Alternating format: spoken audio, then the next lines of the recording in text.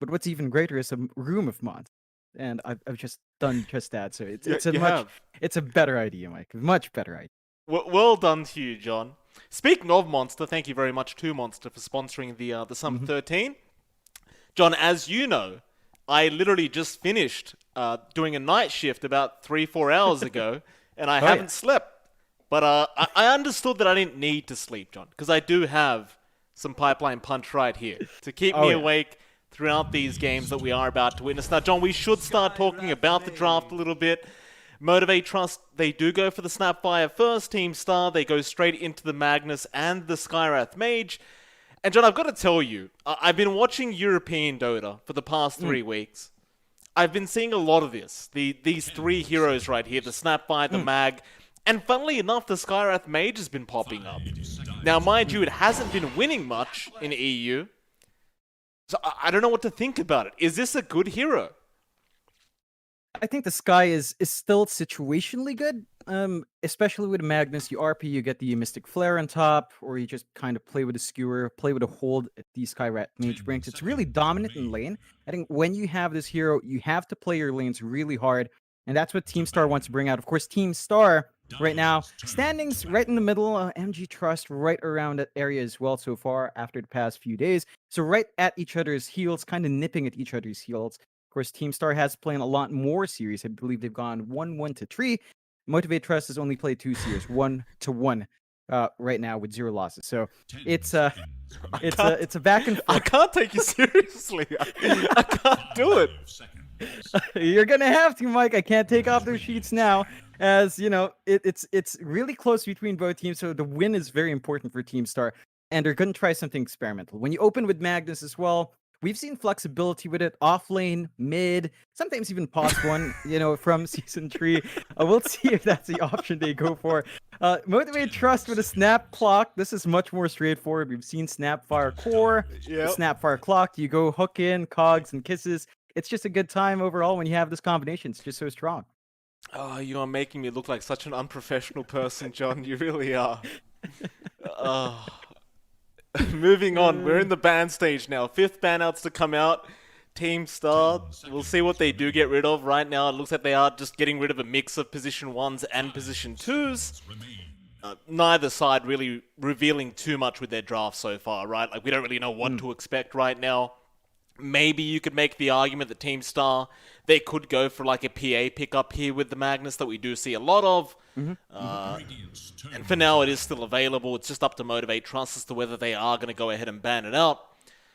Team Star getting rid of the Lifestealer themselves, which, if they were going into the PA, you don't really mind going into the Lifestealer, right? Like, as a Phantom Assassin, you really don't mind fighting the Lifestealer throughout a game.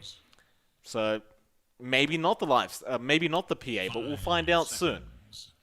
Yeah, I feel like the Lifestealer would have been a good pick as well for Team Star, right? Like when you see Snapfire Clock, you see all of this magic damage coming in from the lanes. You tend to take something like the Lifestealer with an inbuilt rage. The Empower might not be the greatest thing on Lifestealer, but it's still a melee core. Can use that. So an interesting decision from Team Star. Of course, that same inbuilt magic resist kind of works for Motivate Trust. When you've got the Sky, just having a inbuilt BKB is really detrimental. So Team Star is just keeping their options open with the ban outs.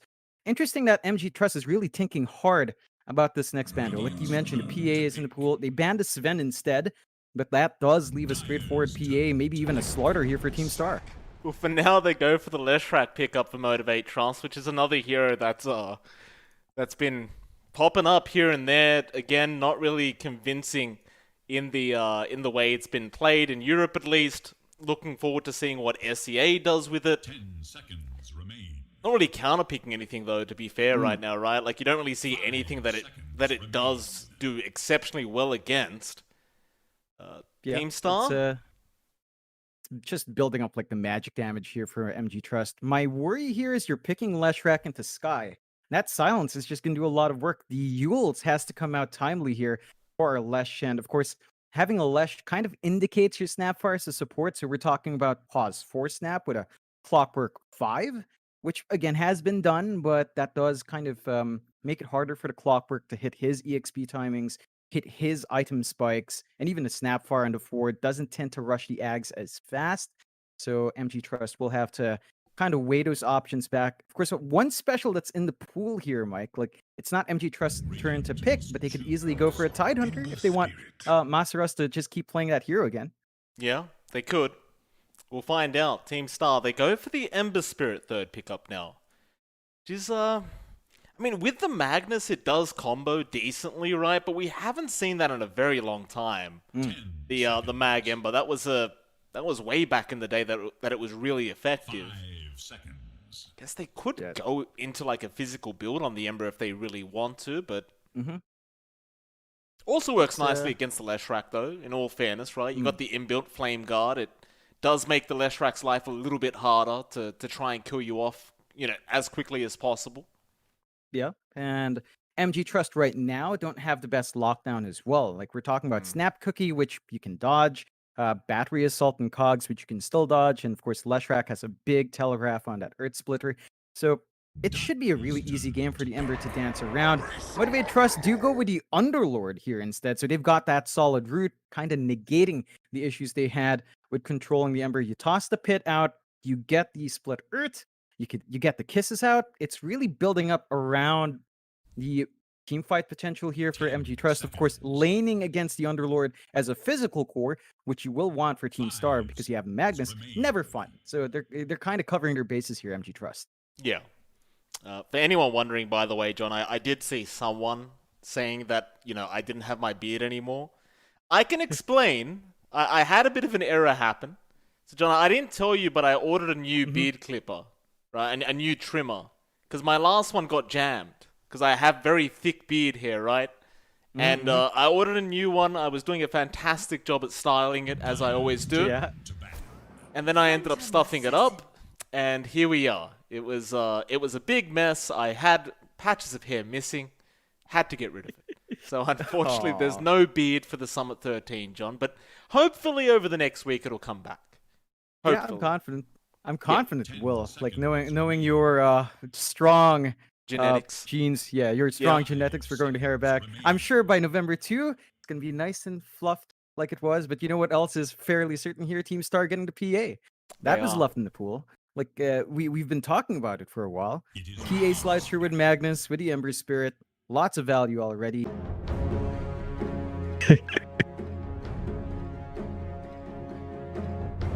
Ten seconds remaining.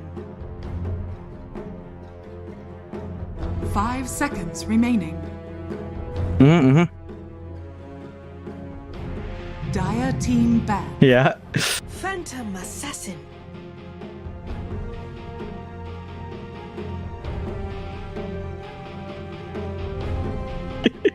Aww.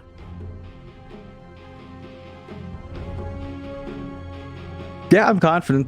I'm confident it will. Like knowing your strong genes, yeah, your strong genetics for going to hair back. I'm sure by November 2, it's gonna be nice and fluffed like it was. But you know what else is fairly certain here? Team Star getting to PA.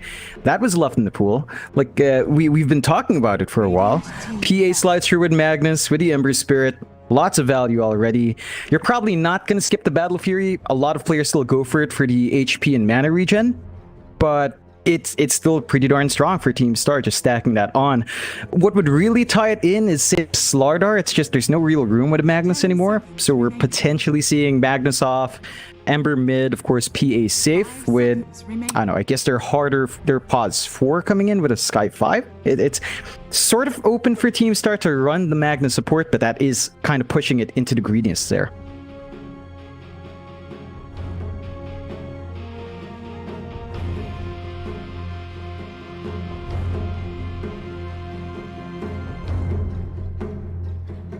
Dire team ban.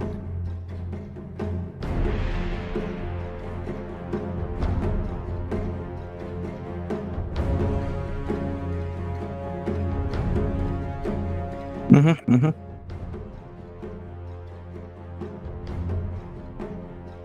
10 seconds remaining. 5 seconds. Radiant team ban.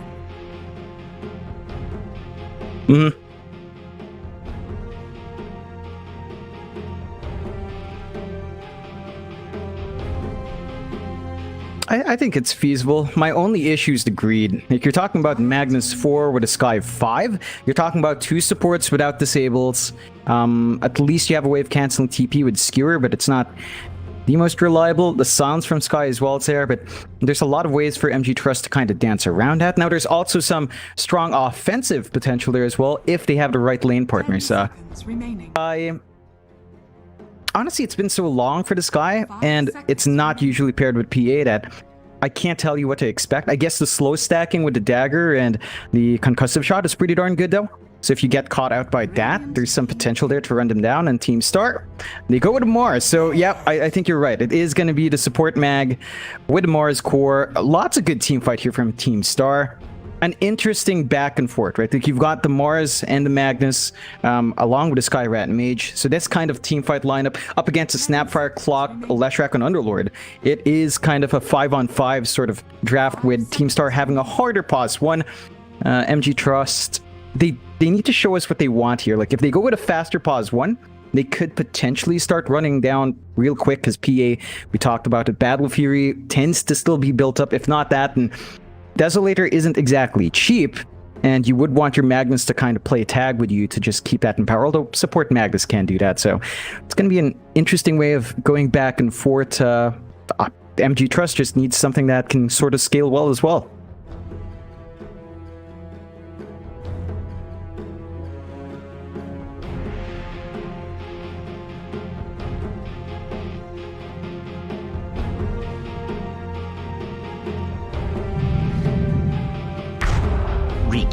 Choose your hero.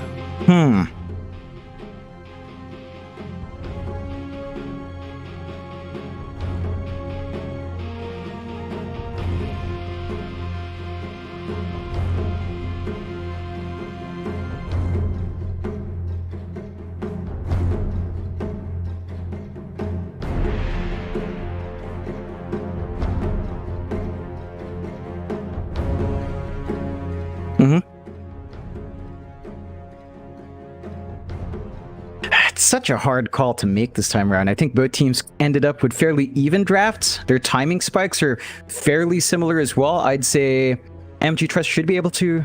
Ooh. Oh, Masaro's Leshrac. Okay, we've seen MG Trust put the offlane Lesh for Masaros like a couple of times, but mid Underlord, it should be actually pretty darn good against the Ember. I'd say that matchup is a bit better. You talked about the Leshrac versus Ember, right, with the Flame Guard. Underlord doesn't care. He's just going to farm up as well, and he is tankier, so it's harder for DDZ to pull him out. Draft-wise, I would give an edge to MG Trust simply because I think jumping in with Clockwork and Snap is a lot easier. For the side of Team Star, we're waiting for Blinks on Candy. We're waiting for a Blink on Mosin, which as a support mag takes a while. You can potentially make plays with DDZ in the sky and Yamate, but it is kind of easier to punish. I think MG Trust, as long as they hit their level spikes, should be able to start running down and finding these kills.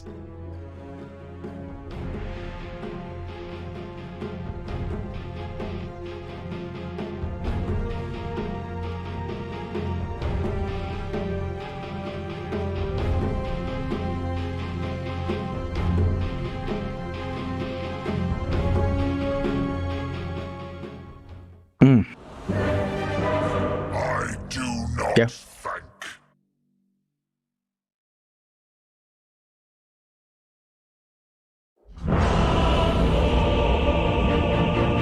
Yeah, it's gonna be a tricky time there for DDZ. He's gonna have to really put perhaps start considering, having the supports work some stacks up.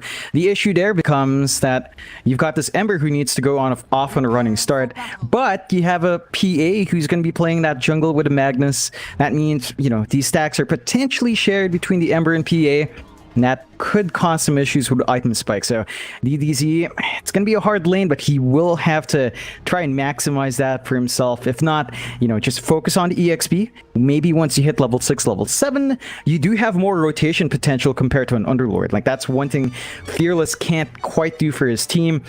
Underlord is just such a static hero, especially for mid. It's just really going to focus in that farm, and that is something Star can abuse.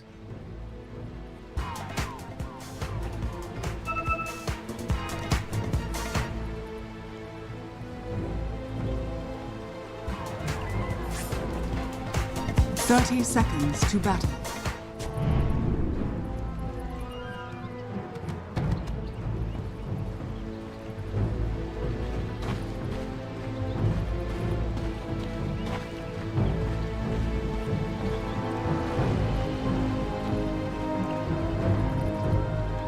Yeah, it's going to be a tricky time as well for MG Trust to get that running start for Jackie. I mean, there's potential if they do get up and running, but Star does have a terrifying level 1 to 3, and they're going to have to watch out in the trades.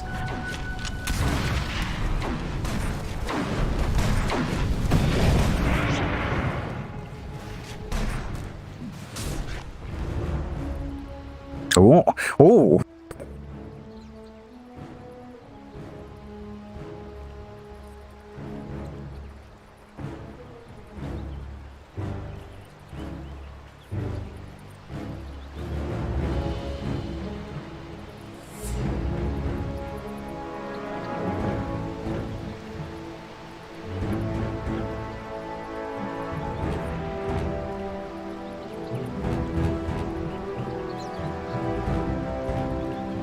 Yeah, it's not clean.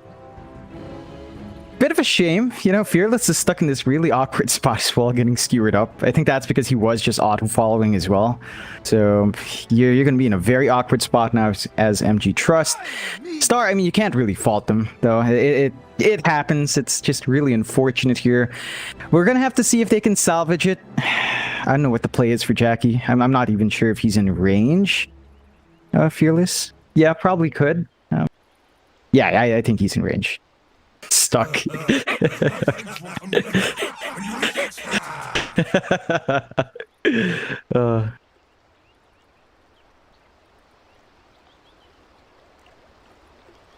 Yeah. Oh, that's no Who wants good. cookies? Who wants cookies? Too bad. Well, too bad.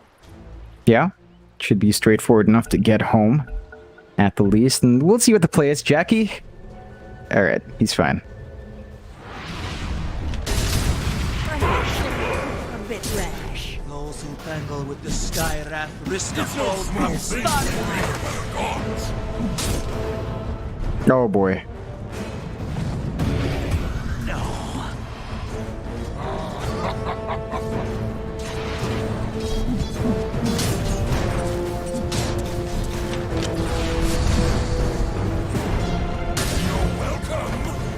Yeah, it's like a bit of a handicap for them. Of course, we didn't talk about the history between both teams, but in the Pro Series Season 3, first series that new esports back then, up against MG Trust did go 0-2 the way of MG, and the next time they met did go 1-1. So it looks like as time went on, the boys here at Stars have kind of figured it out, and, you know, just getting those kills does set themselves up for a good time. I mean, just looking at Jackie, he's going to be a level down compared to Candy Loon. The lane's going to be a slower start, and Candy's just pretty much set to take over. It's just going to be so hard for the Ricky now to recover unless Boom Bell can work some magic with a snap.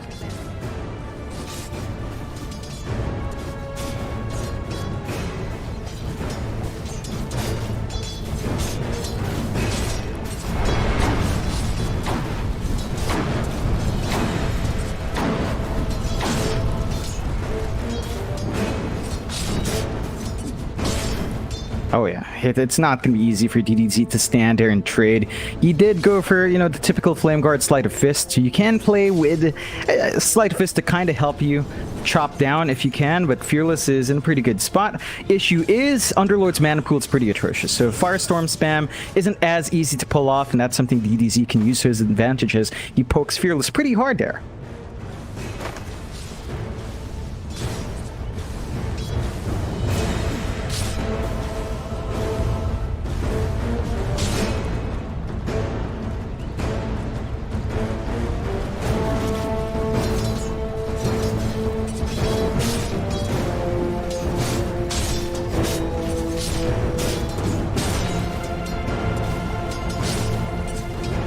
Yeah, it...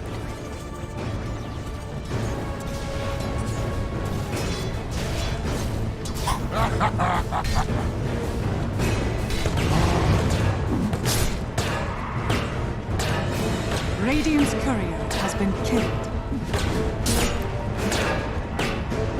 Yeah. No, definitely not. This is kind of the dream farming lane for a PA, right? Like, you're up against this Leshrac, which can be annoying, but you can see Master is holding out in his level. Only has the split rate so far. They do have offensive potential here on the side of MG Trust. If Q can catch someone out with a battery assault and cogs, issue is they can blink.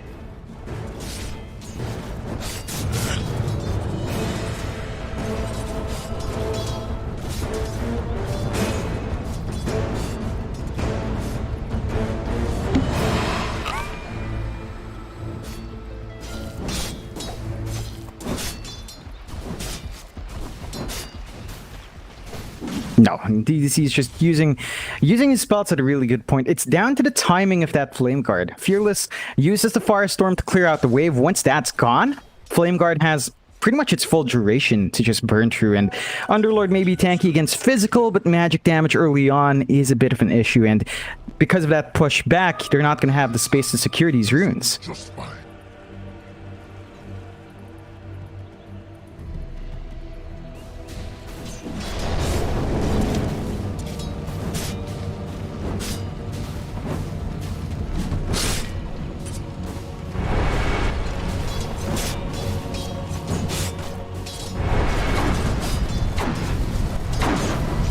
Dire's structures Yeah. are fortified. Oh yeah, he's gonna need that refill up and maybe even get stacks out, but just look at DDZ. Every time he gets the chains off, Fearless is just helpless. Our cavorting days is over, Mortimer. Not what you expected. Not what you expected.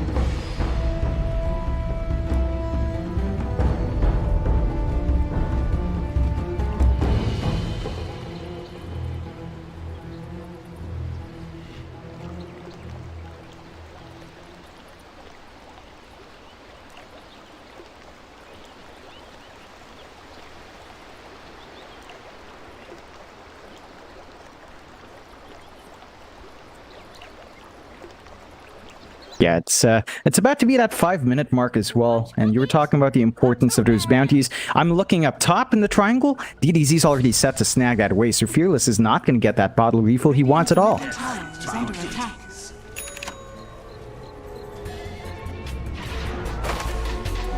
It's mine.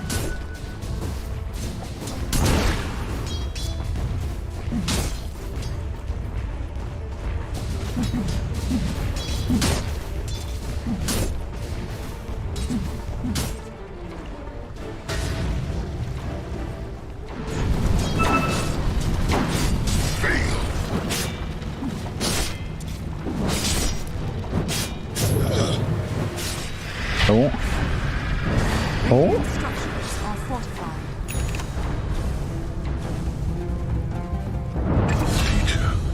Oh.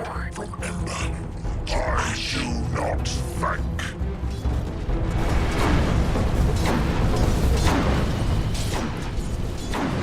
Those two remnants just on the edge, but not quite enough, and Fearless can be very happy with how the lane is now. He's 10 last hits ahead. He may have missed out on bottle refills, but he's still having a good time. He's gonna find a haste up top, unless Mosin's gonna snag it.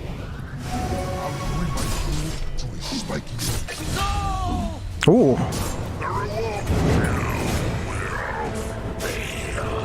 Fear not your death.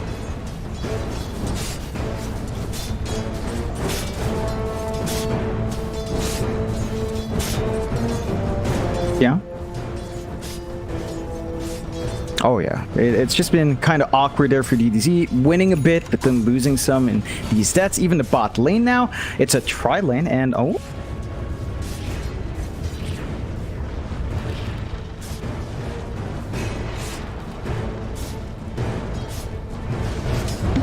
My gratitude.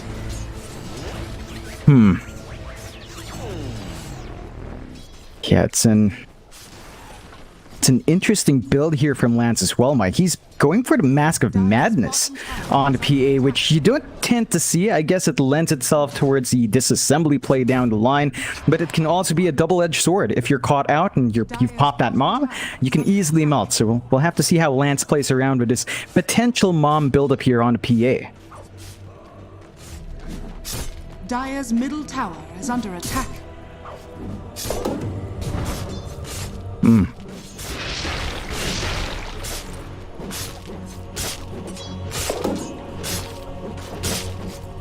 Oh, it's bot lane.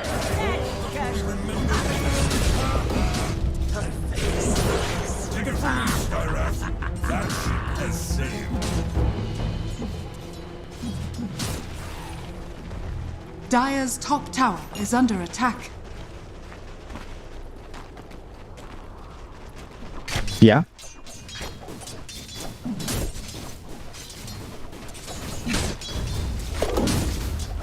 Yeah, it's you managed to force out the arena, so there's some downtime for Ken Blue now as well. Not getting in work time, although. Dire's middle tower is under attack.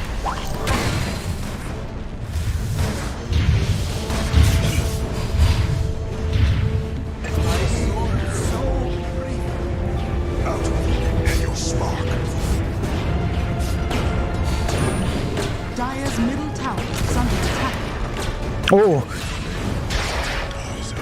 I'll not be held responsible for gross incompetence on your part.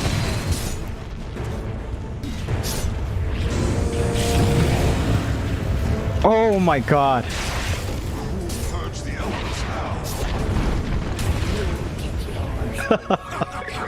I'll always remember how foolish you looked.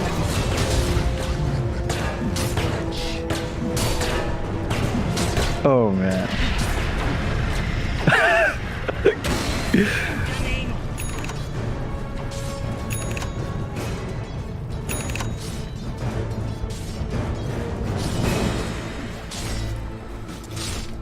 Oh man, it feels like it's been forever, but I'm glad to see these playstyles. You said it, all the bodies tossed up top to save that push. Even if they lost Masaros at the end, he did have Diabolic Edict running while he died next to the tower, and that just gave them the objective. So they still went out in the end, MG Trust. It's 8-7, but a 2k lead coming out here for the Radiant side. They've bought a lot of space out for Jackie, which we talked about, had a slow laning start. He already has the power treads, one Wraith Band up, one Blade of Alacrity, so kind of building into the diffusal at a good pace. The key here for Star is that their PA is also somewhat having a free time. It's really just time to get this PA Magnus up and running in terms of clearing the stacks, and it looks like they're set. Mosin's just stalking Lance.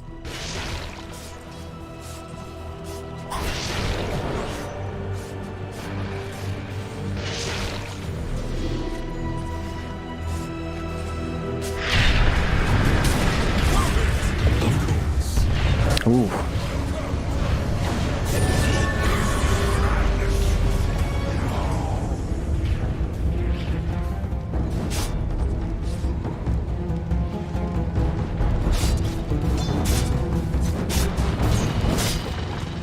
Yeah, it's pretty okay for DDZ. You see the combination coming in though, right? The Pit of Malice with the Earth Splitter, just the chain stun and control that it brings out is pretty terrifying. So Star will have to watch their positioning really well.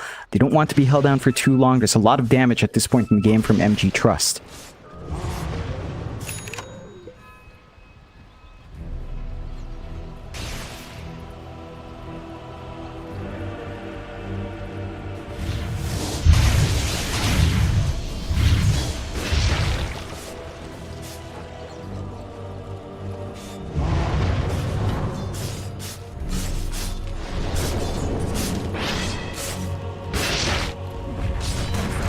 Dire's top tower is under attack. Dire's structures Yeah. are fortified. It's a harder trade here for Star. Like, they're not able to go to any objective. They are smoked up as Trito, maybe going for that defense up top. Dire's top tower is under attack.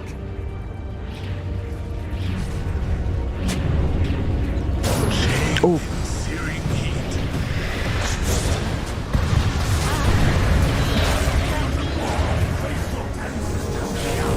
The lesson captured in the flame.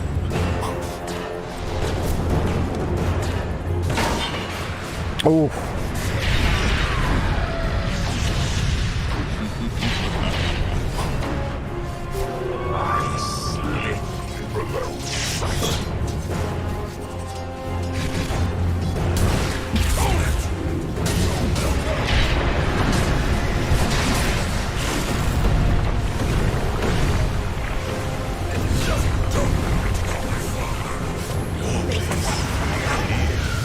Oh!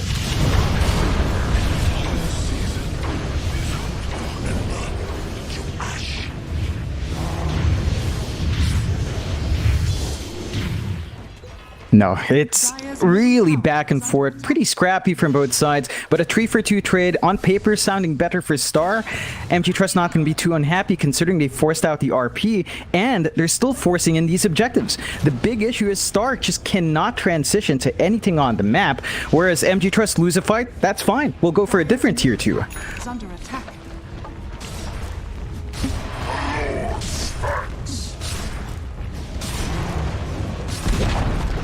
Dire's middle tower has fallen.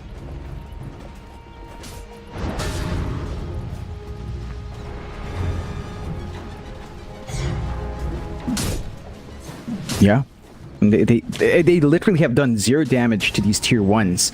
Like, they need to get these tower trades. We're used to seeing that come out at the first tier 1. You know, if top is taken by MG Trust, you'd expect Star to kind of clump bot instead, but they've been focused on counterfights so much more, and the results have been mixed. Like, I'm looking at Lance. He does have the Mask of Madness on that PA, so the farm can accelerate, rushing the Desolator, and this is a bit of a scary situation for Lance, right? Like, you need a BKB to be up for this PA, so that's going to have to be after the Desolator, and that's a lot of farm you're asking for from this PA to build up to.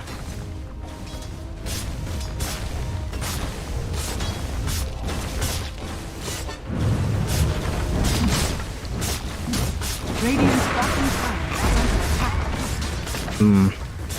Dire's top tower is under attack.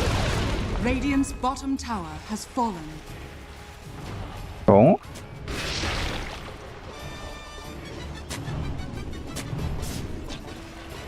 Oh?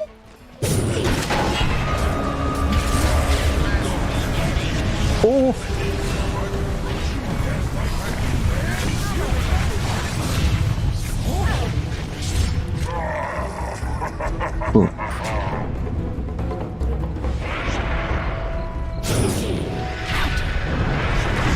Oh.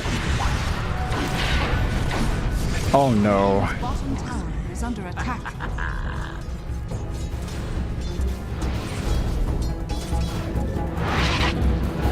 Dire's bottom tower is under attack. Hunting bounties.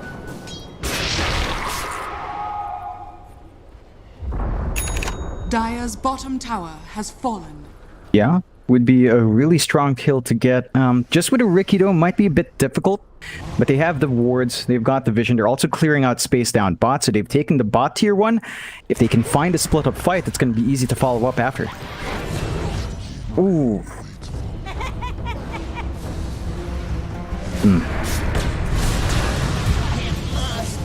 Like gears in the rain.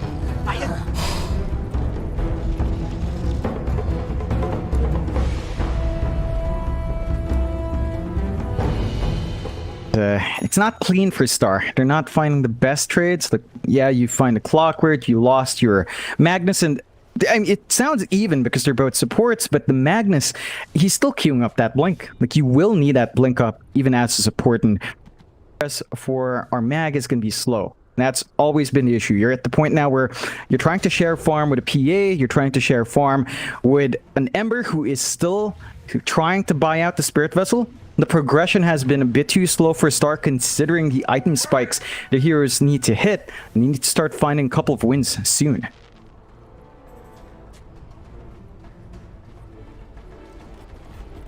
Invisibility.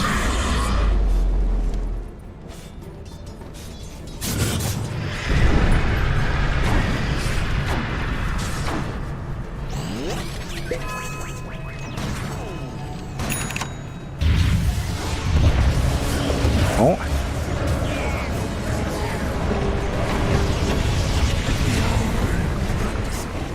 God Killer has a nice ring to it, don't you think?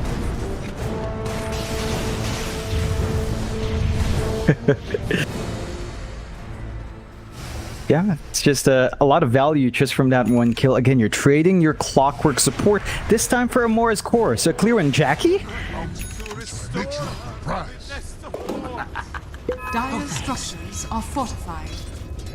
Dire's bottom Oh tower man, is under that's the best feeling in the world, this Ricky. You've got this squishy sky that you can jump into. You get your combo off, and you can immediately find that kill. Still, the Star has bought enough time for Lance to get that Desu. So we'll see if the investment pays off. Lance needs to be very cautious with the angle he takes, as again, there's so much magic damage, so much control here from MG Trust that one small misstep is going to be punished. And we've seen DDZ be punished already, so Lance has to be on his toes, especially since, again, he went for a Mask of Madness on a PA. That just makes him a lot squishier when he pops it on.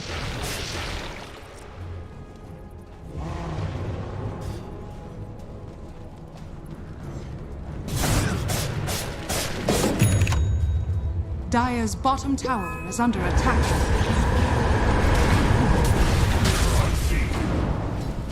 Oh, That's one way to cash in. yeah.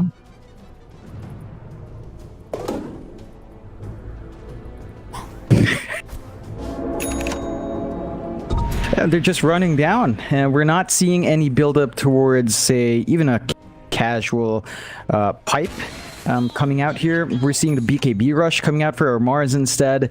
We're seeing the BKB now for Lance, as we've talked about. And it's an issue of time now. Can they stall out long enough to get that farm? They have given Lance all the space here, but they've really sacrificed DDZ and Candy Loon. MG Trust kind of playing around the jungle. Now, there are good wards from Star. So one thing they've been really on point with, and does prevent the aggression here from MG Trust.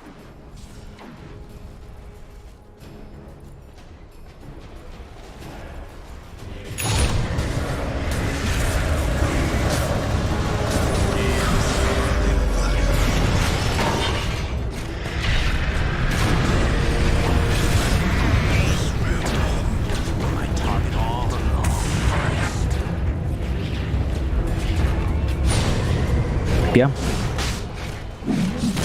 Just an easy transition. There's no Ember to jump in. They've got all the safety in the world. 20 minutes as well. They're going to get the bounty runes up top, and it's going to be a good time. 5k lead, 18 to 15, 20 minutes in. Star, again, they just need to stall out, and Lance is doing the right thing. He's just AFK farming. They know they can't trade, and the first Aegis goes for free.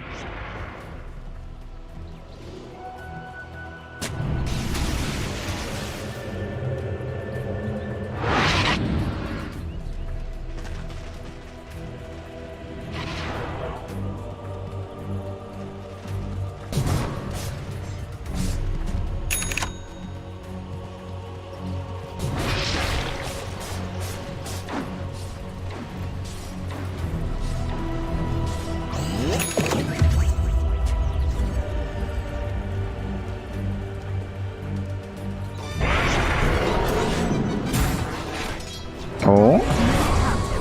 Oh. Oh my god.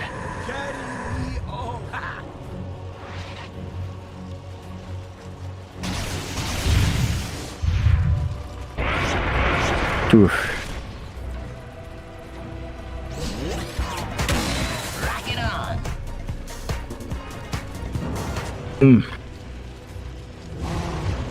I mean, you're talking about a PA who's had Empower, who's still behind farm, and Jackie?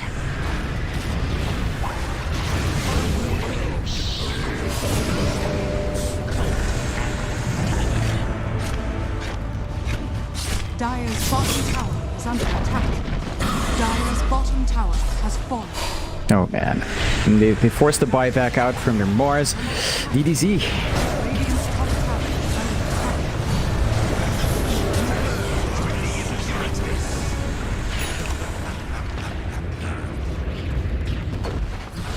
Dire's bottom barracks has fallen. Oh.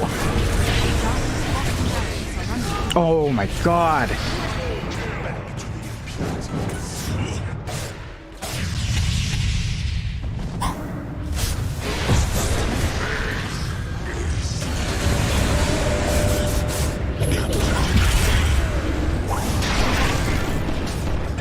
Dire's bottom barracks are under attack. Feeling your eyes.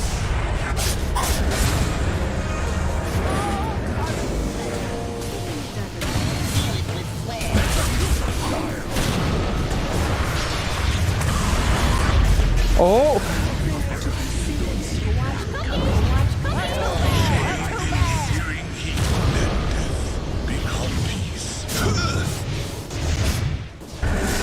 Oh! Oh!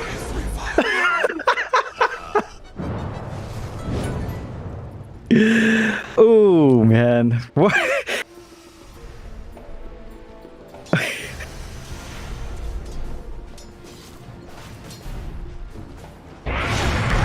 Oh no. Whew. Oh, that was just brutal. I mean, props to Star. They found a couple of good kills. They hold out. They only lose their ranged racks in the end, so they keep the melee, which means that bot lane's not going to shove out as hard, but that was 2 diebacks. And they were already forced to buy back on DDZ, who was fortunate, as you mentioned, to get the coin flip there and have Masaros lose his mana first. Still, MG Trust, they just reset, they go back up, they know the BKB is up in the PA, and that is down to the 9-second charge, so they should be ready for it this time around in the push.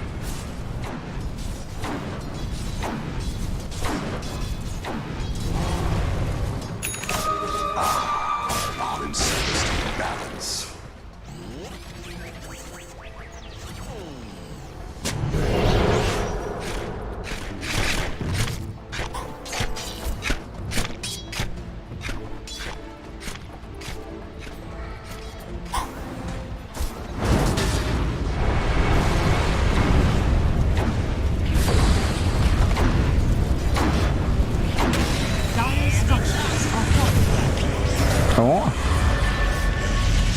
Oh.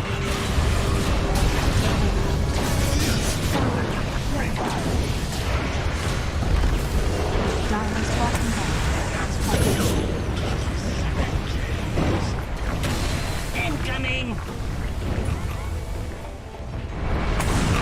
Dire's middle tower is under attack. Oh man. It's a bit reckless for Star as well. Like, Lance jumped in, didn't get to pop his BKB. He needs to just use it when he goes in. Whether or not before or right at the moment, doesn't matter as long as he lives true, and he is playing a bit too greedy with that BKB. Dire's middle barracks are under attack.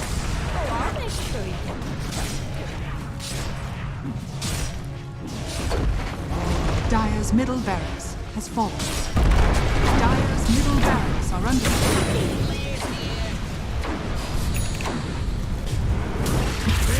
No.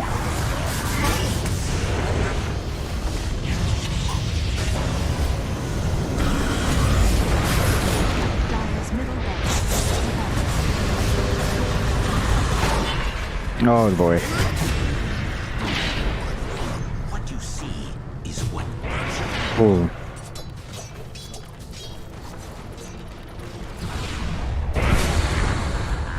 Oh. on delivery. Oh boy. Radiant are scanning. I slay. A tie to the impurity. Sights. Oh, Candy. Daily kill. You, my friend, got owned. Whew. You know, I think Candy ended up using his own net, but I kept thinking there was a net on MG Trust and couldn't find it. It's Candy netting himself into those situations, which is not great. Dire's courage has been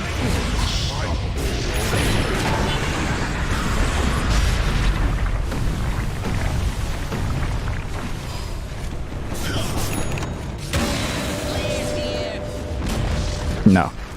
It's so difficult. They can wave clear pretty well, but Lance has to burst the important heroes first. It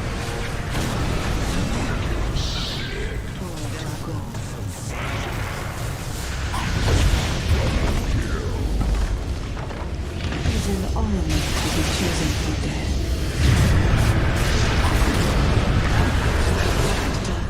Assassin. Dire's middle tower is under attack.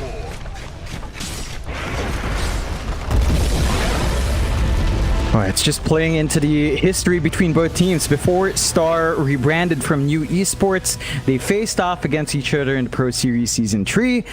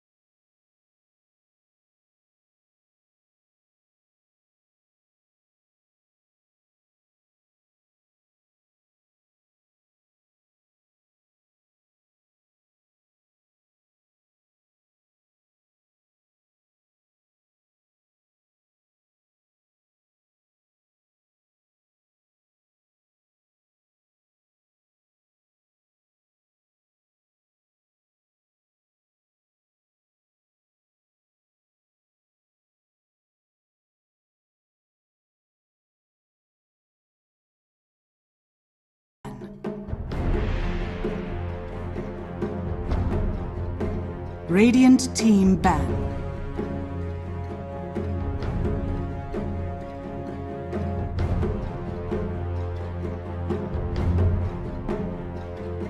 Dire team ban. Radiant team ban.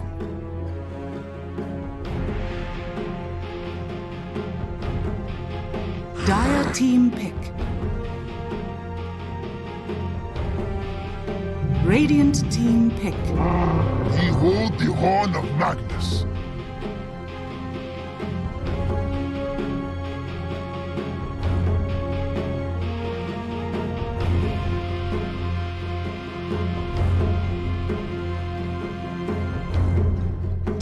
Dire team pick.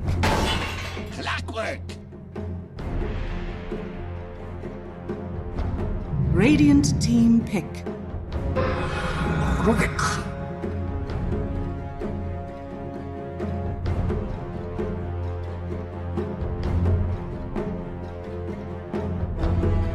Feeling great, Mike. It was a fantastic debut game here for both teams, at least for today. What a way to kick it off. Of course, Team Star still sticking to their guns. They go back to that Magnus. They've got the Rubik around this time around to perhaps steal a couple of spells.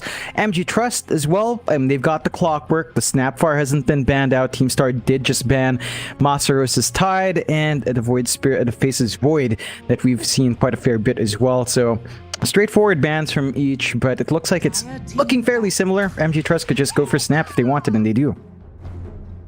Radiant team ban. Dire team ban. Mm.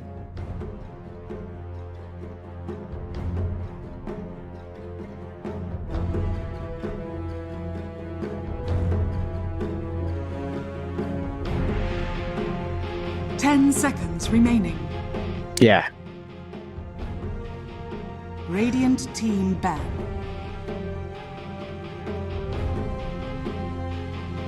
Hmm. Yeah, it's the. Dire team ban. I agree with you. Like, support mag has that issue where it is just a spell thrower. The laning phase as well isn't that easy for the Magnus to win out. We saw struggles there for Team Star on the top lane, just kind of trying to get something. I think getting the Rubik as your support though kind of helps out because the Rubik's a lot more solid, kind of setting up these fights, kind of getting you to control as well to start making things happen. You can see Team Star respect banning that Masaros Leshrac. So that's like 2 Masaros heroes already banned out. A lot of respect towards that offlane, but I think Team Star have to reconsider what they do with this Magnus. As you mentioned, probably better on the core role. It's just a question of which position. We've seen it in pause 1, we've seen it in pause 2, and on the offlane. So you've got all of these available for Team Star. If they wanted to, they're going to have to pick and choose. The PA combination as well, it was really hard for Lance. I think the itemization of Lance just didn't help. Like, he went for Mask of Madness kind of to substitute for the Battle Fury. So he's still got something that's farming, but has that sustain so he can hold the jungle. It's just that afterwards he was still rushing the Desolator when it didn't really feel like damage was an issue. Like, the only physically tanky hero there was the Underlord. Right, like everything else was fairly squishy. Leshrac's not that tanky. The other cores weren't tanky. It would have been easy enough for the PA to just go in, get in power, do the damage once you have level 2 coup de grace. But they don't. And you see MG Trust, they just banned it and they take the Ember themselves so that they've got this insane reach. Clockwork Snap Ember, they can jump from a mile away and just find kills.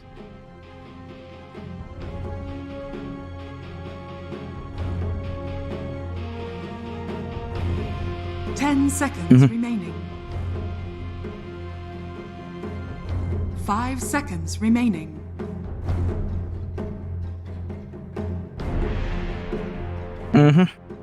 Oh yeah. Oh yeah. I mean, it's amazing. You know, we thought it was the Battle Pass that caused issues from lobby, but the Battle Pass is gone. It's still dropped into 7 FPS.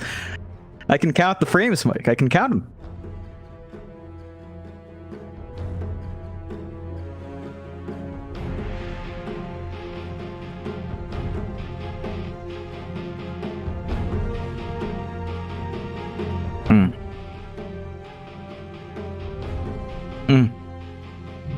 Radiant team pick. Elder Titan.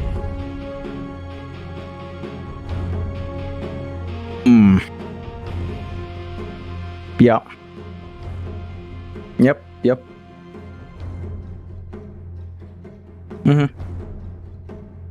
10 seconds remaining. 5 seconds remaining.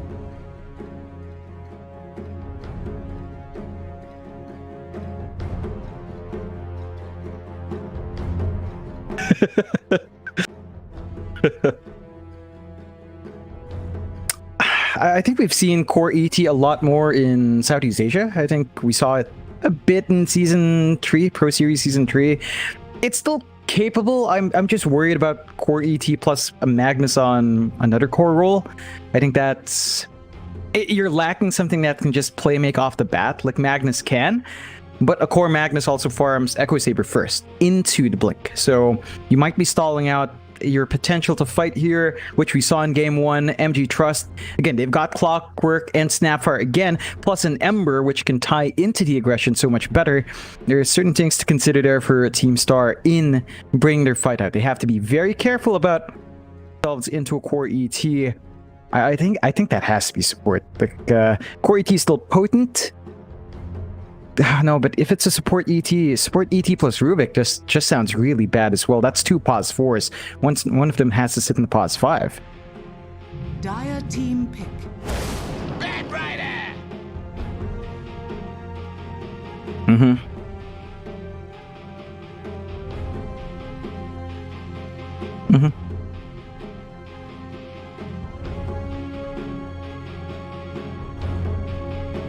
10 seconds remaining. 5 seconds remaining.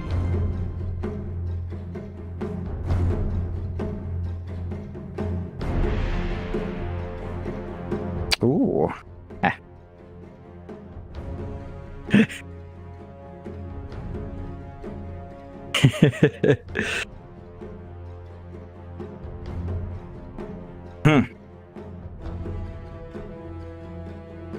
Yeah, you've got the added advantage here that Team Star cannot sneak in anything with a Purge. So they go with the Jug, right? But you don't have room for a support that can, say, go for an instant Purge. There's no room for Avenge, for one. There's no room for an Abaddon. There's no room for an LC unless Magnus goes mid and, they just kind of slide something else on the off.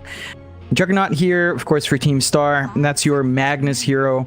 That's the Empower target here for Team Star. So a little bit easier for Lance with the spin and the Healing Ward. There's more potential there for laning aggression. With potentially the Rubik and Elder Titan as your lane partners, you can kind of get that done. But I think MG Trust does have pretty good response. Like, yeah, Jug against Batrider. Once you spin, Batrider can't do anything. At the same time, that spin won't save you from lasso once that's up. So it's a bit of a back and forth there with this Jug core for Team Star.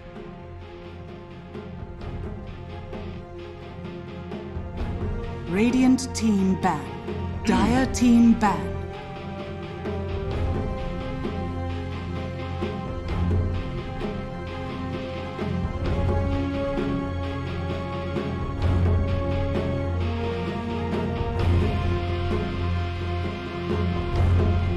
Mm-hmm. 10 seconds remaining. 5 seconds remaining. Yeah.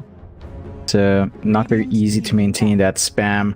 I like the Slark if it wasn't banned out. I think that would have been really, really strong against the Jug. It's a really weird back and forth because of Omni Slash, but can kind of work in the Slark's favor for the most part. And you can see the Mars being banned out here from MG Trust. Again, we saw that in Game 1. They don't want to deal with it again. Team Star, looks like, again, they're locking into Magnus as a core. Probably mid, unless they pick something else here. They've got to show their hand soon. 5 seconds remaining.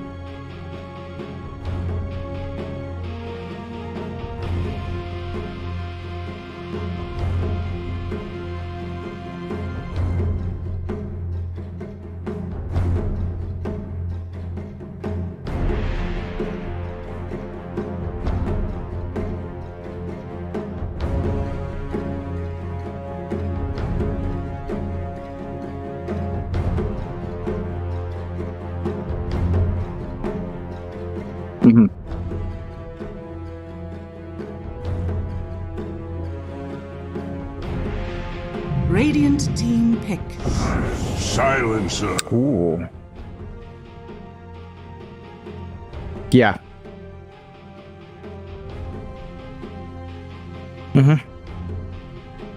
Yeah.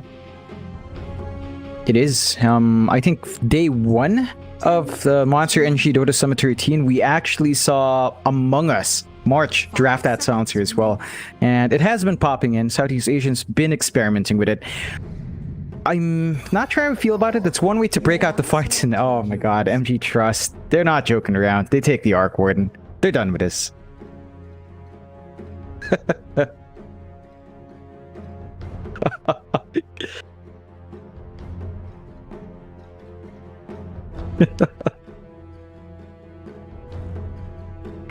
It's... Ooh. That it is. It is, and it's not the best Arc Warden game in terms of maximizing your bubble in this case, right? You're up against a melee cores for the most part. There's this global silence that can kind of wreck you if you're not careful. It's going to be a great back and forth. I think Team Star has corrected some of those issues with aggression, so they can fight. It's just global silence is a very long cooldown. They have to maximize that every chance they get. They've also got this Candy Loon ET, so it is going to be the off-lane Titan here, the mid Magnus, and the support Silencer. So we'll see how much Candy Loon can bring out in that lane against the Arc Warden. Should be easy enough to at least contest the camps and kind of keep track of that with the Spirit coming out here from the ET. But it's a bit of a shakeup from both teams. I think MG Trust is a lot closer to their Game 1 draft because of a Clockwork Snap. Team Star, they're forced to play a bit differently. The Magnus has shifted roles. Lance is on a more stable pause 1, at least something that can farm up a bit safer and also join fights a bit safer, and can actually opt for the Mask of Madness with not too many issues. I think that's also something for Lance to watch out for. Hard to say who came out on top with draft. I want to say MG Trust, simply because Clockwork Snap, it's just so straightforward, so easy to pull off.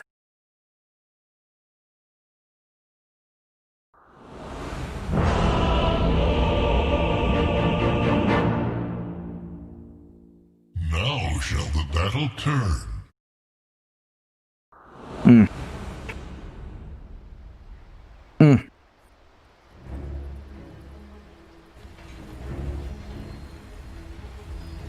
Prepare for battle.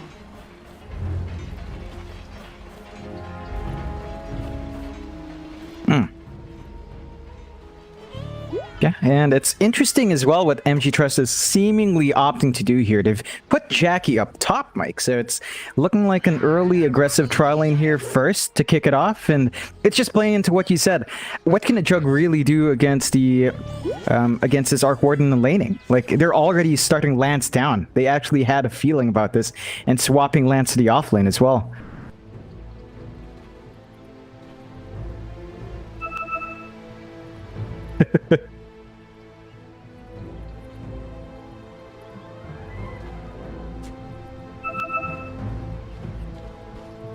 Thirty seconds to battle.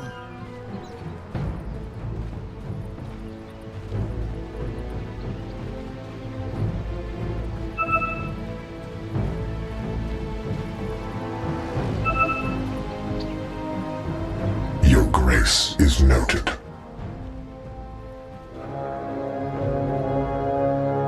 Busted. Yeah, it's Lance is still running around. Yeah, it looks like Candy's gonna swap. Of course, Lance is ready for the Bat Rider lane. This is what they want to avoid here on MG Trust. Talk about Bat versus Jug laning phase. Oh, once you spin for Lance, you just negate all of the progress monsters can make and all of the damage you can get done. So it looks like they will be able to read that well, Star, and that's a big props to them. They should get off to a better, smoother laning start with this lane swap.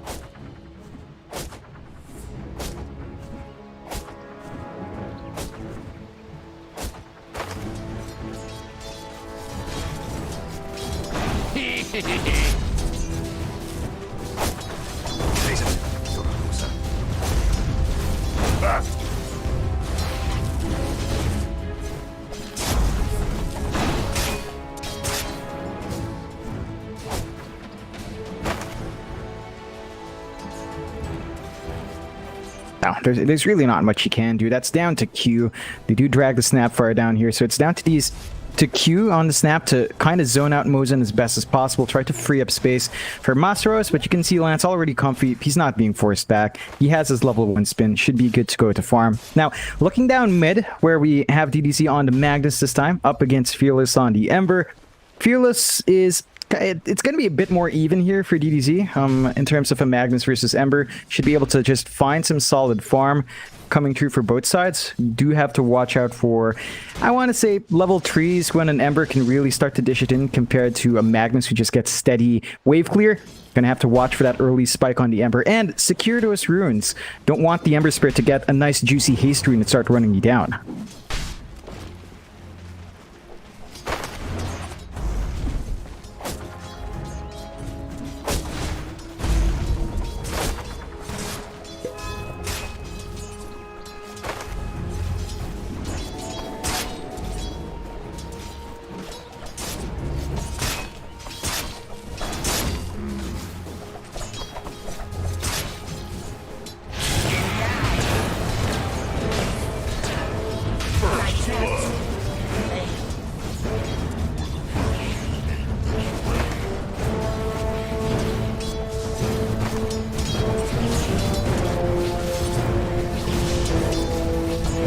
It's a costly kill to give away. Like, you let the ET kind of grow big fast. Candaloon can accelerate into this Meteor Hammer. We've seen the Stomp into Hammer just be so brutally effective as well in securing these fights. So you definitely don't want to give these early kills away. Candy's going to be pleased though. Boombell for his part is buying space out for Jackie. He's not having a good time in terms of last hits just yet. 9 to 5 has slowed down quite a fair bit compared to Lance. There's still work to put in here to get this Arc Warden in a good spot.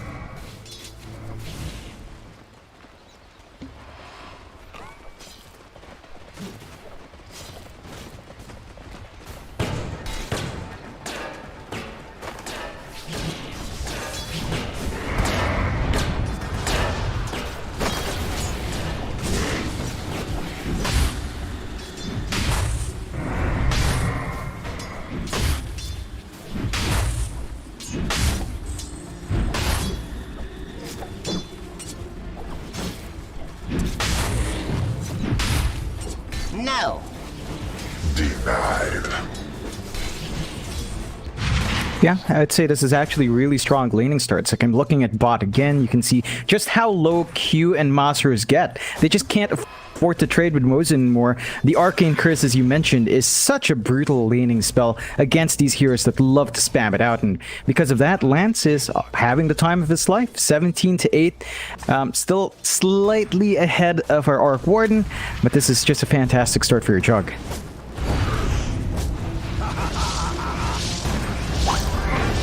Bury me with bright flames. Should be honored.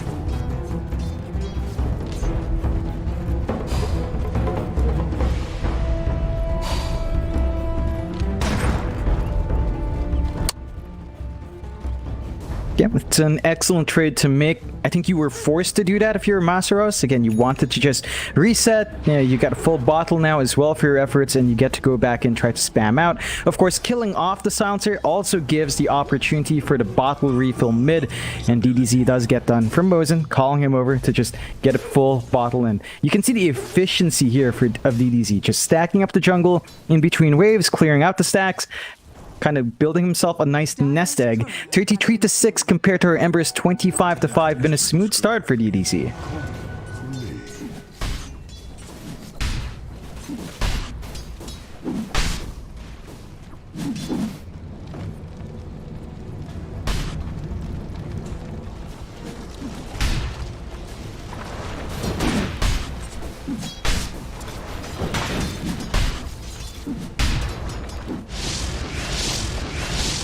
Radiant's courier has been killed.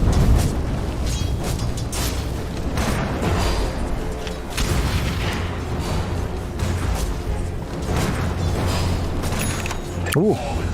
Silence.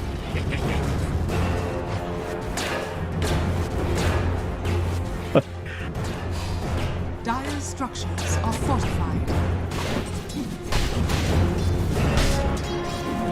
Yeah, it's on the edge for MG Trust. They are still, I think, considering the fact that you are laning against a Jug who can spin away, against a Silencer who is punishing against this kind of hero, it is still a pretty good result, although mid.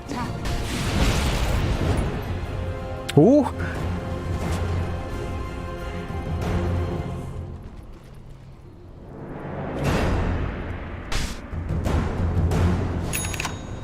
Yeah, just a... He wins out and forces out that first RP, of course. Fearless is very fearless, just never mention recalibration to him. I believe we had a bit of chatter in lobby. He, not the best of times to recalibrate, friends. Gotta double check if you really want to risk it.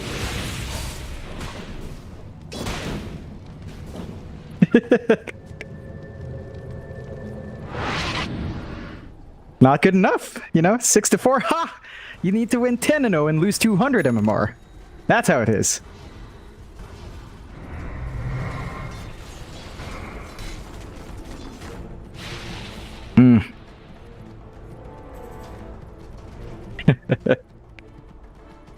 Yeah. It is. It is. Still, what else is a problem here is the fact that, you know, Star is still having a fantastic start. I think the key things for MG Trust is that you've got level 6 and Lance ahead of Masaros' 6. So now you have to watch how far deep you want to dive with your Flame Break, and he is Contempt Fate.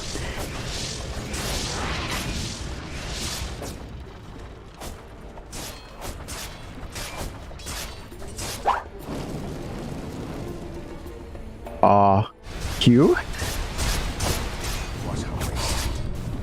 I'm sorry, man.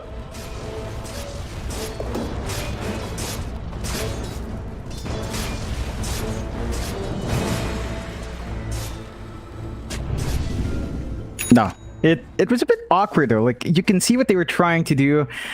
Q was baiting out after the spin. He got the cookie off. He got the scatter blast off.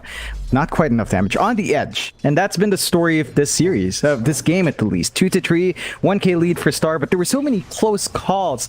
Both sides are just being a lot more cautious, or rather, maybe reckless would be the right word, but on the edge of what would be acceptable. You can see DDZ now is trying to scout around the jungle, is going to intercept some farm from Masaros, and again, just setting our Bat Rider back by a fair bit of farm. And this early movement into the jungle is just going to disrupt that early buildup that MG Trust wants to secure for their cores. The lesson was run.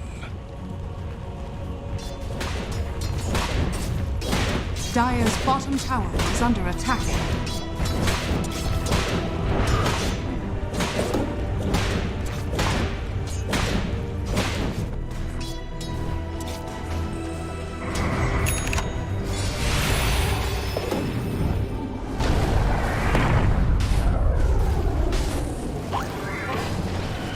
Dire's bottom tower is under attack.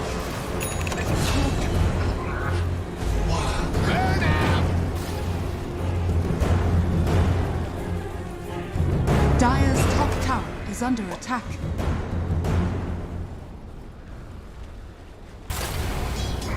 Yeah, they're still finding those wins. As you mentioned, the Midas is up here for Jackie, so it's time to just play with the clones going around, getting the Midas usage out. They might go for something here, though.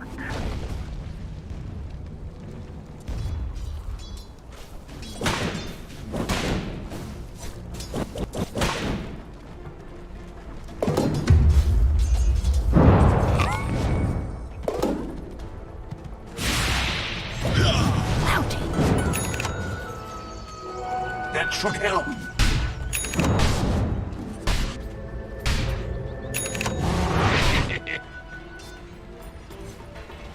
Ooh. That's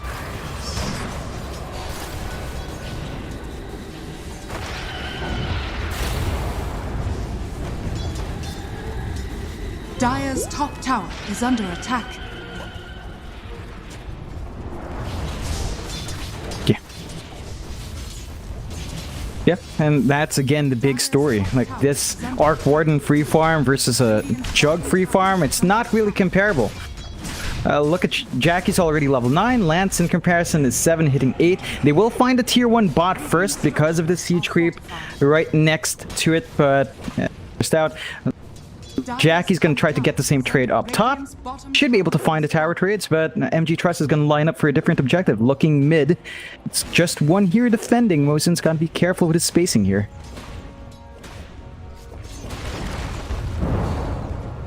Dire's middle tower is under attack.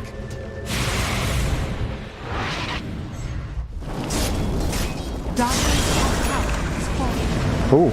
Radiant structures are fortified.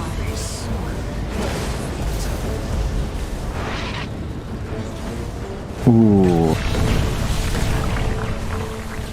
Not the strongest enemy I've grappled with. Dire's middle tower Oh. is under attack.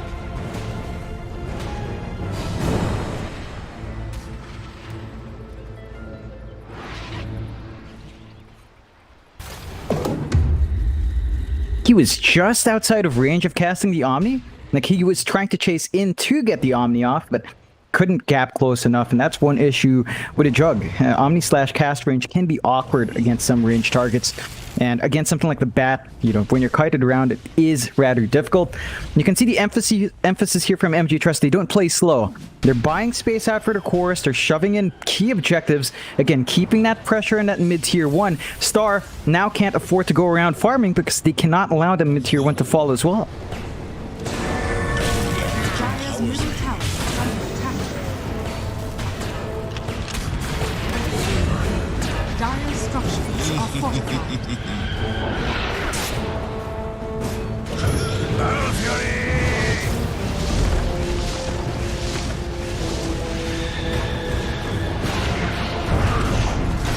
Dire's middle tower Oh! is falling.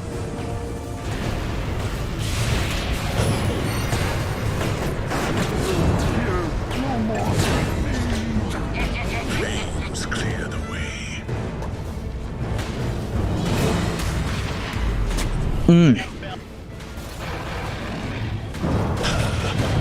Oh, that is so juicy. What a good play coming out from MG Trust. Taking the mid-tier 1, taking these stacks, getting the farm away from Lance. And this is just what you want as, you know, when you draft the Jug Mag, you want to clear these stacks. They need to get some control back in the jungle now, Star. They've lost 2 tier 1s. They did take one for down bot earlier on, but they need to kind of trade here. They need to go for the mid-tier 1 when they can. They've got Global Silence. They have to play with that spell. We talked about it from draft. It's a long cooldown. They need to maximize it every single time.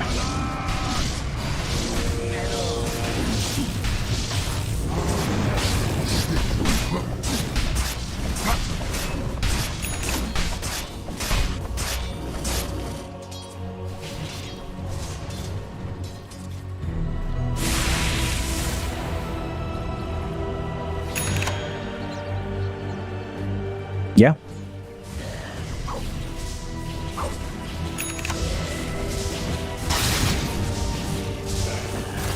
Yeah, there are some good timings as well on top of that. We see the blink up on Masaros, so they can get that easy lasso access in the back line now with a Bat Rider. Potentially looking to really just blow out Mosin. I think you will have to focus on that silencer, take him out when the global silence is up to prevent it from being casted, or hunt the Jugger Magnus. And there is a smoke out wanting to reveal this item. Horns on which to hoist them. Oh. Oh.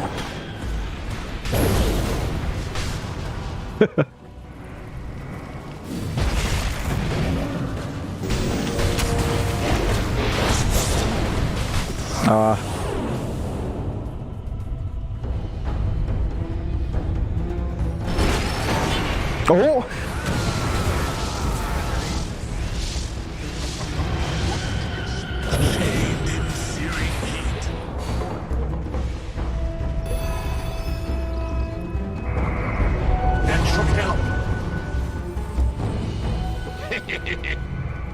No. No. Yeah, a bit of a wasted spell. That will give MG Trust some opportunity to go around if they want to. I mean, they lose Boom Bell, but they did force out 2 big ults. And we talked about the cooldowns there, Mike. Those are not short spells. And MG Trust, what did they really blow? Lasso, which it's not too long now, just half a minute off. A hook shot in 15. There is a blink from Star, but you're not playing with that blink without RP.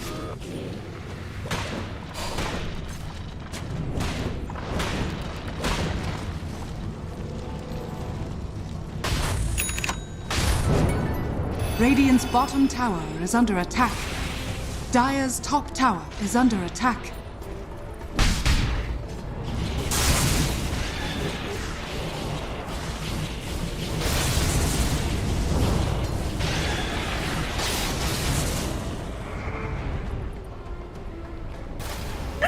Dire's top tower is under attack.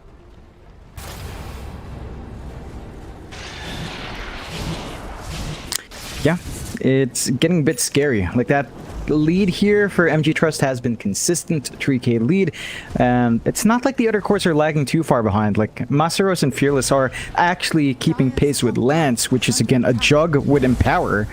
So you're really not building too much of a lead with the Empower here. The only saving grace is that DDZ is in a pretty good spot. Is second in the pack, so you have that, but they haven't really focused down on Jackie, which is surprising.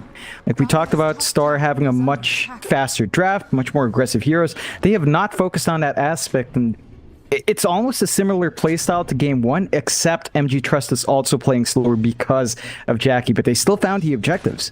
Like they're starting to shove in the top. There are lots of rates just watching around now, so a TP defense is going to be hard, and it's just going to naturally chip way down as Star are smoked up though.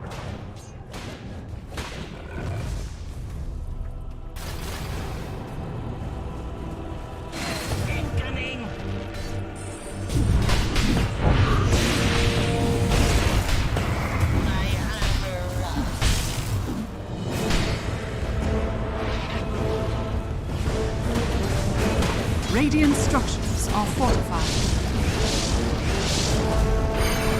Dire's Oh. structures are fortified. Dire's top tower Oh. is under attack.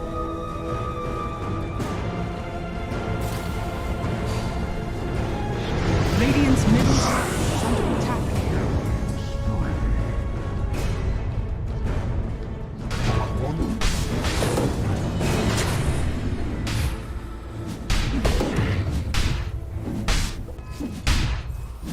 Yeah, it's a decent kill. I think that's one of the best kills Star has picked up in the past few minutes.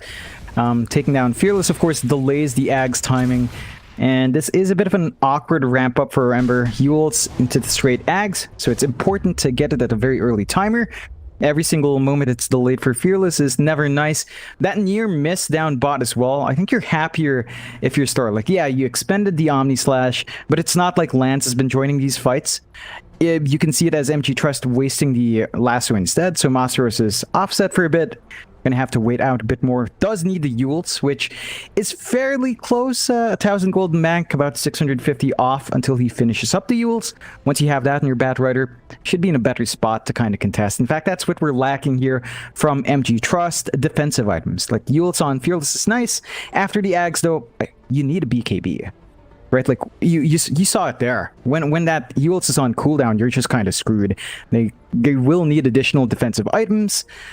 But again, the pace of the game is so slow that you can't fault them for not having it. They're just farming anyway.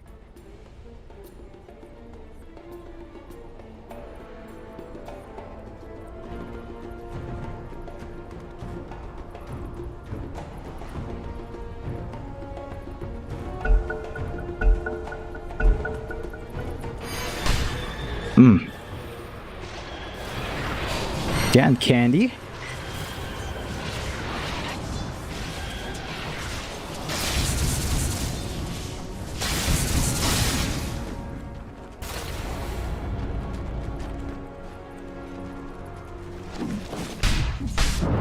Dire's top tower is under attack. Oh?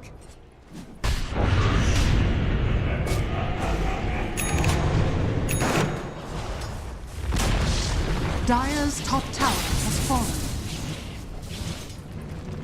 Yeah, it's as you mentioned, just rinse and repeat, get the space out for the Arc Warden, and Star is now just playing this awkward game where, for some reason, they want to play a farming game against Arc Warden. Like Lance, again, it's not a support Magnus, so you don't have DDZ babysitting you to feed you some empowers.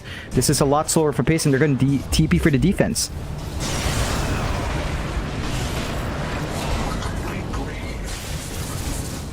Oh.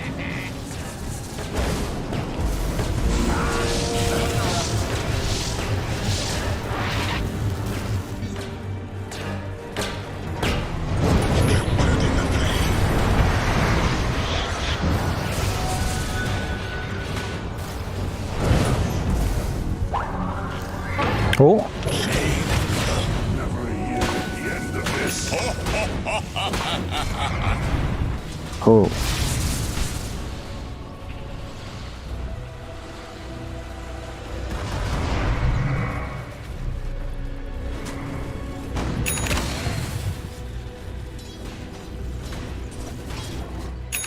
Yeah, why not? Jackie's already got the Maelstrom Mjolnir up, so fully upgraded, can really just play that split push game now. Star has not progressed beyond that tier 1 bot, which is again the same issue we saw in game 1. Star couldn't take objectives then, and it's not too much better now. It's just the tier 1 bot they've taken out. They need to find more. The mid tier 1 has got to go for Star so that they can start to invade that jungle and play a bit more aggressive. It's just they don't have the opportunity to do so. Ooh. Dire's bottom tower is under attack. Is this what they want me to see? Not heard. Dire's bottom tower is under attack.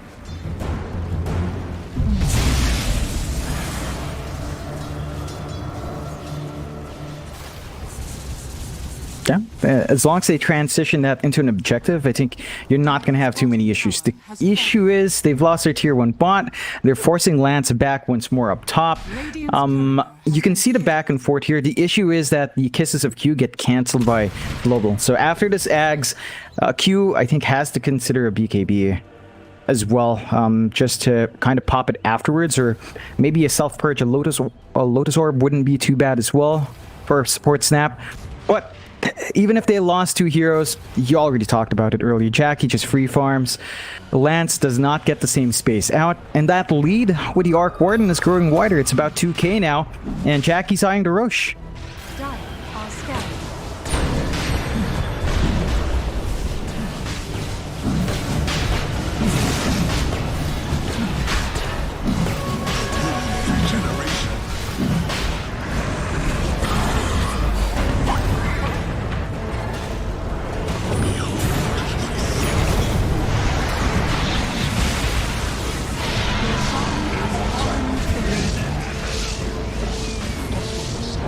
Oh!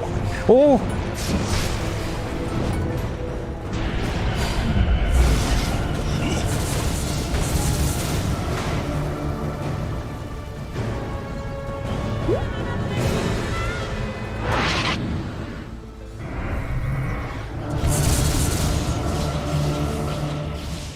Yeah, and he's rushing into that Hurricane Pike as well, so it's going to be easier for him to get himself in a good spot once that's up. And because of his farm, that's going to be up really soon, just about 1,000 gold away. So once you've got that, you're in a really comfy spot on the Arc Warden.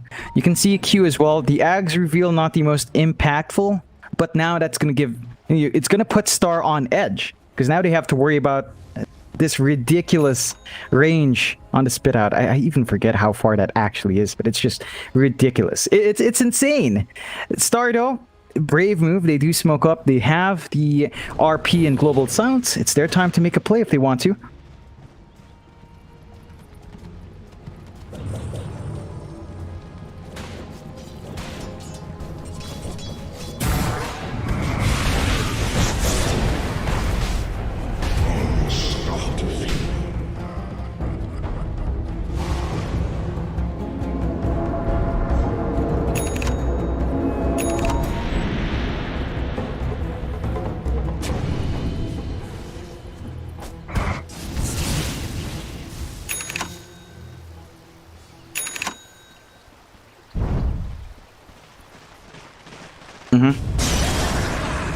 Oh.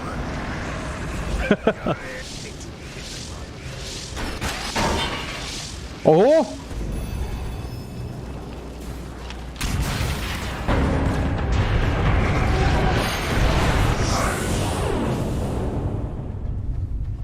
Radiant's middle tower is under attack.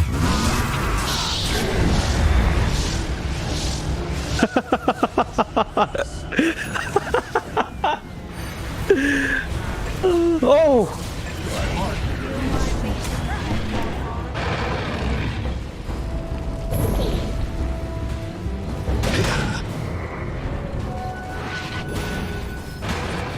Oh man.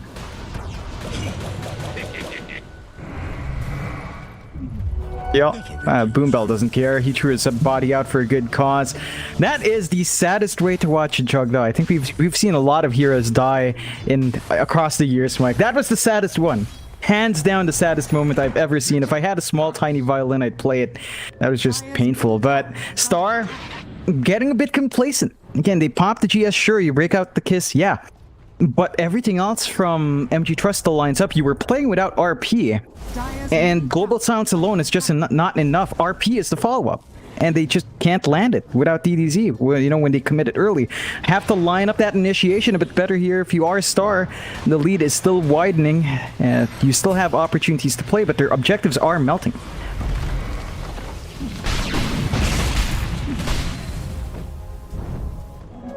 More fuel for the fire.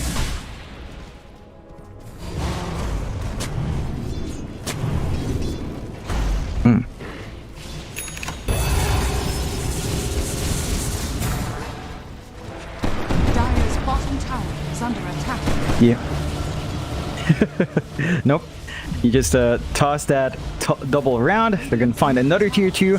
So that's going to be one outer tower left for the side of Team Star. They're maximizing the time they have outside, farming the jungles up. But you've got the situation now. Fearless has the Ags up, rushing the BKB next. And Ember with Ags is just insanely mobile. Like, they've been trying out all their big spells to catch him out. They're going to have to do it. Oh.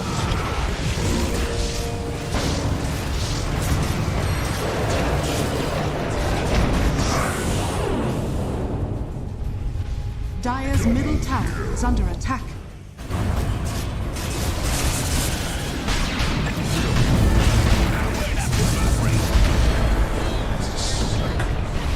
Oh.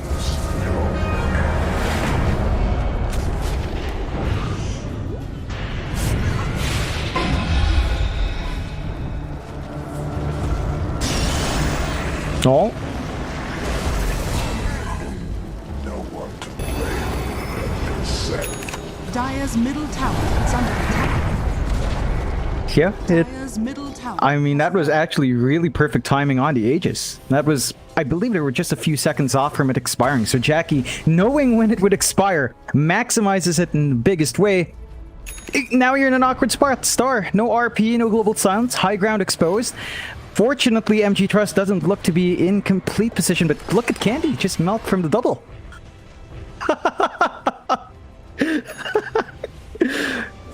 Oh. Boom, there it goes. Oh. Didi. Oh.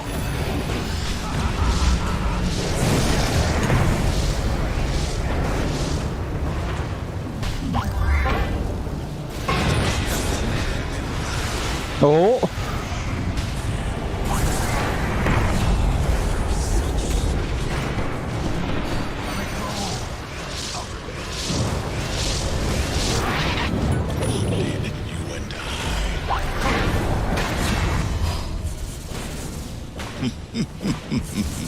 Oh man. Ooh. Ember strength now rekindled. They need to get better team fights. Like, the RP flies in, but they don't have the follow-up Earth Splitter.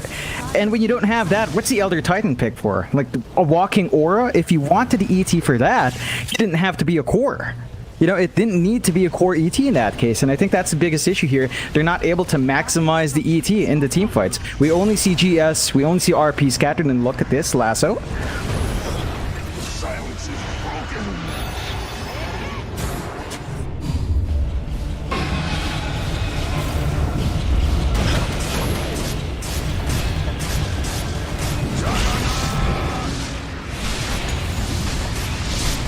Oh!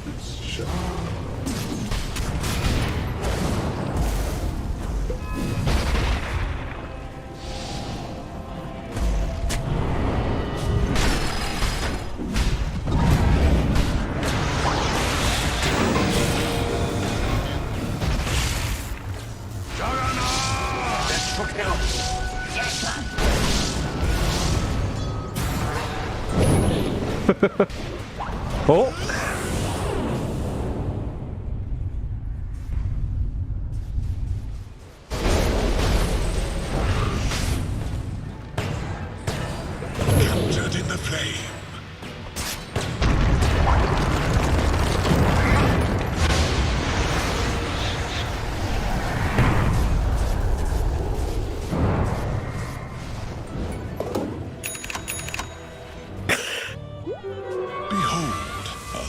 Shoulder. Yeah, just a bit of a game of tag. I think in the end, Star is happy holding on to their high ground because they found that kill on the Arc Warden. Jackie has to be a bit cautious, cannot underestimate the damage out. But of course, we're seeing some ways to play here. Yamate is now key for how these fights break out. Oh.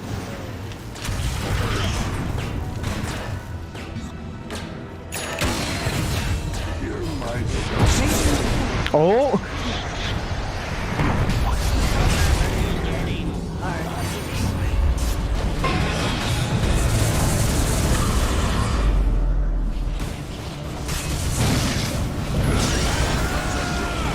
Oh.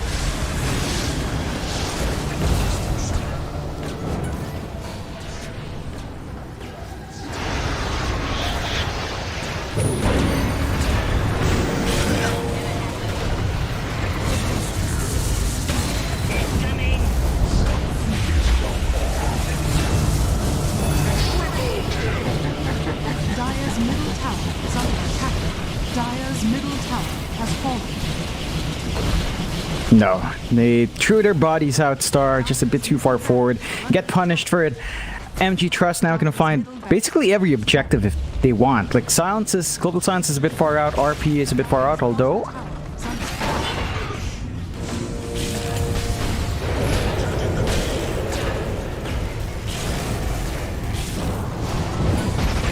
Got my ear. Dire's middle barracks are under attack.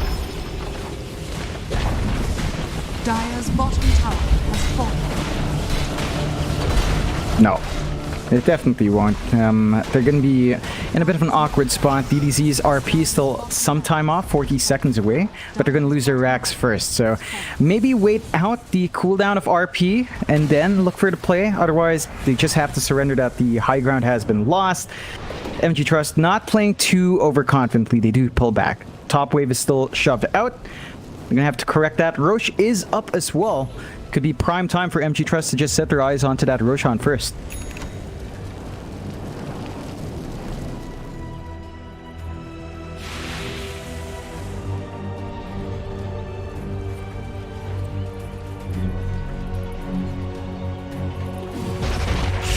Radiant structures are fortified. Moving in.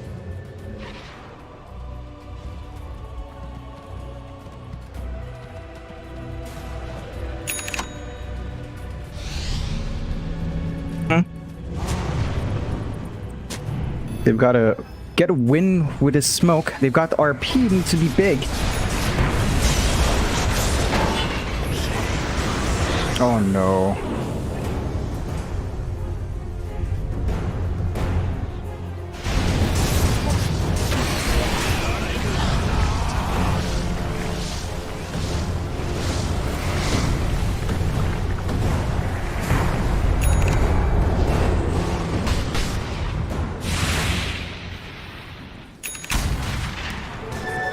Double damage.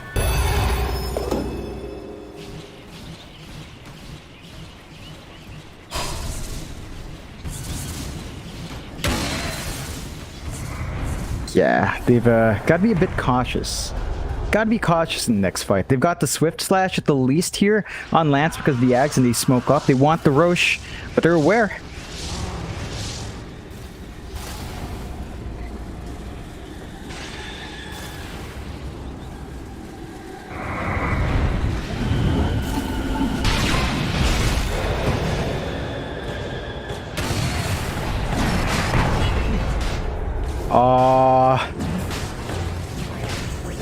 No, no way. No. Players here.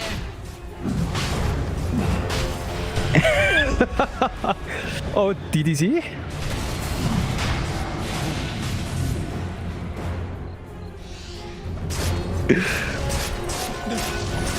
Oh boy. Oh, the damage of that is just ridiculous. And MG Trust, just with those small plays, with damaging the Magnus enough, and with dodging the death on Boombell, they save the Aegis. It's not going to be taken in Mosin. Ooh.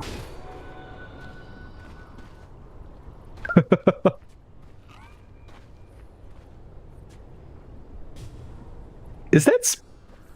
Yeah, it's still going. Long way to Mosin. There you go. Awkward. That's a long ride. And it's off.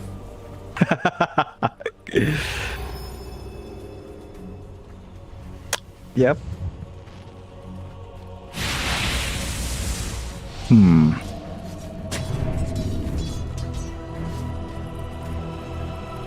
Don't, but smoke on MG? Oh.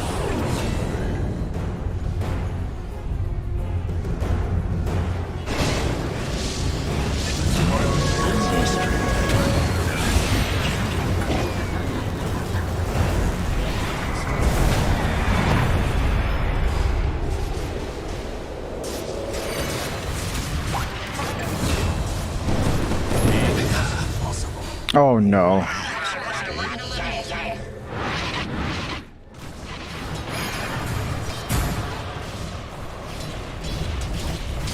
Oh yeah. It's the smart play. I mean, they're just so farmed up now on MG Trust. They know that even if the buybacks are there, what will you do? Without RP, without Global Sounds, sure you have Omni Slash, but we've already got the tools here to stop it. There are Yules up, and that Aeon Disc on Fearless has been so game-changing in these initiations. And now they force the buybacks, but there's nothing that can happen for Star. So you've bought back, you can do nothing but farm up, not find any kills, and that opens up the rush for MG Trust.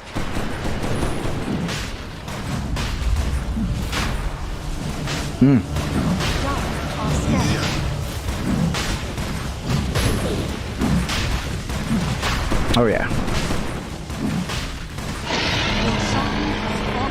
Claimed immortality. Ooh man. Star, it's got to be a perfect high ground now. I mean, they've got RP, and that is one of the better spells for a high ground defense. They just need to line it up. Like, these two-man RPs are big, but you can't focus on Fearless. Oh no.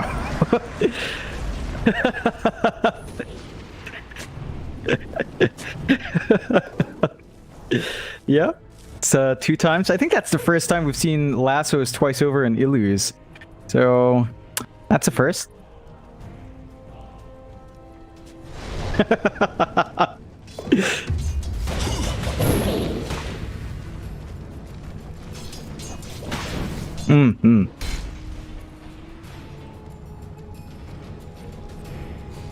Yeah.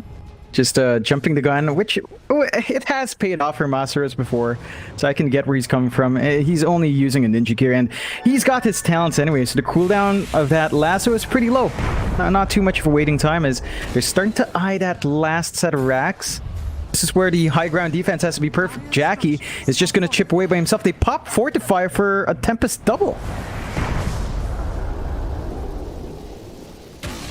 Dire's top tower is under attack. Especially with the Princess Knife, Mike. You know? Perfect.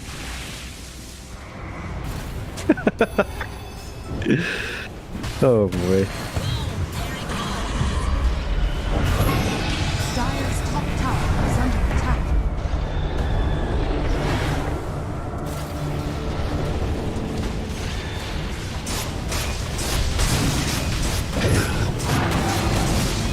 Dire's top tower has fallen. Yep.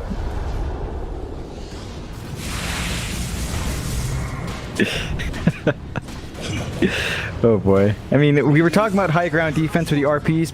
They have no opportunity because of how they're playing, and Fearless just flickers a few units down, and here we go again. Dire's middle tower. They're tier 4 still.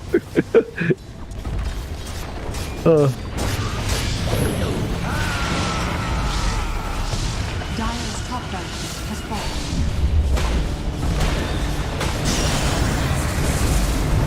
Oh.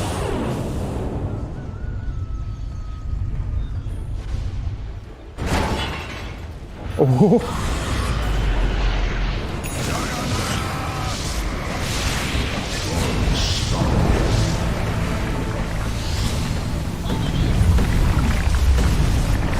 Captured in the flame. Dire's top barracks are under attack.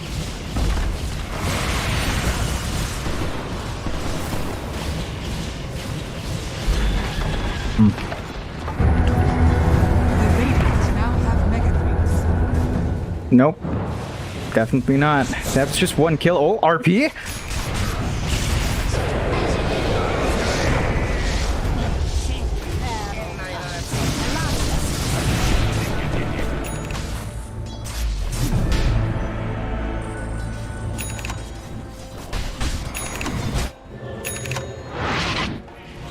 No? I think they're confident. They just want to close this one out. They know they've got this opportunity. They buy back because there's no RP for 100 seconds. No global silence for 40. Again, there's just nothing Star can actually do in a big fight. And refresh Ember for Fearless. I've seen it all. I saw refresh Storm, if you'd believe it, Mike, and OEDL, and now this.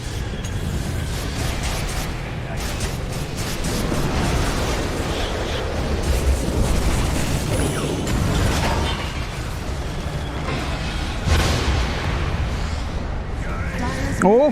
Is under attack. Oh!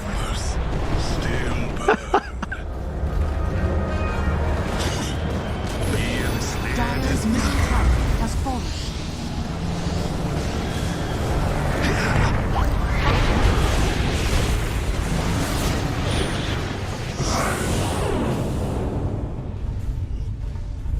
Dire's ancient is under attack.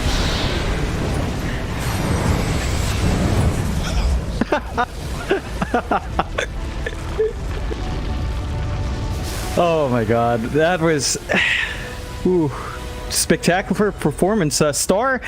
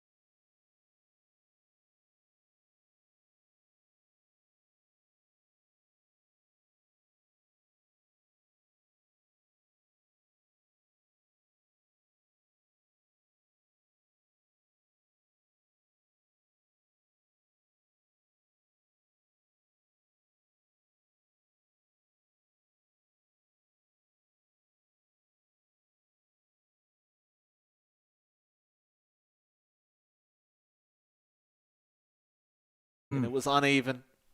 Had to get rid of the whole thing, start all over again. Luckily for me, it will probably only take a week or two to have my beard back, so everyone calm down. It'll be back. I promise. Yeah. Until then, though, you get to see clean young Mike, so I guess it's not all bad. Yeah, that's true. It could be fully shaved as well, and that's a very different look. I have a picture that I'll post later for everyone to see to be reminded of what could have been. Still, Mike, forget about the beard. We've got this game going on. Neon up against TNC. Another Filipino versus Filipino team, Mike. I love it. I love seeing our boys go up against each other. It's always fun. Had a bit of a chat with Whitemon. He does not like the fact. So this might just be confined to the Filipino community because it was, in a Filipino stream. Tim's was, streaming in Filipino. For everyone that doesn't know, Whitemon does enjoy KTV, and he did grace Tim's stream with a bit of a song in Filipino. So he's already blending in with the boys. It has turned out well for TNC, this shakeup. They are number 2 in groups right now, going 2-1. Looking really good. Neon right now, kind of... TNC Predators turn to battle. Yeah, that's true. It could be fully shaved as well, and that's a very different look. I have a picture that I'll post later for everyone to see to be reminded of what could have been. Still, Mike, forget about the beard. We've got this game going on. Neon up against TNC. Another Filipino versus Filipino team, Mike. I love it. I love seeing our boys go up against each other. It's always fun. Had a bit of a chat with Whitemon. He does not like the fact. So this might just be confined to the Filipino community because it was, in a Filipino stream. Tim's was, streaming in Filipino. For everyone that doesn't know, Whitemon does enjoy KTV, and he did grace Tim's stream with a bit of a song in Filipino. So he's already blending in with the boys. It has turned out well for TNC, this shakeup. They are number 2 in groups right now, going 2-1. Looking really good. Neon right now, kind of lagging behind, Mike. 0-2-2. So they need to start finding some wins, need to start climbing up in the last few days of groups. And we already have the draft on hand. Venge Snap for Neon. We know what the Snapfire does. Flexibility here. We've seen Yupaj play it. We've seen them put it on support. TNC, really early pick into the PA, but that has been a priority pause 1 for a lot of teams now, along with a Tiny, a lot of good burst, a lot of strong early heroes coming out here already for both sides.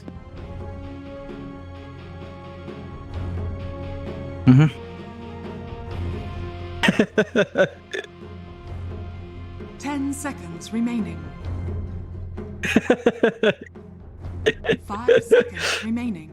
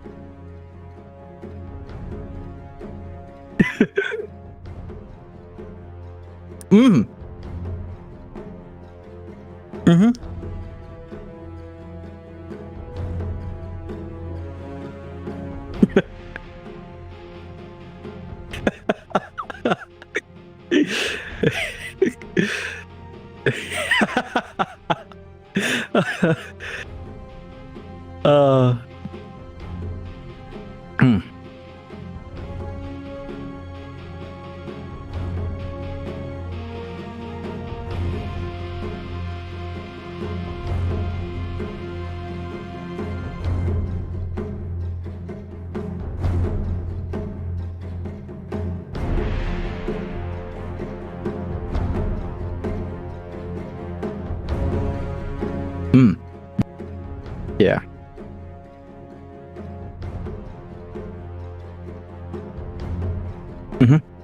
TNC Predators turn to pick. Radiant team pick. Yeah, and I love this draft coming out. TNC, they take the Oracle. So now you've got this second life for your PA. You've got so much enable power for the PA to just stand in front. You don't have to worry about the disarm on your end. You've got a way to dodge out the magic damage that can come out from the Snapfire with a Fate's Edict. So it lines up well with TNC. If I didn't know any better, I'd say this is the March hero, but it looks like, of course, without her friend March, who has moved on to Among Us instead, and actually going into Tier 1, which is quite good for him. But it is a bit different for me seeing the Oracle without March. I think when I see TNC, when I see the Oracle, I just think of March, and I miss it. I miss him.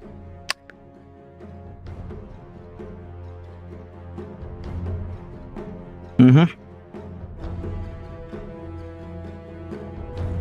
10 seconds. Oh yeah. Mm-hmm. 5 seconds remaining. Mm-hmm.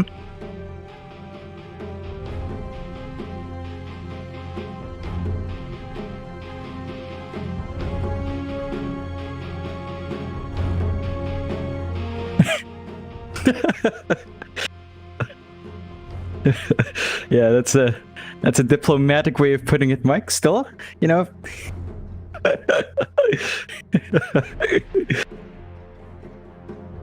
Yeah. Mm-hmm. Radiant team pick. Ooh.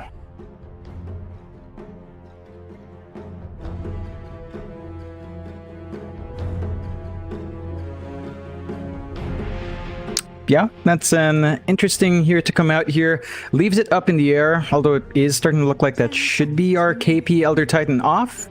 Perhaps the Tim's Tiny in play with the Oracle 5, of course. Really up in the air, though, for what they want to do. Like, we've seen Core Tiny come out from TNC before, so maybe they're kind of saving their last pick as Flex, still kind of left up there. You mentioned it, Neon. Snapfire Mars, easy combination with Avenge as well. So anyone you miss outside the arena can be swapped in. Just straightforward. Nothing too risque there. Nothing too different from the norm for Neon. We know that they love the Mars. I believe JG's been playing that a lot when we see him. So should be fairly straightforward enough for them to execute. They go to Sven as well, just stacking on top of that durability. That is one way to kind of take out the damage amplification the ET brings. You just get Warcry off. Kind of offsets it. You know, you don't drop to 0 because you lose your base, but you also don't maximize the additional, but it kind of just balances out and cancels out each other. 5 seconds remaining.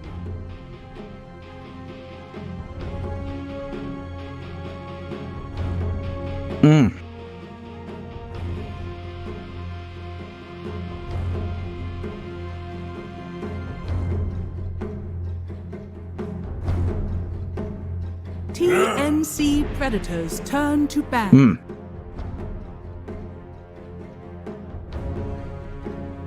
Mm-hmm.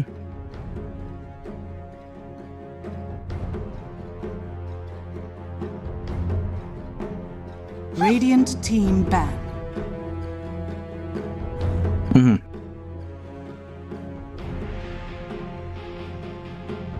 Yeah. Yeah. TNC Predators turn to ban. Mm-hmm. Mm-hmm.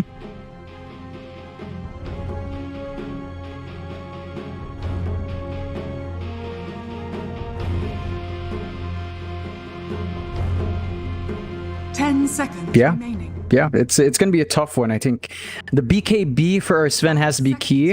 I'm actually not worried about hitting the PA. You just need to ensure that you get that clump up you're looking for. Focus on hitting someone else. The cleave damage will do the work. What I am worried about, you mentioned the Oracle. Not just these saves with the False Promise, but the natural disarm with Fate's Edict. Sven just doesn't do anything, and he will get the talent to Dispel. You need to rush that talent spike to get that Dispel off. Once you're there, I think you're kind of evening it out, but in the early game, definitely a harder time to just get the damage out as a Sven here. 10 seconds remaining. 5 seconds remaining. TNC Predators turn to What is it with? I like it. I actually do like it. Yeah, disarm for the PA, building into the team fight, right? What do you have here from TNC to hold that? Nothing. You don't have room for a Grimstroke. You don't have room for a Bane coming in. I think it's a really strong last pick for Neon. They will have to play fast, so they're going to have to really run at you every time once they hit their 6 on at least 4 of these heroes and just really just win these fights.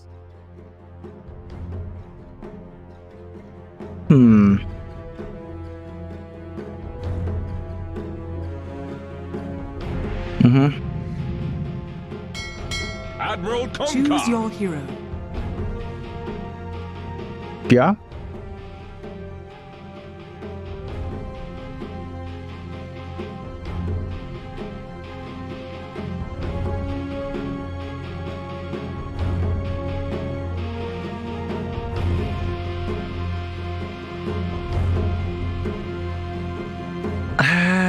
I mean, I like the Pangolier closer, but I think TNC's pulled out the big guns with a Kunkka. That does look a lot comfier here. Their team fight's greater. They've got the rum buff to play with. I think TNC's looking nice here. Neon, I'm looking at who's playing what, and play hard in the Pangolier with Januel on the Venge, Yupaj in the mid Mars, JG on the offlane Snap, and Scam and the Sven. The shakeup is strange. I think we've seen Neon do this before with her Pangolier. Seconds remaining. Not completely sold on kind of running this this sort of distribution and farm. I think they've got to watch themselves at the pause for a Pango. That is a bit of a harder sell. Like Snapfire off is good to rush the Yags, but I don't think a Snapfire 3 gains that much more farm over a Snapfire 4. So the timings for JG, it has to really match like a pure core snap here. Otherwise, this is just really going to hurt the Pangolier because he's got to take the backseat.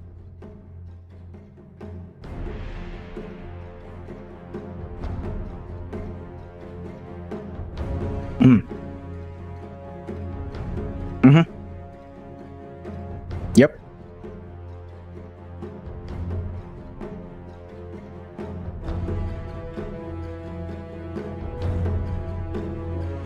Yeah.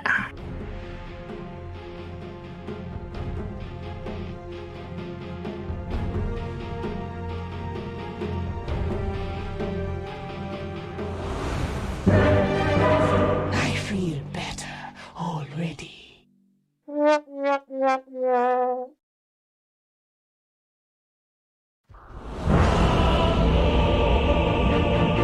Yeah, they've got a lot of work to put in to really make this draft kick off. The mid lane's going to be where a lot of this rides, like Yupaj on that Mars. He's up against Armel Kunkka, and that's a special of his. You know, Armel knows how to dance on the edge. Armel knows how to land his torrents, to find the wins. Tideburner does not really particularly care for the Bulwark. You're still going to get the damage off, and you're still going to get control there, so... Neon, there's pressure here in the pause force to get rotations out, and this is where it goes back to play hard. Pause for Pango. How strong is the rotation potential of that Pango? It doesn't have as good control. The damage can be nice, but they've got to line up their shots well here, Neon, if they want to get that snowball start off. TNC, though, you see that disconnect, my classic C.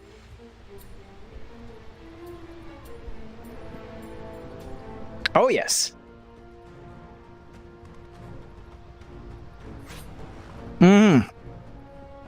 Oh yeah, so I had something called kare kare, right?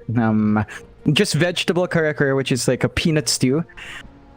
Peanut-based stew. It's like brown in color, really nice, really rich. I had that with some crispy pork belly, like fried up pork belly. And it was so succulent. You mix the two, so it's like you get crispy kare kare in the end. You add some shrimp paste, Filipino shrimp paste, bagoong in, and it's amazing. It's an amazing lunch. Not quite merienda. Like, you could start early merienda now, but I think Tim's might be waiting for after the series to hit his merienda timing. Maybe look for banana Q or some such, maybe bibingka. I don't know what Tim's actually likes. You know what? We always talk about Tim's merienda, but I've never asked him, Tim's, what is for merienda? I should get that fixed. Oh yeah, Armel as well.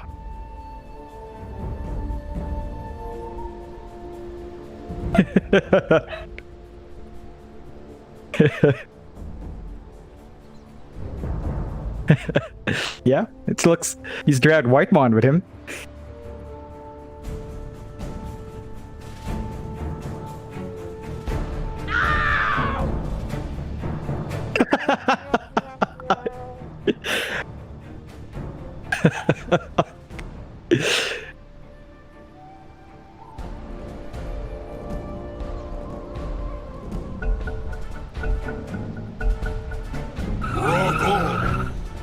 Yeah.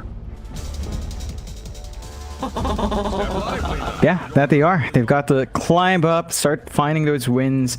Of course, it's always fun when you've got a Filipino team versus a Filipino team, right? And as I love to call it, Rambulan comes in. Funny enough, we do actually have official multi-language cast, so a bit of a shout out to the boys in WXC. They must be having fun with this one too. You know, when you have Filipino on Filipino fights, I've seen a couple of casts. You just tend to throw trash talk everywhere. You just absolutely tear into everyone every single time. You make fun of everything. OKP. Yes.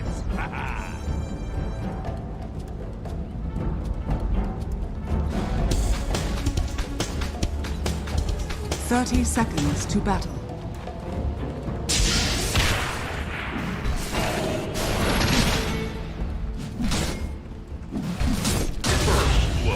Yes. Blood! I thought it'd come sooner.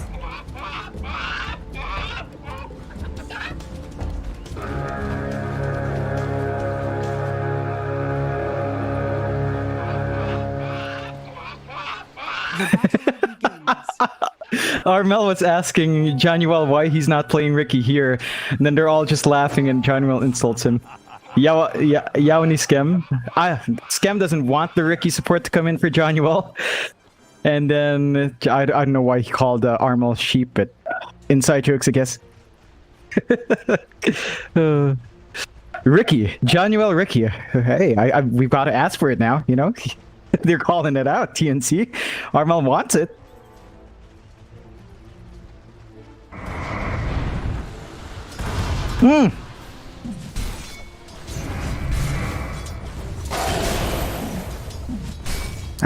That's not what you like to see. Still, the lanes will start to set up here. Tri-lane being broke up by TNC, so Tim's around with KP in this duel. It's gonna be a while until they get damage out, and you will have to watch the stun stacking here with Skem and Januel.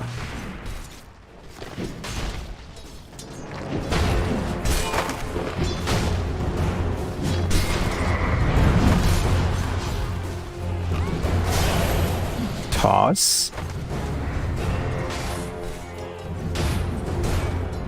Straight to the bottom with you.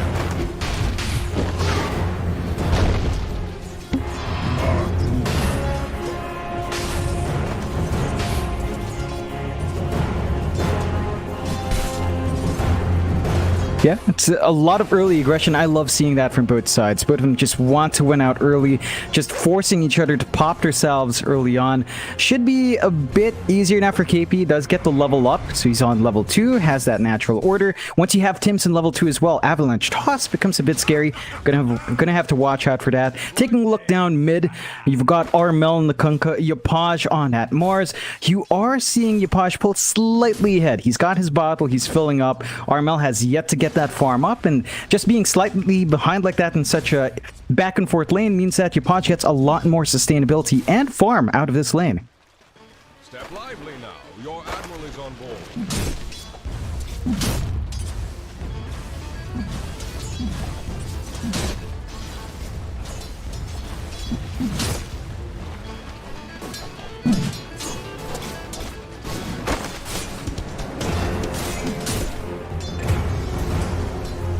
Possible. The rogue who wields the hammer of the gods.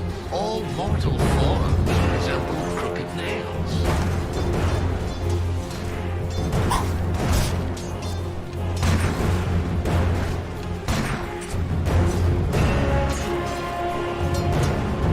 They've still been rather effective here from Neon in slowing down Gabby's farm. Looking at his last hit, 7-0. It has been hard for him to just go up and get the last hits. Stifling Dagger, it's like a 6-second cooldown. If the wave is dying too fast, you can't clear it out as much. How many times do you need to die before you learn your lesson? You're all washed up.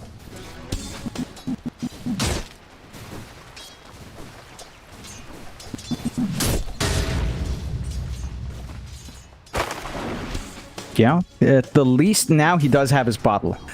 So Armel kind of gets that up. Is going to hit 4, but Yapaj is just about hit 5. We are going to see the 4-minute runes as well. Got to be careful in this one.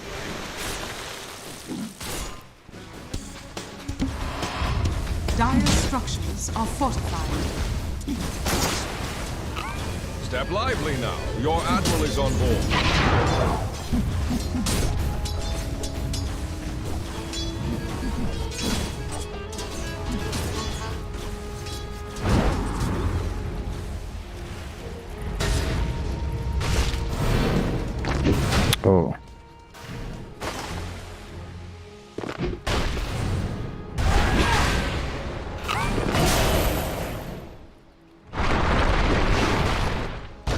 Oh. You don't have the sack. Yeah, it's a better trade in the end for TNC. Yapaj was forced to walk back to get his refill and is going to have to TP back in lane. So that's a free wave coming out for Armel. Evening him out. He's still behind though. Still at level 4. Yapaj just about to hit 6. So Yapaj is still going to have the edge if he wants to try out his spells. Overall, very even on this laning start. Not as much aggression as you'd expect, but I suppose both sides do have slower supports in this game compared to what we're used to seeing.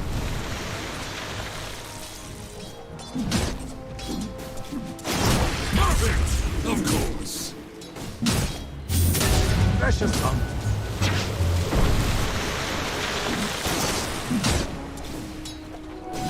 I think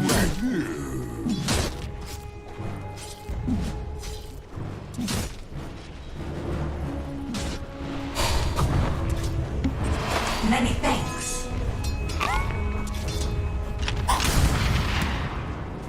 gold from my chest. What a bounty!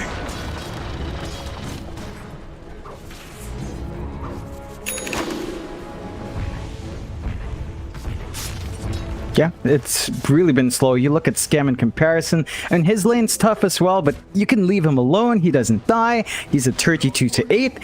The Sven also clears out stacks a lot better, especially when you go for this cleave build as you tend to. So Scam is just set to farm up quick, and he's actually rushing a Midas here. Not even opting for the Mom, just wants the stable farm. Considering the timing, we're potentially looking at 7 to 8 minutes. I'd say this is a really good build-up for Scam, just because he's allowed to do it.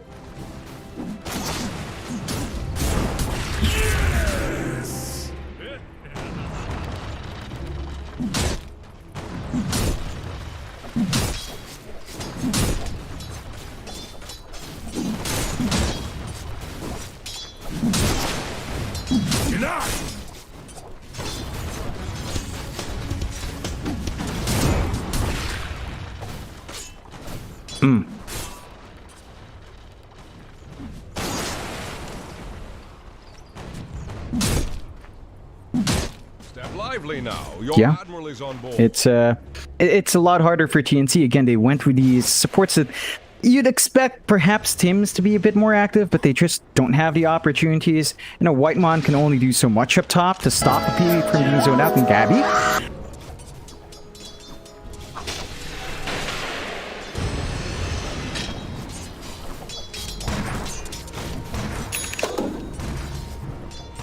Radiant's middle tower is under attack.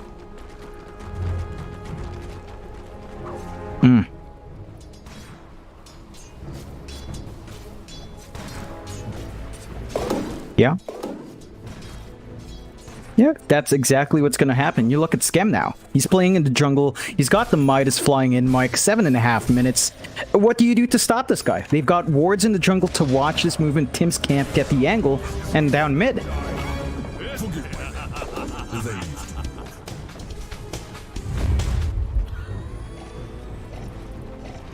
Dire's top tower is under attack.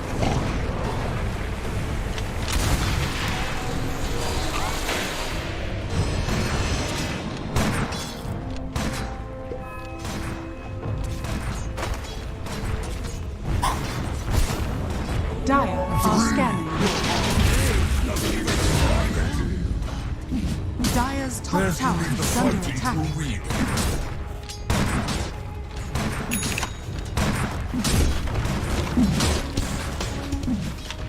Yeah, it's about that time where both teams start to look for these tower trades. TNC are clumped up bot as well. 3 heroes down here trying to get a push, and John Yuel might be the sacrifice. Radiant's middle tower is under attack.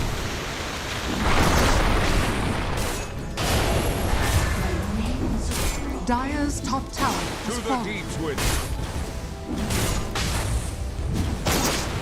Radiant's bottom tower is under attack. Radiant structures are fortified.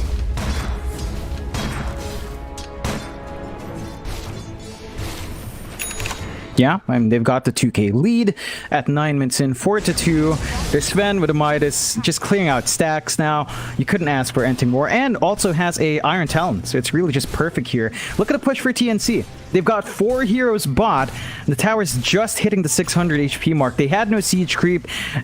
They don't push particularly fast, just not the best timing there, and that's a lot of time invested to take this objective out. Bottom tower is under attack. Radiant's bottom tower has fallen. Dire's middle tower is under attack.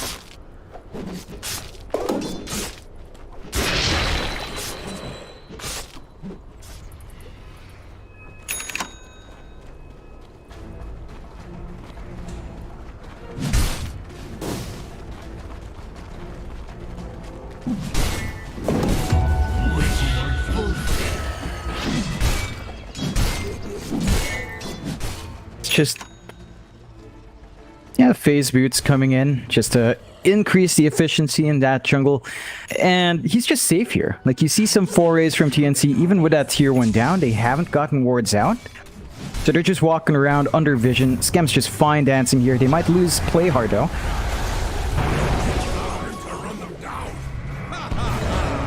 Oh. Radiant's bottom tower is under attack.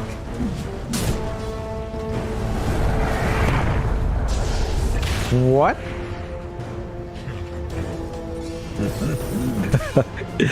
Yeah, it works out. Skem, you know, I love the efficiency. Finds a kill, he uses his Midas. What? It's no better feeling as a core mic.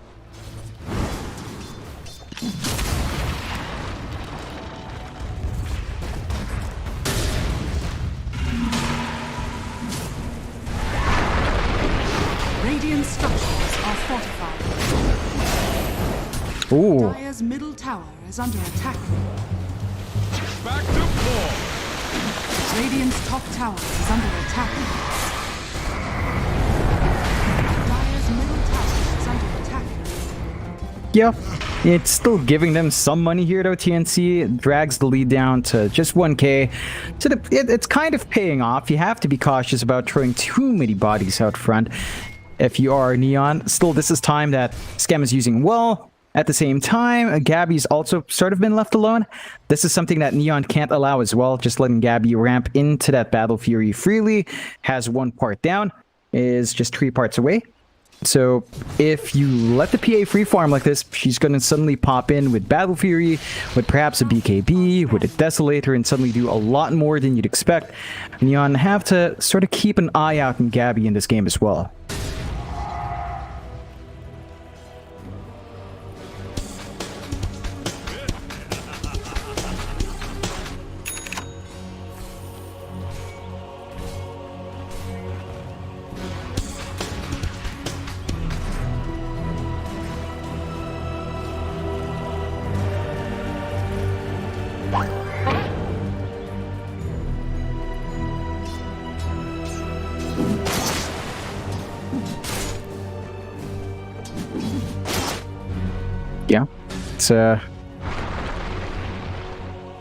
Yeah, it's the stall out game here, and they're building up stacks in the Ancients. They've got complete control in their triangle, no vision out on the top jungle, but that's not where Neon's been playing, so they've got a lot of room yet to farm up.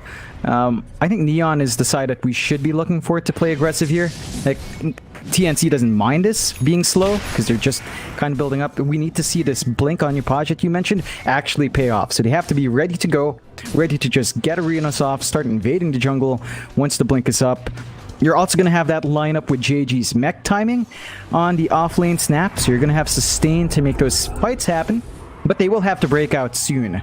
The Spirit Vessel of Armel that you mentioned, not as big as the Blink, but this will offset the mech timing here of JG as well. So it's a nice back and forth in terms of actually canceling each other's item spikes out. But we will have to see Neon actually stop, you know, not stop playing the farming game, but at least be more active as 4 while their Sven farms.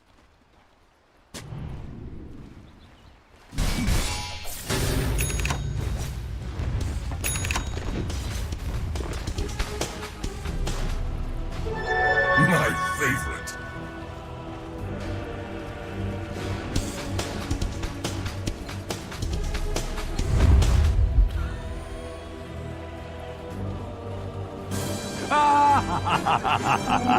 Haste!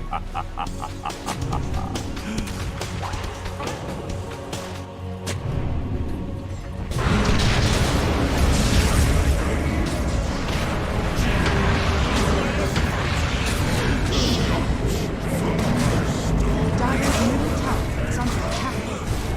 Dire's structures are fortified. Radiant are No. This is gonna make it a lot harder for them to get that free farm they're looking for on Gabby. So big objective being taken by Neon, and that's what we wanted to see. The blink comes in, they immediately force a fight, and they keep running. They know they don't want to give that space away, but look at TNC, they're ready to defend.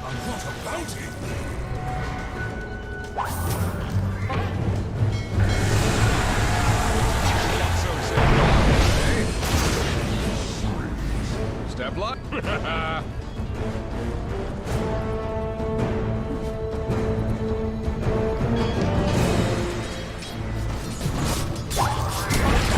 Oh, Gabby?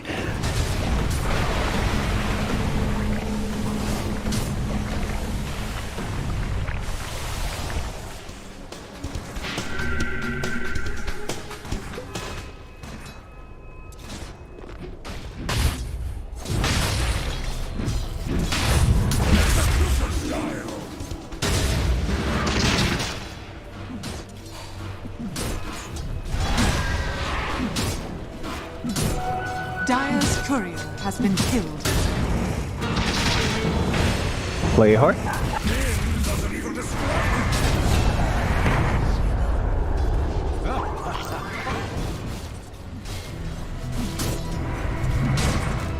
Dire's middle tower is under Yeah, attack. it's Dire's structures are fortified. there's nothing to stop them. Like, if they're keeping these waves shoved in, TNC's not getting any movement out in the map besides Gabby's laying down bot, which they are spotting out. And this is going to be big if TNC don't save him.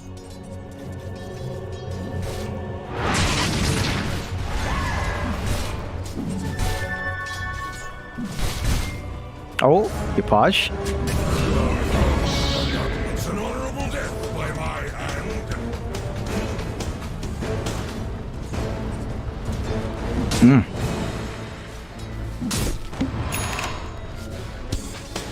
Dire's No. bottom tower is under attack.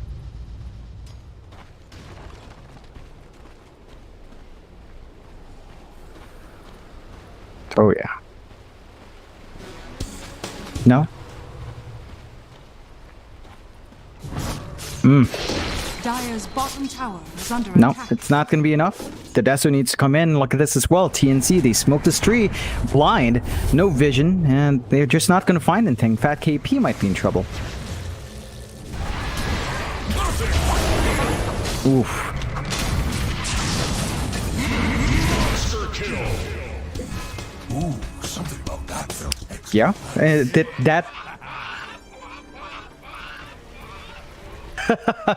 perhaps. Looks like they are coming out here.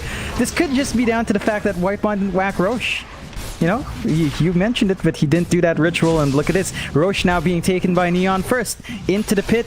They've got to fight back here, TNC. They don't have the best vision. Just one behind a Roche, but that's not enough to really work with, and they're really not in position to contest anymore. Attack. Your song has fallen to the Radiant. Wants to live forever. Radiant's bottom tower is under attack.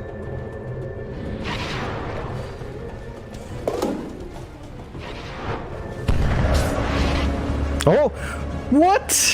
Whew.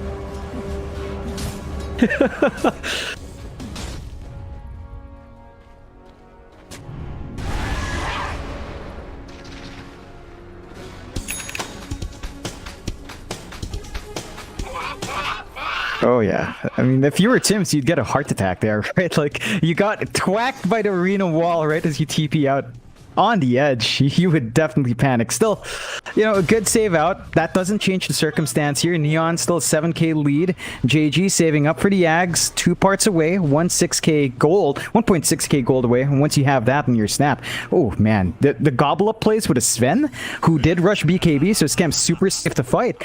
That's gonna be very hard to fight against for TNC.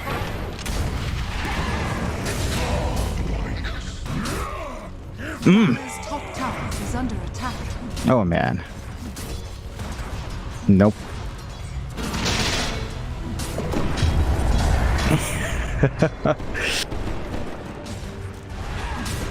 Yeah, it's almost like Yapaj just playing the actual PA and Gabby's just playing farm sim right now, just kind of building up. You were also gonna hit some pretty good spikes out as well. Like, again, once the Ags is up, just a gobble up plays that can happen is gonna be ridiculous. I think right now TNC, they're playing it right. They're just taking it slow with Gabby. They're not losing too much room, but it's just this aggression from Neon. 8k lead now. It's been growing wider. Skem's investment in the mid is just paying off, and they find one, but it's just a Venge. Precious bounty. Regeneration.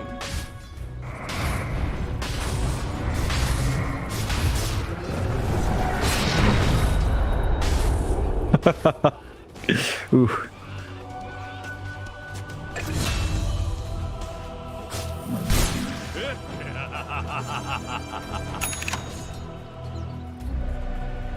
Radiant are scanning.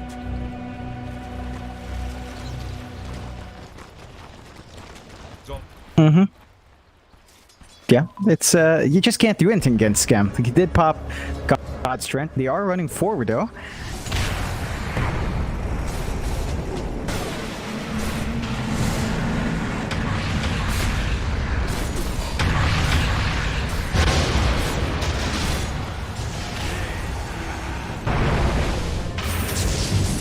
Oh.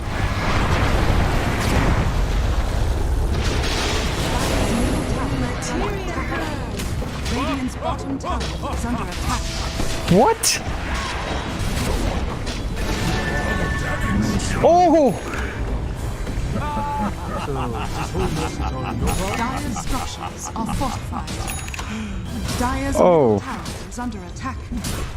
Radiant's courier has been killed. Oh man, Scam. That was on the edge there, Mike. Just almost dying. Januel with a save. Really buying out enough time. And they take a tier 2. They're looking for more. Gabby is lined up though, but are you sure about this? Scam's already pretty healthy.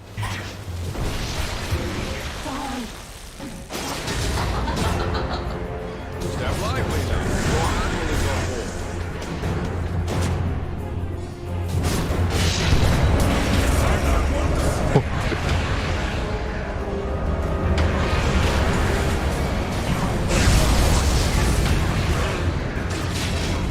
Radiant's bottom tower is under attack. Oh god. You should not have crossed me. Man. Dire's middle tower is under attack. Oh, definitely. Like, they jump in, they only take the Aegis, they lose tree for their efforts. Now the high ground's opened up, and with God's Strength running for a little bit more, tier 3 and potentially the Rack's just gone. Has fallen. Dire's middle barracks are under attack.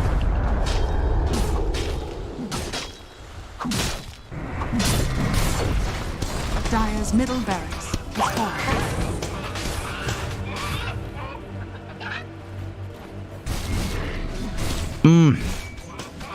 Dire are Oh boy. That's... That it does. Who do you gobble up? I think Yapaj, right? Just take Yapaj. Scam can just Superman his way in. You get the fight start. You've got BKBs. TNC, they're going out to the triangle.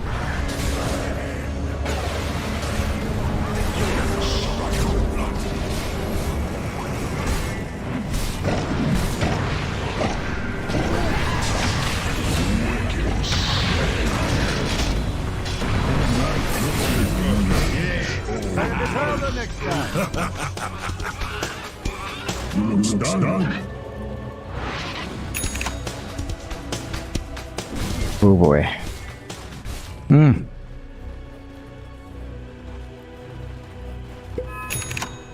That they are. And TNC, it's just a bit disconnected right now. They're not getting the movements out. You know, Tim's, we talked about his Tiny not being as active early on. He wasn't able to really get anything done mid. So Armel doesn't get off to a snowball start, and he just gets Spirit Vessel, which is nice, but not enough to offset this runaway start. We need to see bigger plays come out. They are lacking in team fight. They need the Tiny to line up the toss plays here. Ooh.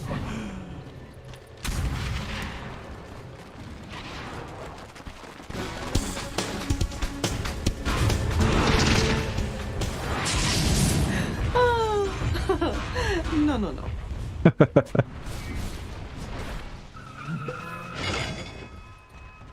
Radiant's top tower is under attack.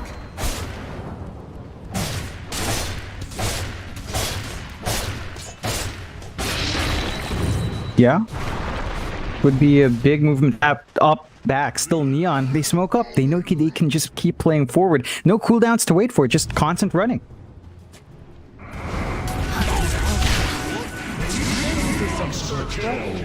For the end. Amazing what you'll find laying around.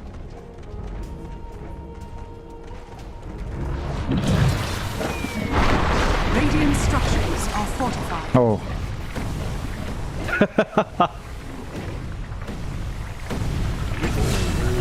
Dire's bottom tower is under He TP'd.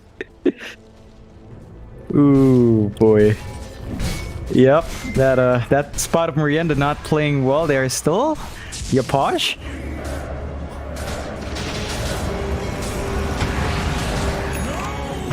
Dire's bottom tower is under attack.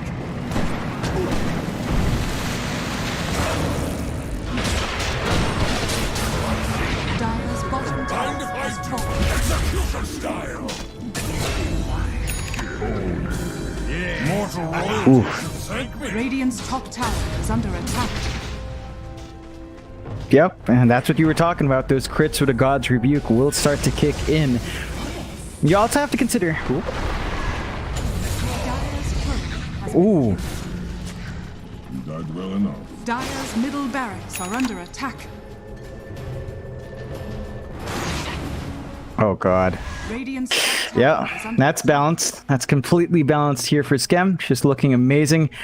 Man, it's just lined up too well. Like, I was talking about your Posh. 12-0. Mike, not a single death in that Mars. And Gabby, you don't want to farm here. I didn't think. Oh.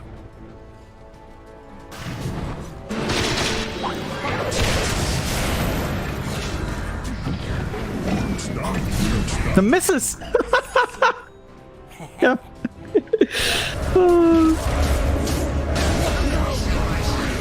Oh, God.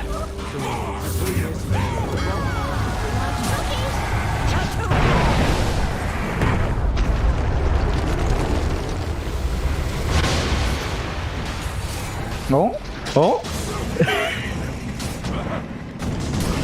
Perfect, of course.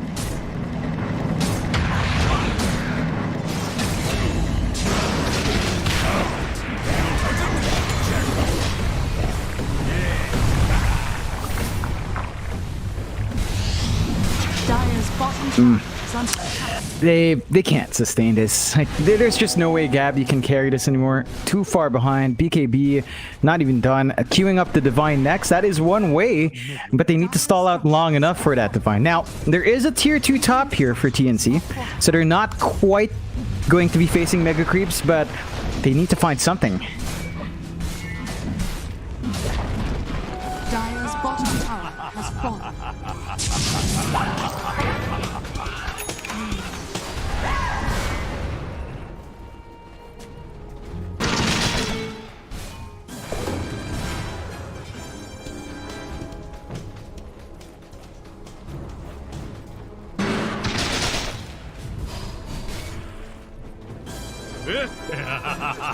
Yep, balanced.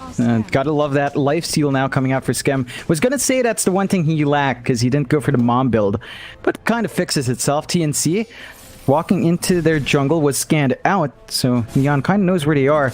Do get some wards out. but that's not going to stop them as well. Oof.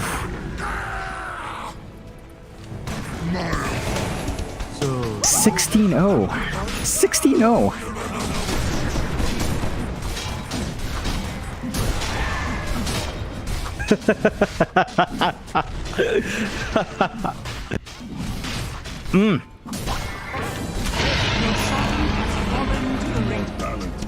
Yep, it's just ridiculous. I mean, you know, at every single position, it's just insane. The zoning Scatterblast has, Cookie's repositioning use, the damage the Axe Rush gives you, the saving potential it has, and Neon's been able to abuse that. 30 to 7 at 29 minutes in. It's just been complete domination in TNC. They're playing on the right side of the map, but nothing's there to stop Neon anymore. Dire's bottom barracks are under attack.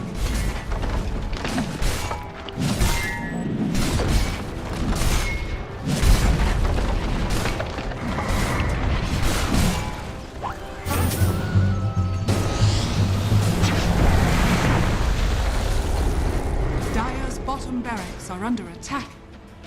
Step lively now. You're not Oh. Dire's bottom barracks has fallen.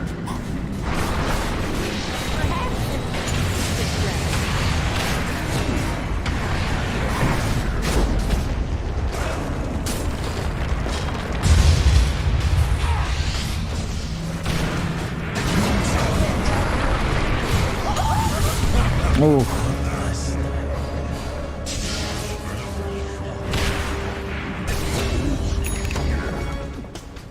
So this whole mess is all your fault?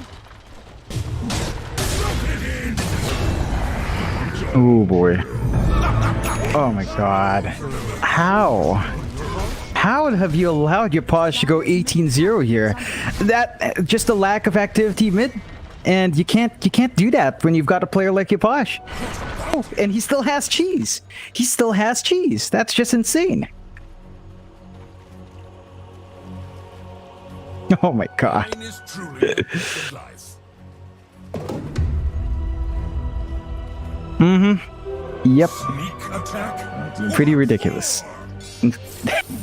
Considering his damage output, right? Like, he's the actual PA. Like, Gabby's not even on the same level. Gabby can't pretend. Yapaj is the actual PA. That's it. Oh.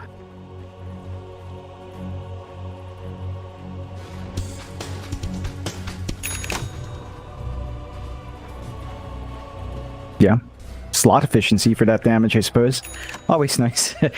If you get lucky, it's going to be great. And yeah, even their supports are so farmed up. Like, Playhard has an Aeon disc, so he's safe up front. In fact, Playhard has more farm than KP's core ET by 3k. They're just that far ahead. Top tower is under attack. Dire's top tower has fallen.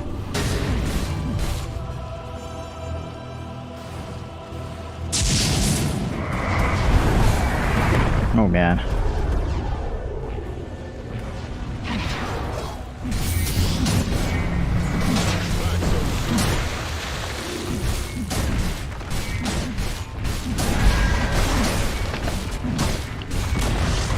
Dire's top tower has fallen.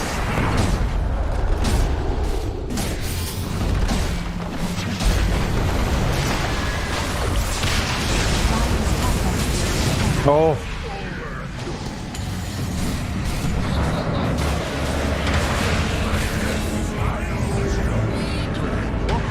Dire's top barracks are under attack. Dire's top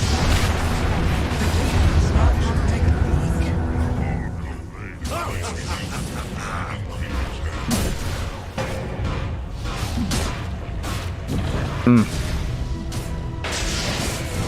Dire's middle tower is under attack. Oh my god. Seriously? What? So Dire's towers are fortified. 20! Oh, that's when they call it. 20-0. That's all they wanted. Give it a brother to 20-0-12, Mike. That's it.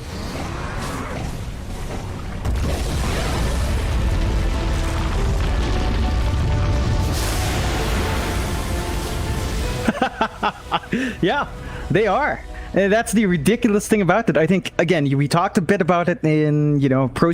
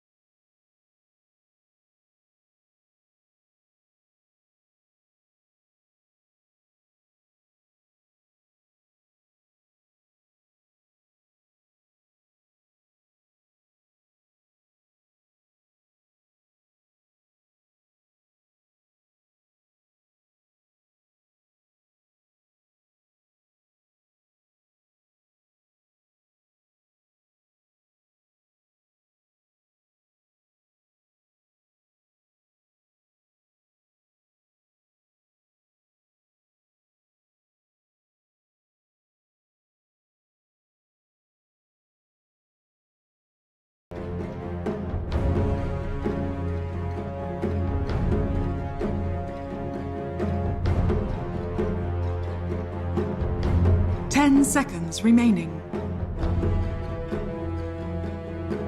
5 seconds remaining. TNC Predators turn to ban.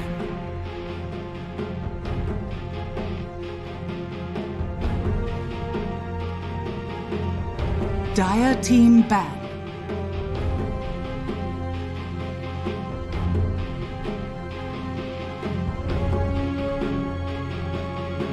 TNC Predators turn to ban.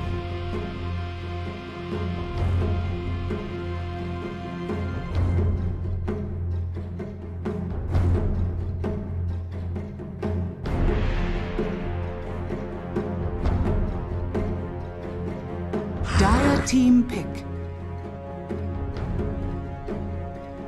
TNC Predators turn. Vengeful spirit. Dire team pick. Yeehaw!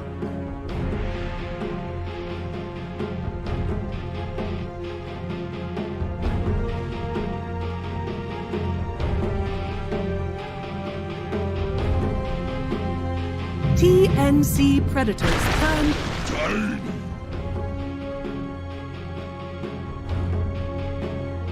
You know, I'm feeling great. That was a great performance from Neon. Again, surprising.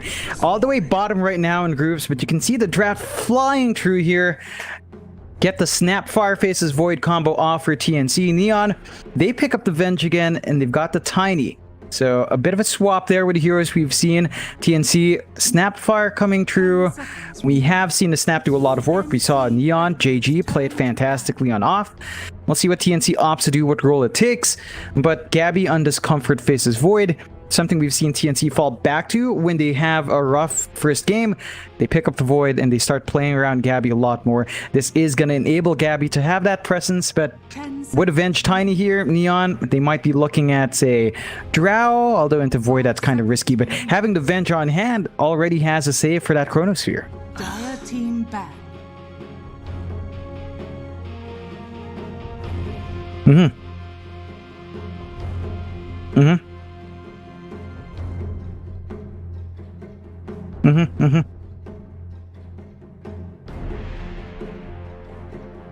10 seconds remaining.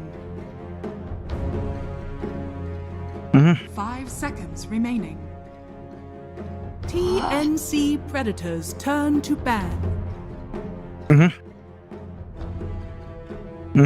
Dire team ban. Yep.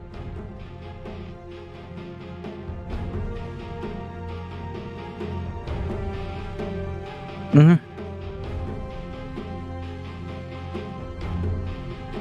10 seconds remaining. Oh, yeah. Yeah, and... 5 seconds remaining.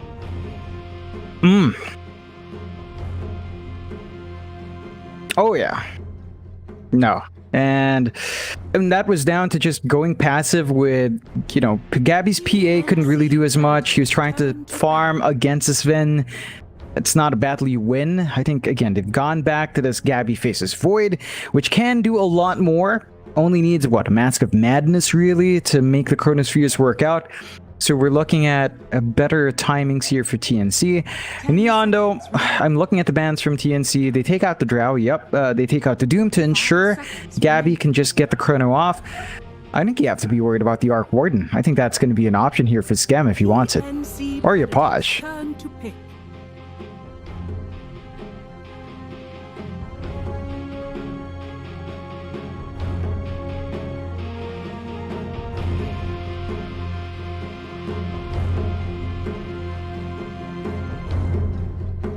Seconds remaining. 5 seconds remaining.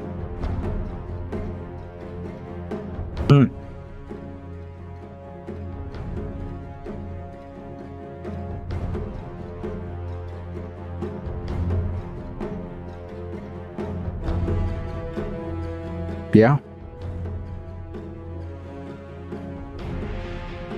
Yeah. I mean, you only have 2 bans before first picks come in per side. It's a lot easier to let these meta heroes slide through. You tend to see a lot of these cores banned in the second phase, though, so that's where you see them Lena, which you mentioned, yeah, I mean, you mentioned watching a lot of Europe. I believe the Lena's been coming through, and the only time I watched ESL, the one thing I kept hearing was that Lacoste does not like it, or something like that. Like, they were like, oh, you don't like this Lena. I heard Gareth and Lacoste me poking fun at it. They Dire team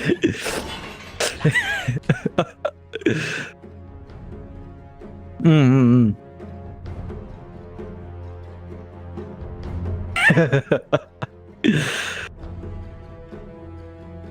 Mm-hmm. Yeah. 10 seconds remaining. 5 seconds remaining. Yeah.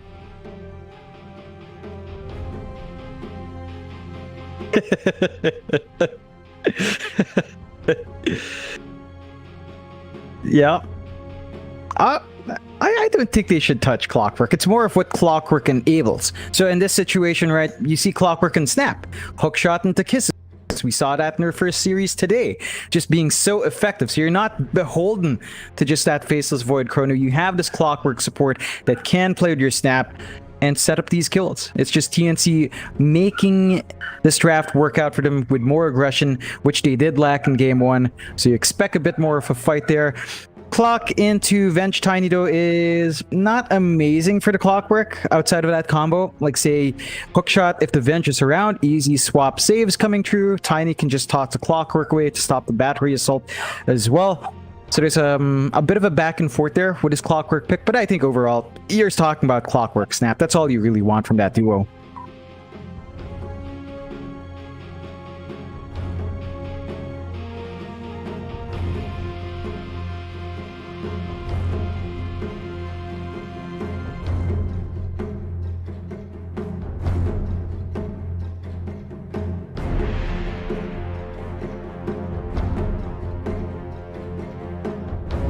TNC Predators turn.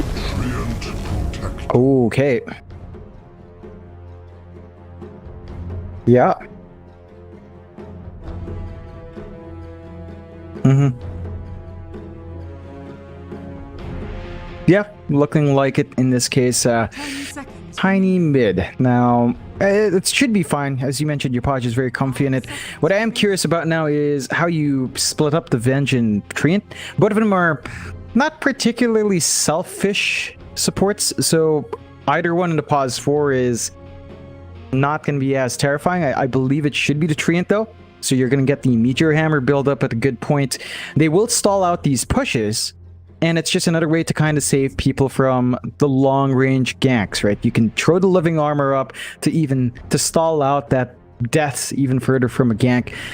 And we've seen Neon play around with stall outs well. They can follow up. They almost always commit when someone's trying to make that space. They come in with numbers, and TNC might find themselves overextending. So they've got to be a bit careful of that up against this Treant. Of course, Treant gives him overgrowth as well. Some form of team fight now coming out. Massive AoE control on top of that with her Tiny. So it's kind of shaping up. It's a bit difficult for the Void if you don't catch either the Venge or the Treant, because you either get a swap out on your target or you get overgrowth, and without the BKB or a Manta, you're just kind of stuck in that chrono. Team pick. Bloodseeker.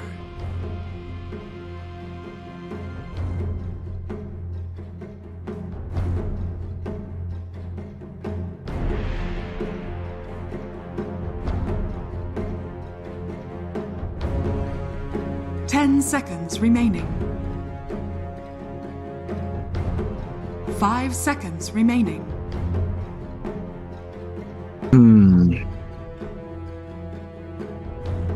It's just way too open-ended for me to actually read to properly. Like the Tiny mid alone just enabled so many combinations from the off and from the safe. Seeing this Bloodseeker though is pretty terrifying. TNC has built up really well on their entire lineup. Neon does go for Spectre, which I'm not sure how I would feel about it into a Void and Bloodseeker. Like, it's a bit risky. Like, I think the laning is okay for the Spectre against the Bloodseeker. Should be able to hold its own. Neon, I suppose now, we really need to see how often they want to play with that Haunt. Like, they don't have room for a Zeus. Offlane Tiny, but I don't ever think JG plays that there, so it's gonna have to be Yapaj. But if you play around with Haunt here, it's a longer cooldown than Chrono. At the same time, that's one way to get your Spectre running. I am feeling TNC's draft a little bit more, just because we've seen KP and the Bloodseeker be really effective. We've got these combos with the Snap, Faces Void, and Clock. Neon, it's not quite as lined up. There's a way to pull it off, it's just not as straightforward as TNC's draft.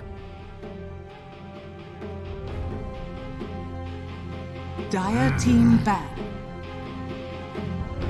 TNC Predators turn to ban.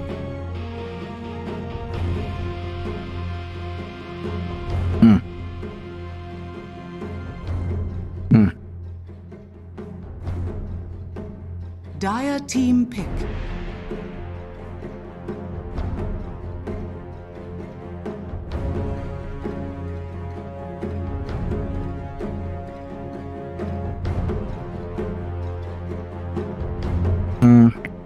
I think TNC, they think it's a trade-off. They banned out the Pango and the Silencer. Those both look like play-hard heroes. Expecting the JG Treant. Now, the Venomancer is even more confusing here. Treant plus Veno is pretty potent. They have ways of indefinitely stalling out tower pushes with living armor plus the Veno wards. I don't know how I feel about it though. Like Overgrowth plus Poison Nova is nice, Tiny to follow up. Spectre, once you're big enough, can kind of handle the rest. It's just that if TNC does land these Chronos, or at least land the hookshot cogs into the kisses, with Blood right on top, that's just going to instantly burst heroes down constantly. And they've got this Void Spirit for Armel. We've seen him dance around in this hero. The draft does look a bit better here for TNC in game number 2.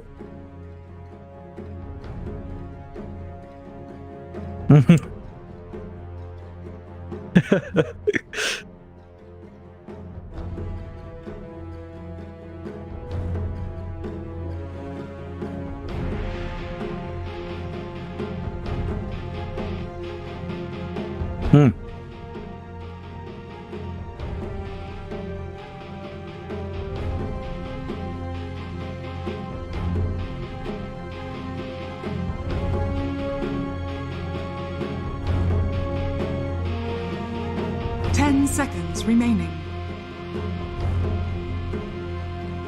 5 seconds remaining.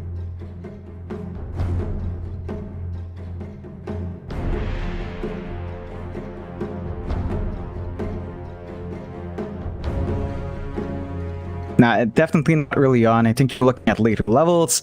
I mean, you can't really stop a Spectre, right? Not with a Clockwork. You just get the Spectral Dagger out. Yeah, the chase kind of stops itself with Cog's Battery Assault. So you're going to have to reconsider how you approach that for TNC. If they are looking at an even farming lane with maybe some pressure, I think KP can pull it off. He's got better regen. Saying that, though, it's still a treant here for John Uel. So even if you try to bully Skem out, living armor is just going to keep him alive anyway.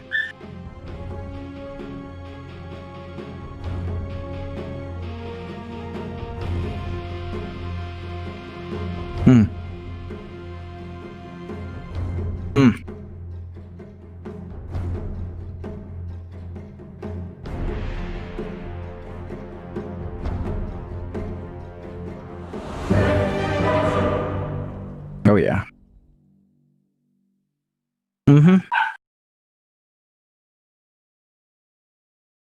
No. Yeah, it's a lot of pressure on Yapaj. Now, mind you, we're saying it's a lot of pressure on a guy that just went 20-0. You know, we're talking about Skem going 15-0 as well. So they had a fantastic, as you mentioned, fantastic performance game 1.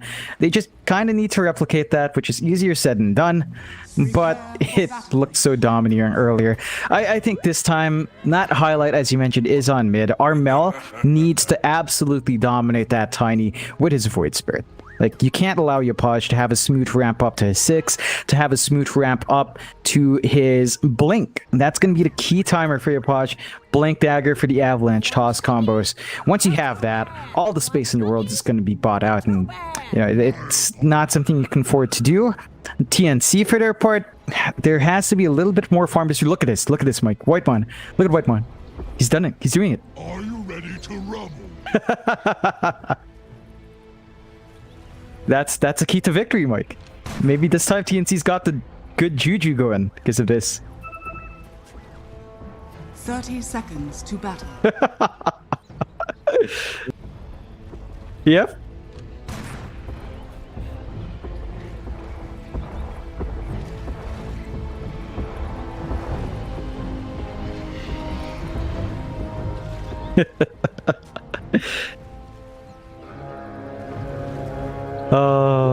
I have no clue. Like, it's not for wards. It's not for any control.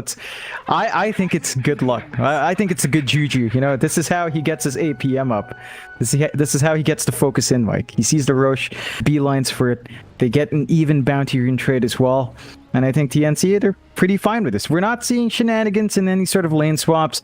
It's just going to be straightforward. They do draw a White Maw and bot. So we've got a Faceless Void Snapfire. Dual lane, not the most potent, mind you. Like, the White Mon can kind of zone out, play hard here, maybe try to play against JG, get some space out for the Void. But Void versus Veno, you talked about it. It can be hard for the Void to dodge that DOT damage. So JG, once he hits level 3, should be in a good point to make it harder for Gabby to find some safe farm.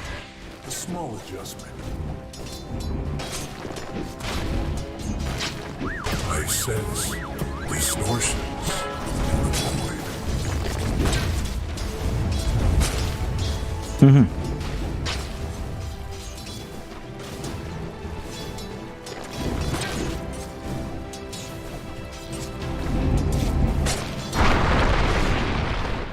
Your anger is useless here.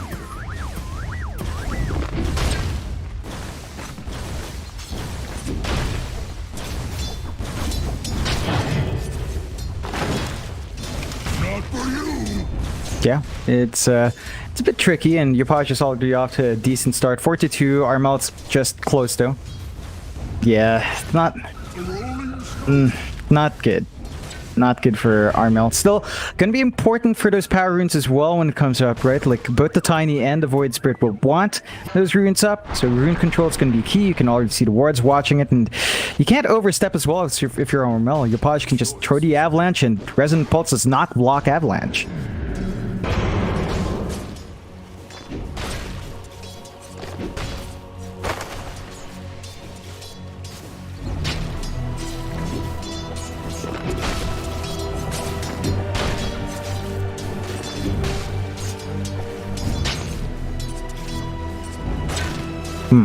Yeah, it's just harder for Armel if he does overextend. So at the least, you know, if he juggles at the simulate timing, fine. He's going to be on point. Still, have a look at the top lane, which we haven't really peeked into. You've got Skem along with Januel on that Spectre plus Treant up against KP's Bloodseeker, and Tim's on that clock, getting off the pull.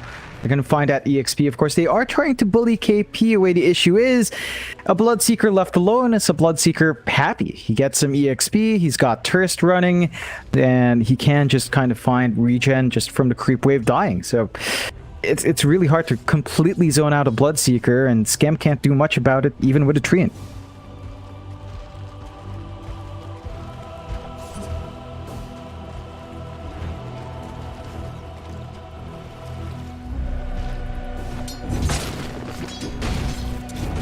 Nothing to your pile.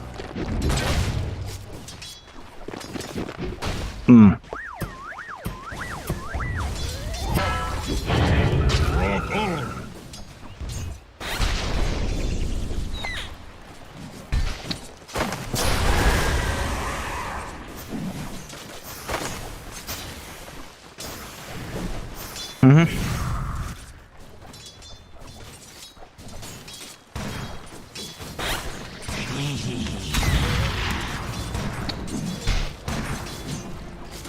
Denied.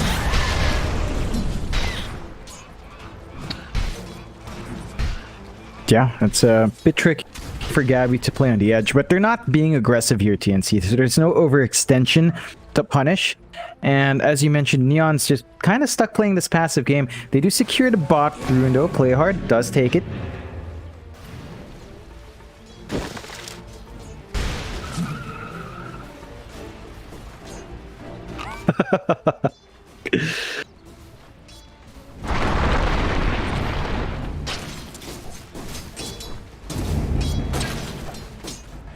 Denied.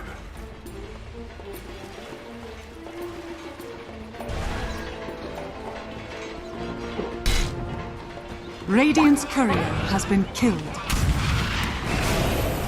Dire's courier has been killed.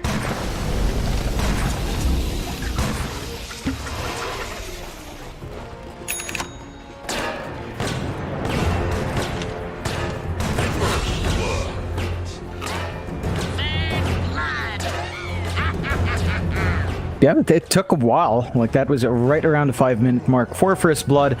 That does give a lot of bounties out towards the side of Neon. 3 so far. They should be able to snipe one away. No, it's denied off by Play Hard. So 3 for nil bounties at the 5-minute mark. Neon not going to feel too bad now giving first blood. Finding those map objectives.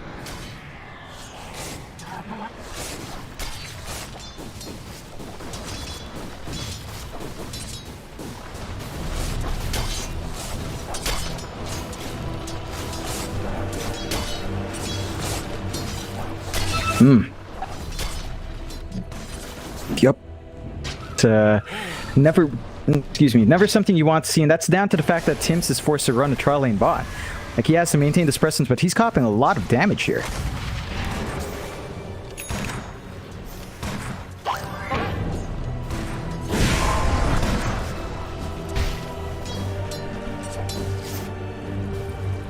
Dire's structures are fortified. I sense this void.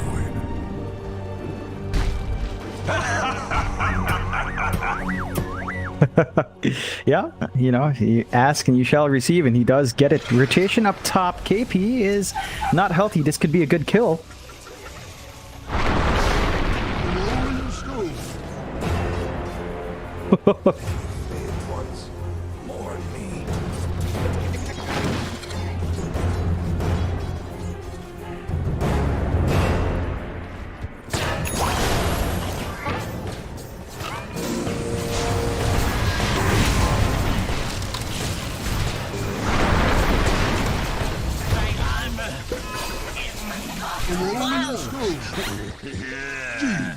Thanks.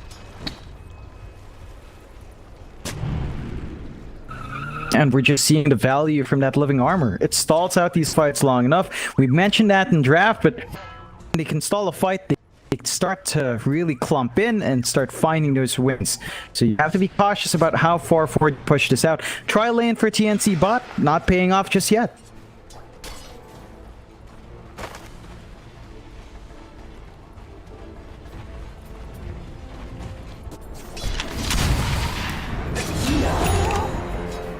If you look long enough into the void,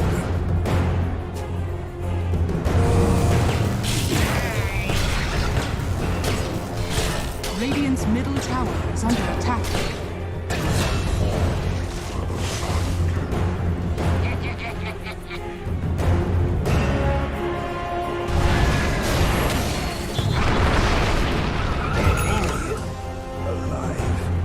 stone dead.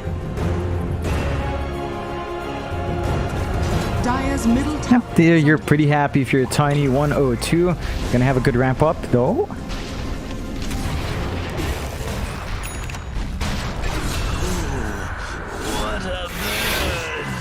I may be faceless, but I'm not maceless.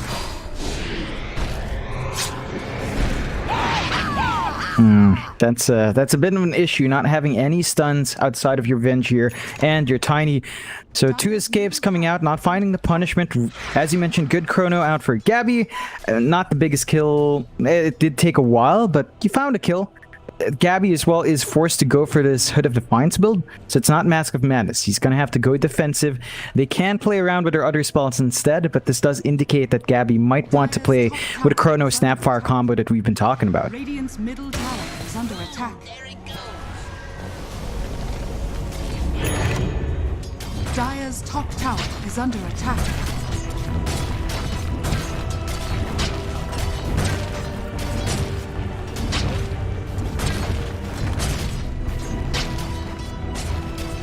Radiant's bottom tower is under attack. Radiant structures are fortified. Dire's top tower is under attack.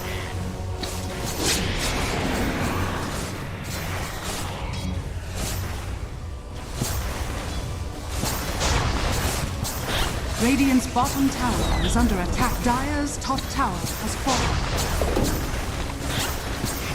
Yeah, I mean, they've already got Whitemon hanging in the back line.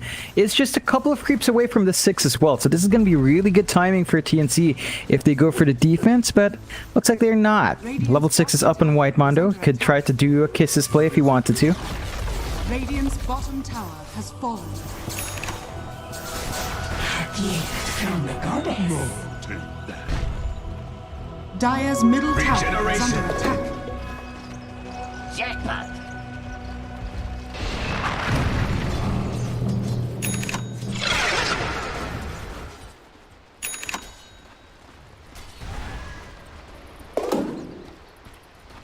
Yeah.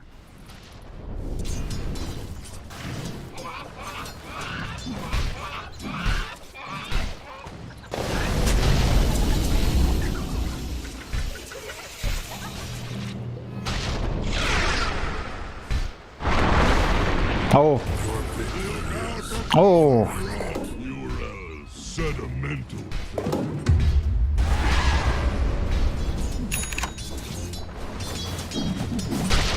It just sets him back even further on that.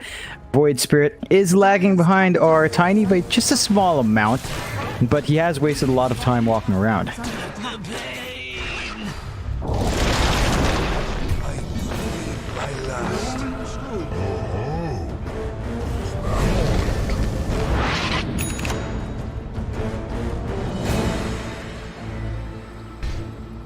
Yeah, it's an interesting build here from Scam. Blade Mail Rush on that Spectre. Not something we see too often from a Spectre that has been free farming. I think we see it when they're behind. Radiant's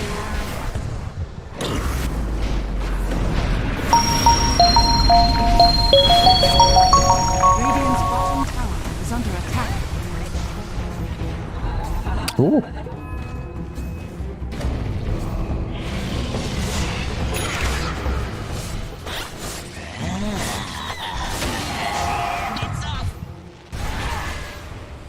Yeah, just Haunt Blades coming in. Really good use of that in the Scam. And Sing Blade Mail is the maiden now, is it?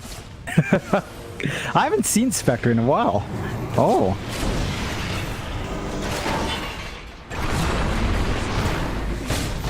I'm making this.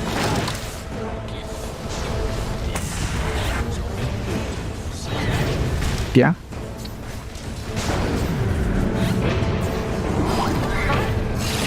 Oh.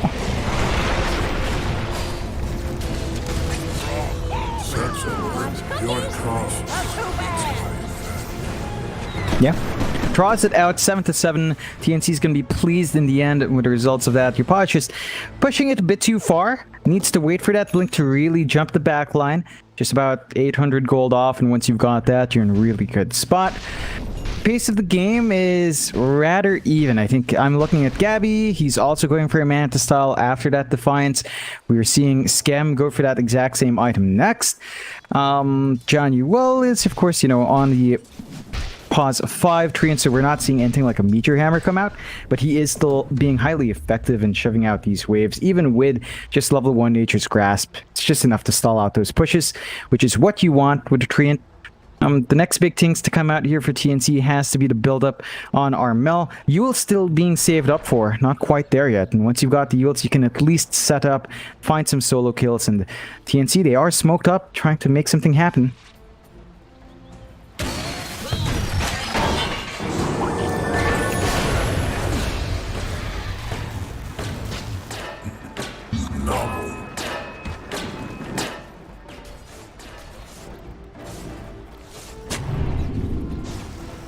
Oh.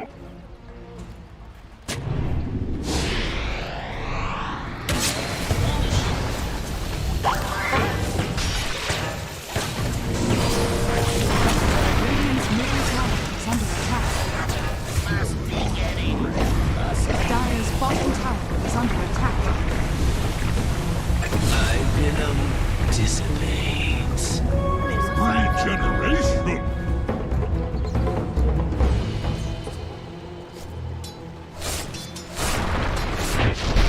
Yeah, just take their time here. I mean, not a favorable trade at all.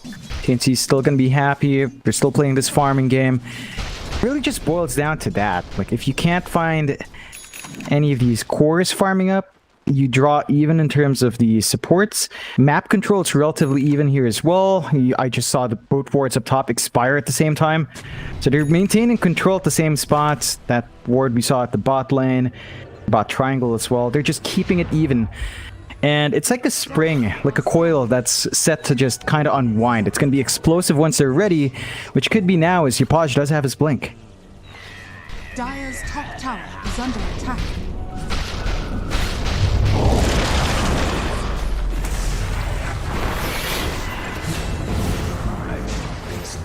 Ooh.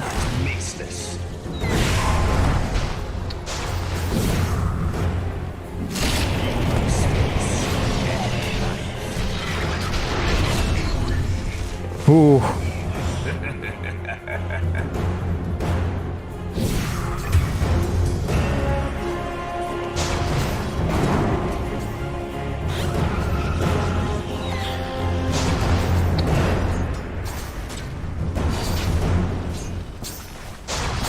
Yeah, it's still looking pretty good for TNC. They hold on to the chrono. Now, they probably want to save that for when Kisses are back up, which is relatively soon. They know the Blink's ready. They know the Haunt's down, Overgrowth's down. It's an opportunity for TNC if they wanted to.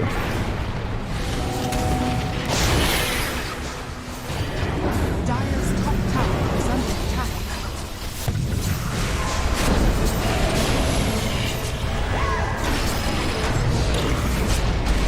Dire's top tower is under attack.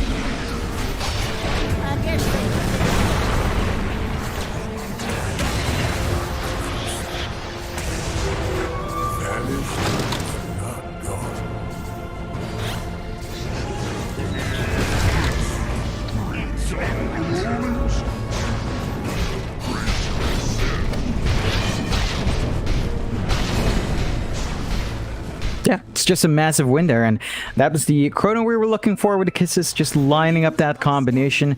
TNC always had that option on hand. Neon does not have a clear angle to reach Whitemon at the back. That's the one issue with these heroes.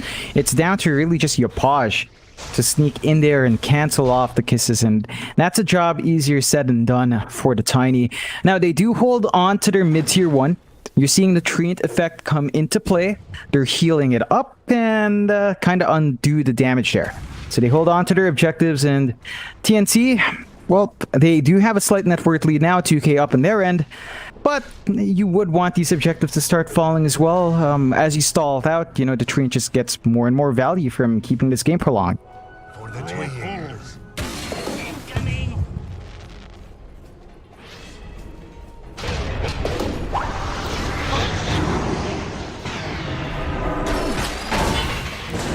Ooh. You have the gratitude of the void.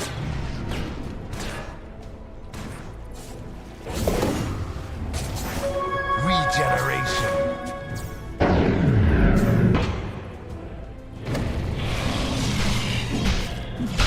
Yeah, they've gotten enough space out for our Faces Void to really just free farm. The investment in this Hood of Defiance has saved him more than once now, which is absolutely great for Gabby. Neon at this point, they've got this weird draft where there's some momentum-based heroes here, like JG's Venomancer and Yopaj's Tiny. They needed to play fast around these heroes, but at 18 minutes in, it does feel like they've slipped that momentum out. Now it's all about stalling. Stall until Schem is big enough to really handle everyone else, and that's a ways off. Like, the Manta style is almost done, 800 gold away. After that, we're looking for more items coming in, and we already pointed it out, but Gabby is actually ahead of the Spectre as well. So Neon kind of needs to find an angle, maybe try to get that pick-off game still going with Yopaj. It's been a lot slower for the Tiny than we'd expect. And his build-up as well is more utility. 4 staff into Yules for Yopaj means our damage output is not going to be as bursty as it can be.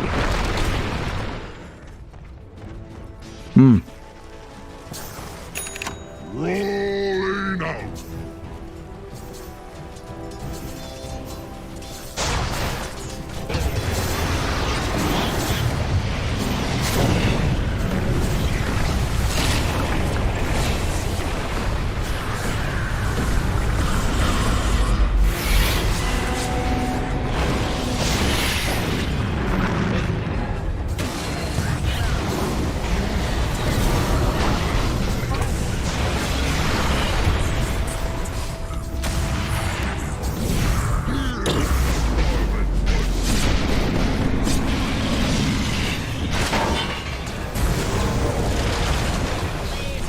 Oh,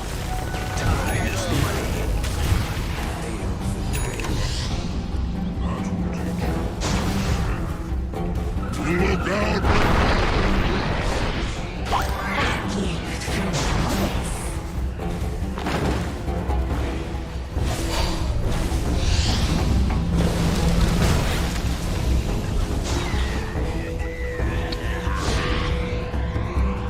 man. Radiant's middle tower is under attack. No, they...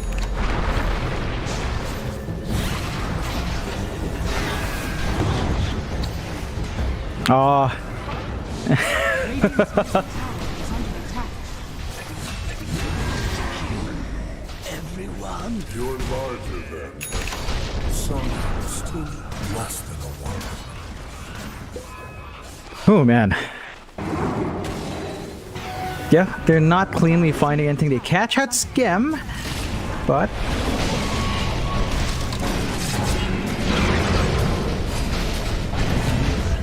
Dire's middle tower is under attack.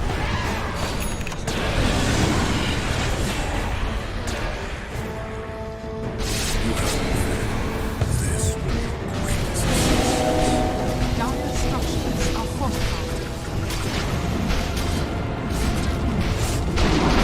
Radiant's top tower. Ooh.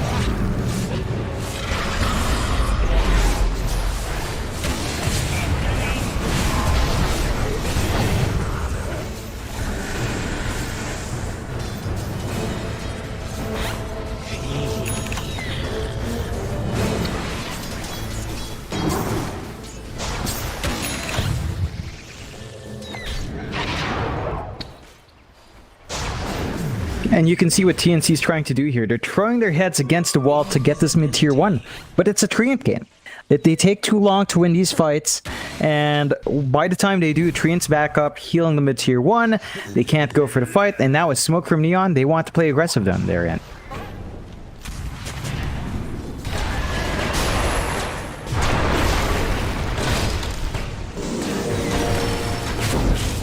Oh. Radiant's middle tower is under attack. Radiant's structures are fortified.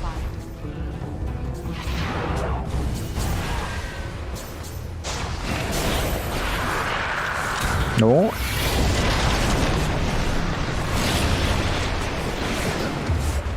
Radiant's middle tower is under attack.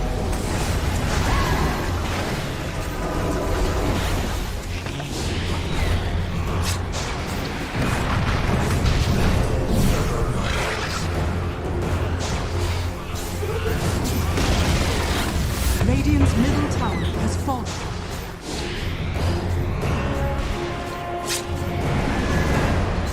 Yeah, it's just a brutal back and forth from both sides, finally ending that stalemate mid. So you've got a tier 1 mid tower advantage here for the side of Neon. That enables them to perhaps start digging into this jungle here on TNC's end. For TNC's part though, they do have wards watching for now, that entrance, so they should know when someone's playing around that area, but not for too long, as at least one of the wards will expire. Now it's, again, back to that farming game. Skem saving up for the Diffusal. So Diffusal Mata is the name of the game here. Once you've got that, you can definitely run down to Faces Void. You'll have to watch your mana management here if you're Gabby. And looking at Gabby, he is saving up for the MKB next. So just steady damage build up for Faces Void. Same goes for our Spec, although Gabby has to be a bit cautious. Nah.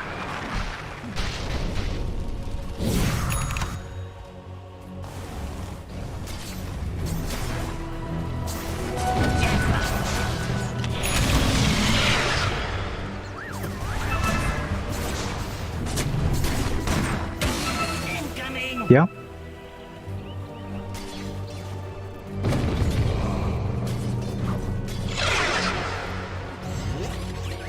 Yeah, they want to reveal it that Silent is going to mess up Neon. They don't really have defensive items.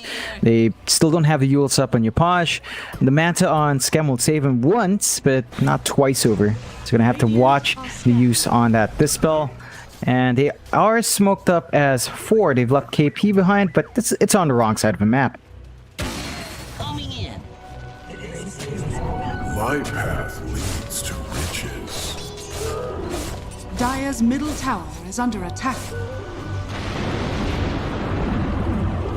Radiant's top tower is under attack. Oh.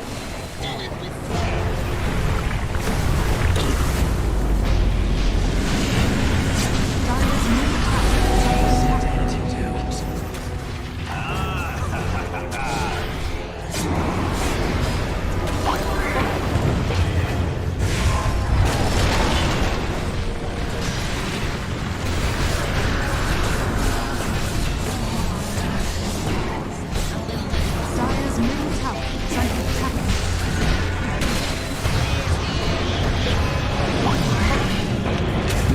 Radiant's courier has been killed.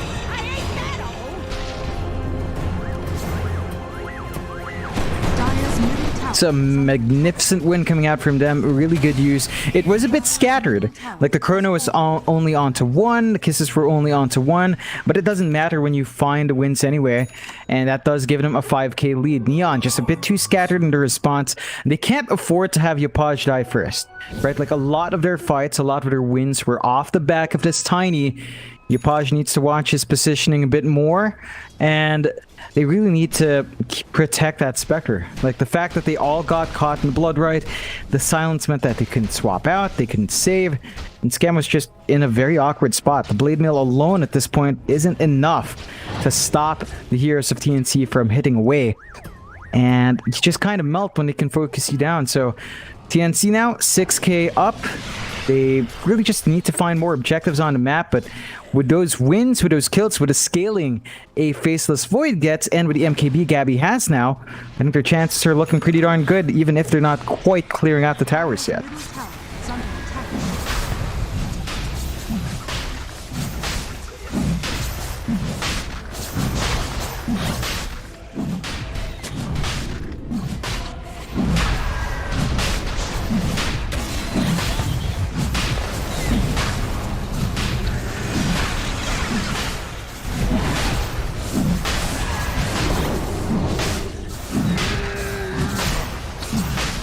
Radiant's courier has been killed. Dire's bottom tower is under Oh.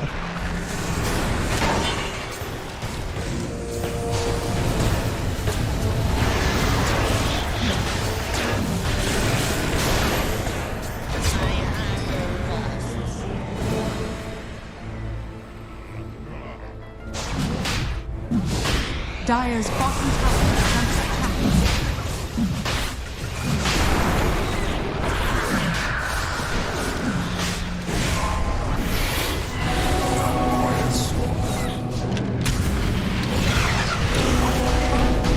No.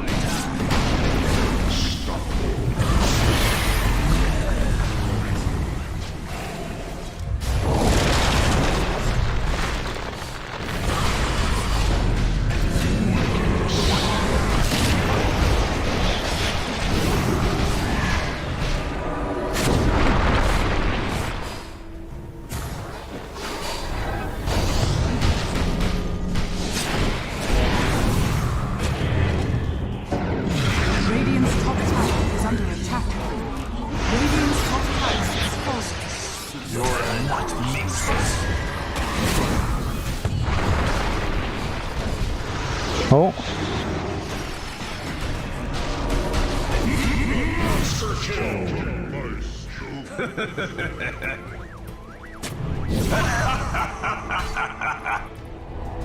Radiant's top tower is under attack. Ooh, Neon just not lining up their intro in there. Like you mentioned it, but stall out from Tim's just opening up so many opportunities. First ages of the game going the way of Gabby, and Neon now in a very bad spot. 28 to 20, sure, fairly close there, but 11k behind with a Spectre. It's not a great feeling, right? Your Spectre is just feeling weaker and weaker. Schem with a Blade Mail, Manta, Diffusal can still pick off single target heroes, but the greater team fights are just not shaping up. And we're reaching a point now where the Faceless Void's Chronosphere is just that much more important.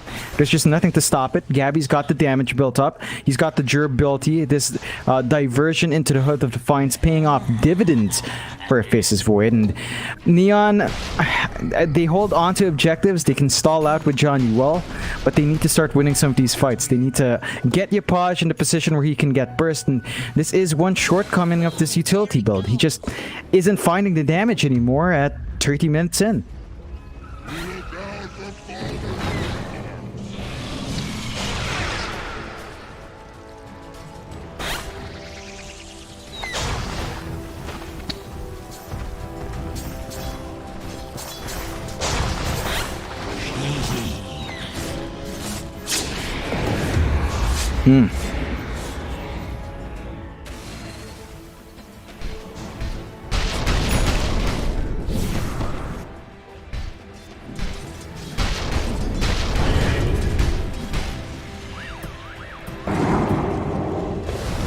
Dire's Yeah, top tower is under attack. very difficult. I'm not sure what itemization we might see from Skem to help out. Like the Scotty is gonna help a bit. It just doesn't feel like he's gonna have the same impact as the Faces Void is right now, unless he gets that much tankier. And even Armel, right? He's rushing the Octarine. It's gonna be that much more durable. Gonna have that much more spell spam coming through. Gonna be so hard to deal with. And with a smoke, perfect scan off the Skem. It's in a risky spot.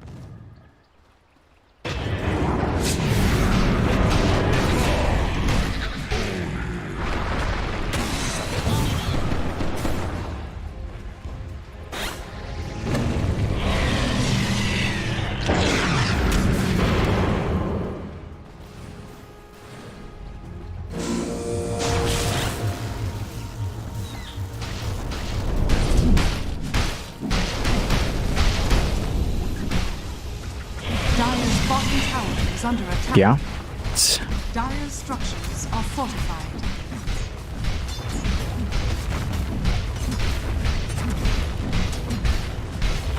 Yeah, no rush, man. They hold the Aegis for about 2 more minutes anyway. They've got a lot of time in it.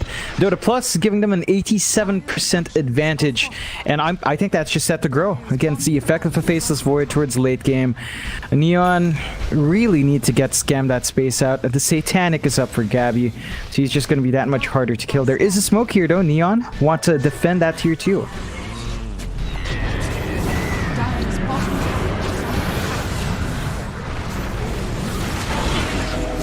Oh.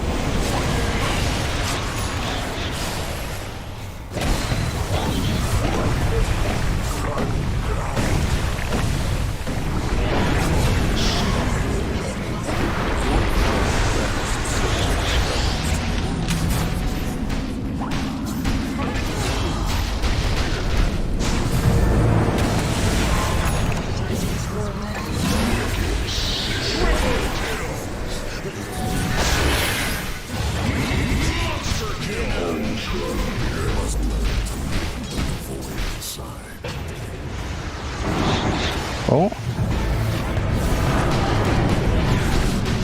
Dire's bottom tower is under attack. Oh. One more? Dire's bottom tower is under attack.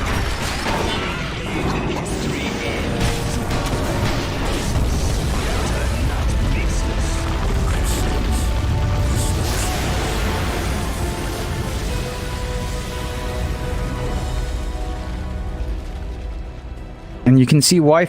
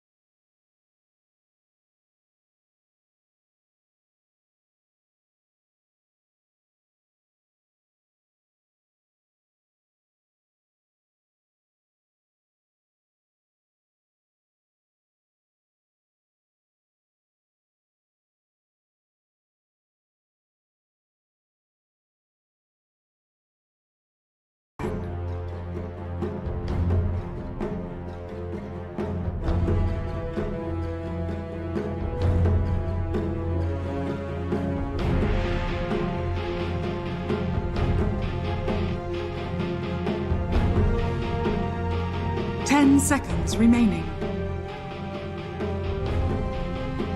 5 seconds remaining. Radiant team ban.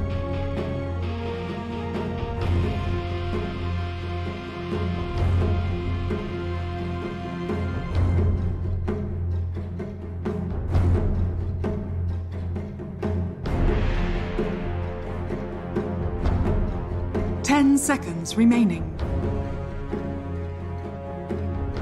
Dire team pick. Radiant team pick. Void incarnate.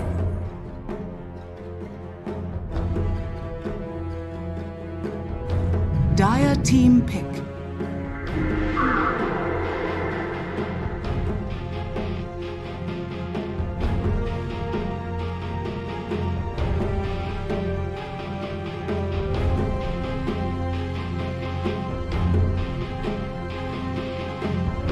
Seconds remaining. 5 seconds remaining.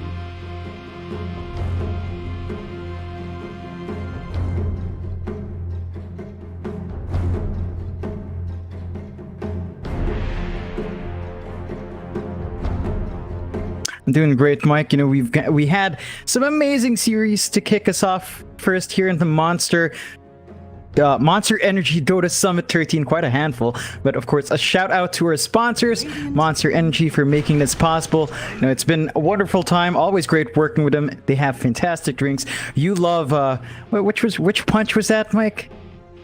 What Pipeline Punch? Yeah, because I can't find the flavors, dude. I can't. All I have is like the original, which is hidden by my bed right now, actually. Like, it's actually not showing, but it's right there. It's like I only have the original. That's all I can find on a consistent basis. If you send me a crate, I will chug it on stream. If you send a crate, you got to send me a crate. A crate, not a pallet. A crate, Mike. A crate. Radiant team ban. Dire team ban.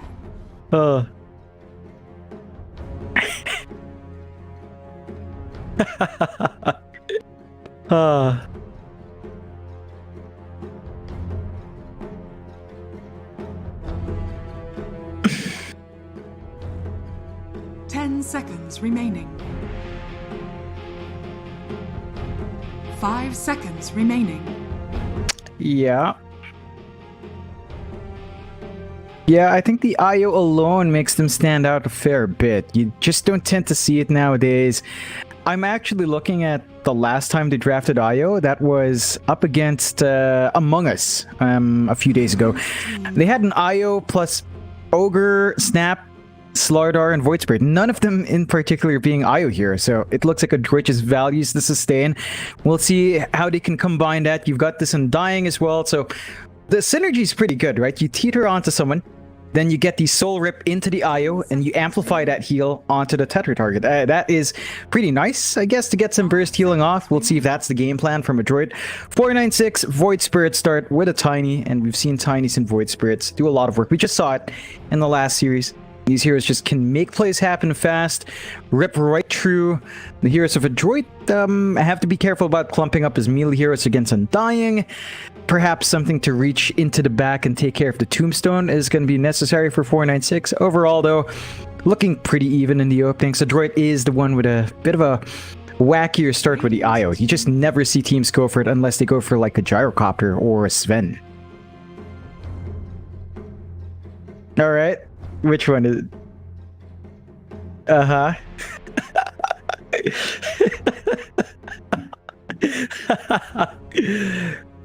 10 seconds remaining. Yeah, I know.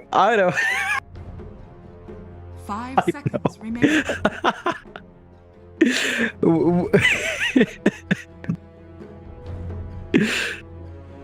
Tutter. Okay. I learn more. I learn every day, Mike. I love it. Thank you.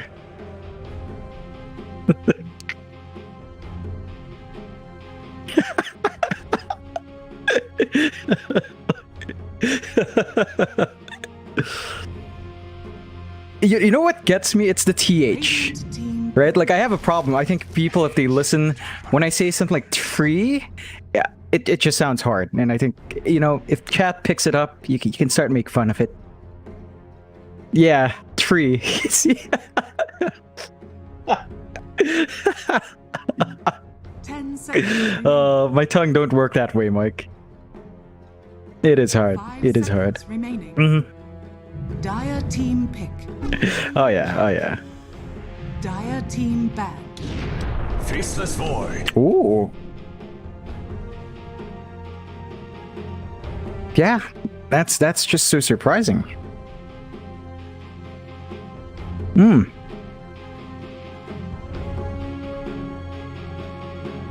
Ten seconds Yeah. remaining.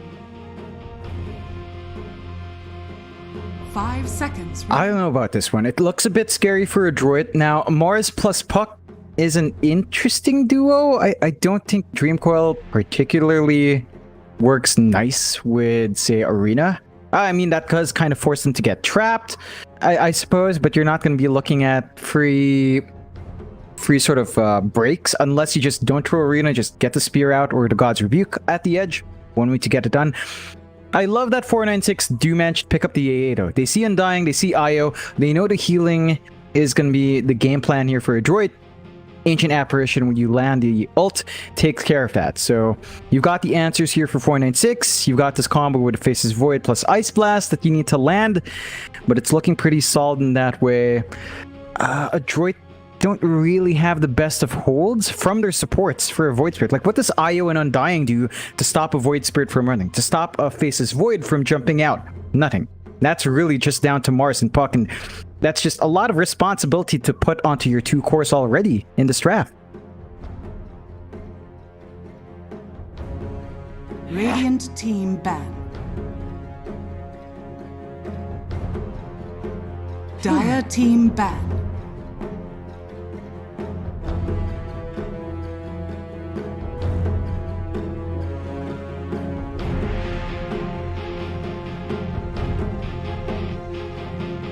Mm. 10 seconds remaining.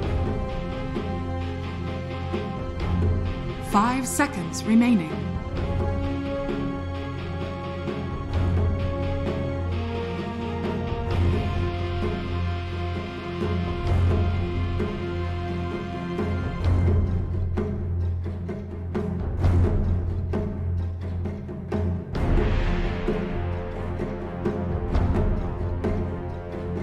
Radiant team ban. Dire team pick. Mm-hmm.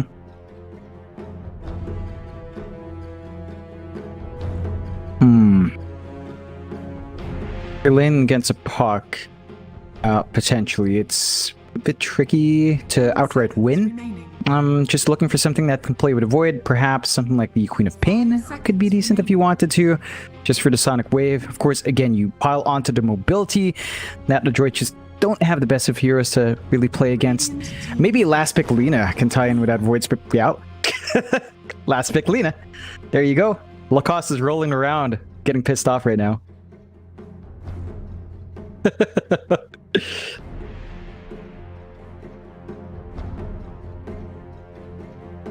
10 seconds remaining. 5 seconds remaining. Hmm.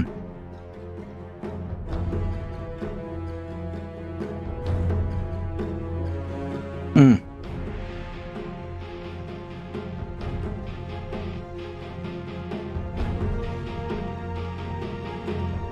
Hmm. Yeah.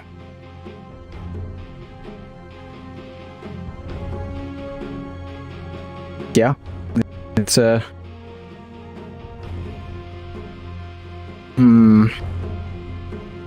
mean, you want to do something with the IO? CK is in the pool if a droid wanted to. But again, they haven't... the last time they drafted IO, it was with Slardar and Void Spirit. So it wasn't really an IO game as well. They go to... There you go. Beastmaster. Again, another strange draft from a droid. Just getting the IO, but not necessarily tying themselves to it. And Nico on the Beastmaster coming out here as well. Like, they don't have a traditional pause 1 here. What's Tino playing? The Mars pause 1 for Tino? Or is that... I don't know. It's... interesting again from a droid. They are shaking it up. Actually, is that should be the pause 1 Mars, right? Like surely. I don't know. Yeah, that's putting it kind. I think it has potential to run up and win, right? Like they've got this lockdown now from the Beastmaster. They can kind of play around with that. 5 seconds. 496 Gaming, even though it's a last pick Lina being played by Jokam, I think it's looking pretty nice. It can play outside with the Laguna coming through, and we'll just have to see what a droid does with this. Like Mars or Beastmaster coming in with the puck. They have some good team fight. We need to see the game plan with the Undying and the IO, and that's one thing we didn't point out as well. Like the Lina to deal with Undying Tombstone is pretty darn good. So as long as Jokam doesn't get caught in the arena spear first, should have a clear enough time to rip through the Undying Tombstone in the back. Nico would not want to expand the Roar onto Alina. He'd rather look at the Faceless Void or the Void Spirit. So it should be fairly safe for Jokam to avoid that spell at the least.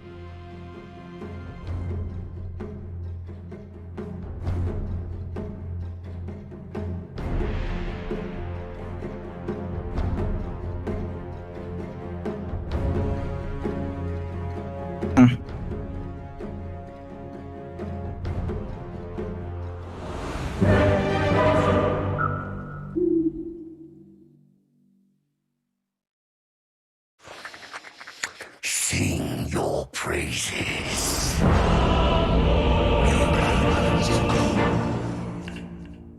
Burns, doesn't it? Are you ready to rumble? Are you ready to rumble?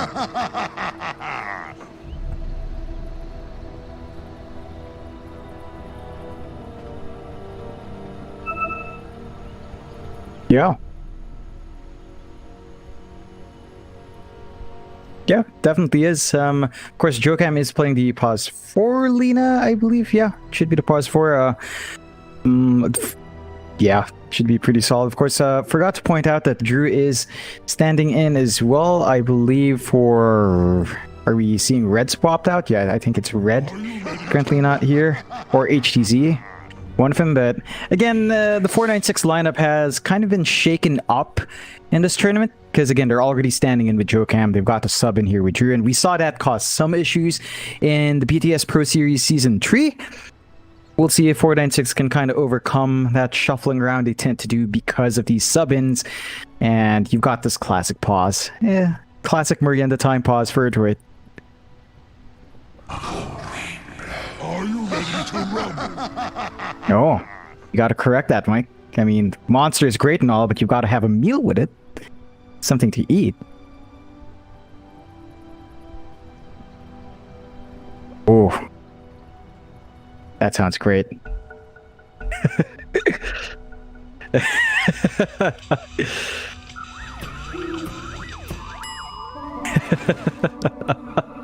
Yep.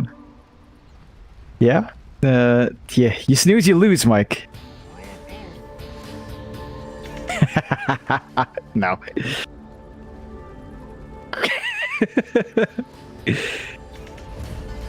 Ah.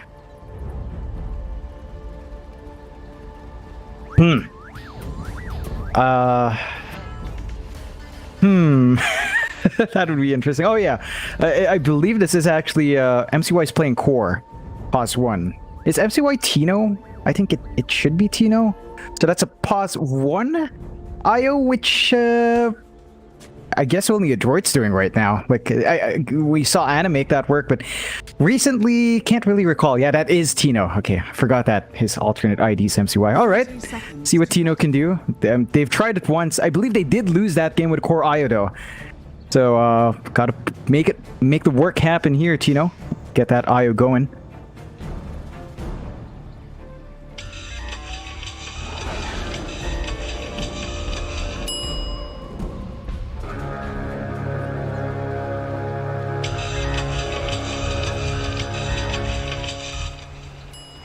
battle begins.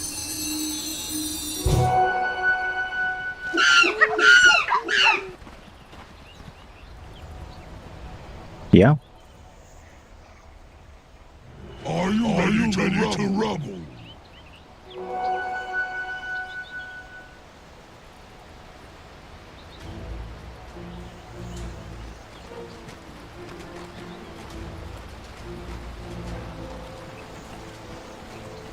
Definitely, and you know, a droid I think have set themselves up for some aggressive openings here. Like I'm looking up top, Nico and the Beastmaster, of course, with the Boris and Hawks, can keep some eyes out. Boomy did go for a very offensive build on his Pos 4 Puck. Right, it starts off with a Blightstone, so if you can get the damage onto Drew, just really lay it on. You have to remember that Puck's right click is pretty darn good, and they've left Drew alone as they're running a tri-lane bot.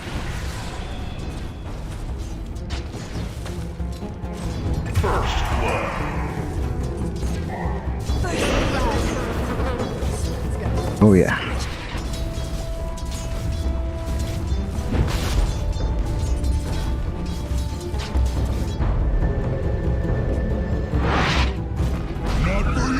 No, definitely not. And this is the one thing with an Undying support. Level 1 is just so... especially up against a range hero like Alina, so she's always spacing herself away from that BB, which means your decays are just not that effective. Of course, CML does go for Soul Rip next, so they have some form of burst heal, but it takes so many levels for the Undying to really come into its own here.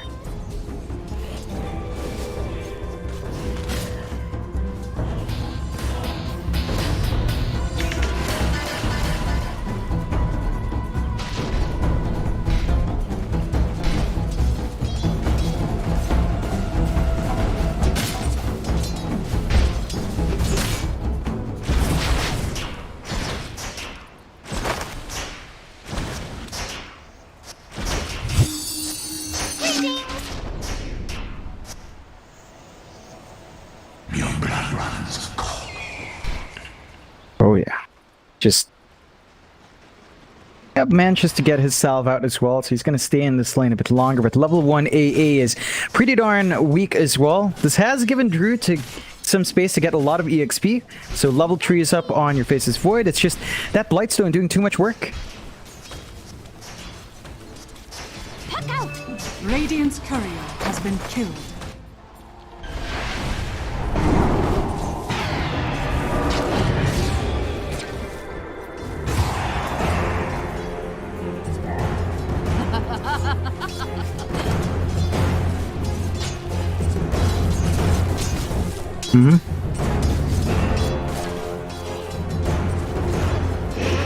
And it's just that CML can't do anything, and that's just, again, the weakness of the Undying. Even down mid, which we haven't talked about, like Mac is holding his own, finding the last hits, but Hung did snipe the courier. That had Mac's bottle, so he's not going to have a refill for a full minute, and that means he might miss out on the power rune trade. Hung should be able to toss his body up front, have his supports help him secure that for his own bottle.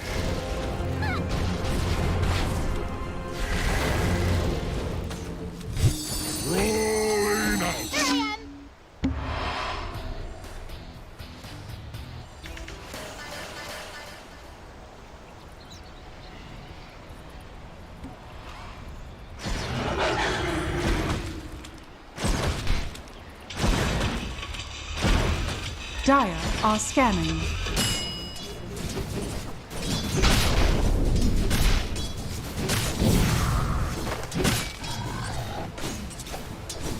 Nah, it's not too bad. Look, Drew's still having at least a better time than the core IO, right? Like 17-3, our IO's at 9-2. MCY is just getting the short end of the stick, so you're going to be happy regardless if you're 496, going 0-2, less than 1k lead. Looks like they are going to hit their spikes. What a droid need right now is levels. Like CML has level 3, but an Undying, I'd say, is really at its best at 4. Possibly even 5. Like those are just massive spikes for Undying. It's just not coming out fast enough. There's just no lane for CML to really play in.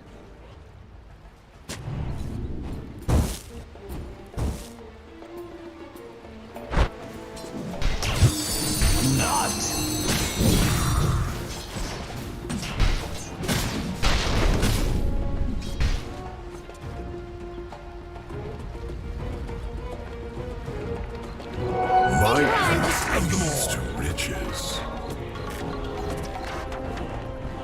Radiant's middle tower is under attack.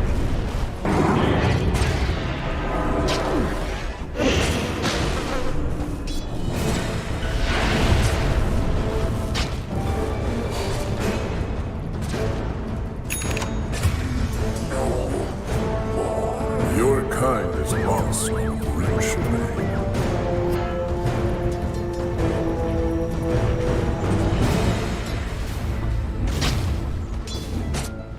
Yeah, they're just going to be satisfied. 0-3. No signs of aggression yet from a droid. MCY does get space out for his IO. Is rushing that Dominator build we tend to see come out. And with that, CML works his way top. So, tri-lane being formed up. Perhaps looking for some aggressive plays, but Hung is around to already spot that out.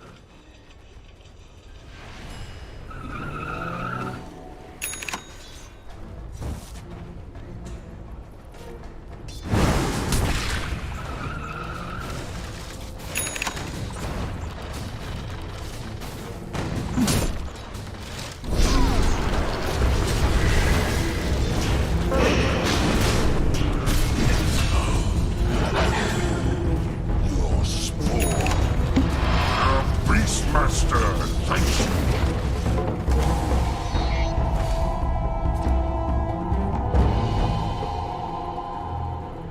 It's a very big rotation out to get that done, though. Like, dragging CML up does open up an opportunity to push, but Bombi just respawns in. Should be able to hold out unless they really want to play aggressive here. There's no mana, no level 6 yet on Nico, so the control is not as strong, and Drew is just about on the edge of reaching that level 6 mark. Radiant structures are fortified. Will not rise in my presence. Dire's top tower is under attack.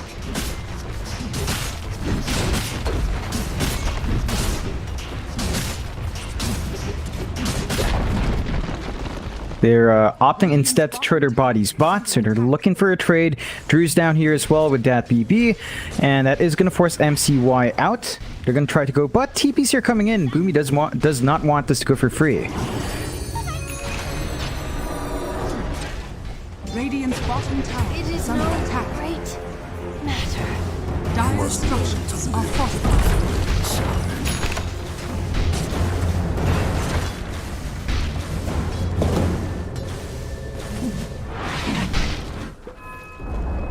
Radiant's bottom tower has fallen. Dire's middle tower is under attack.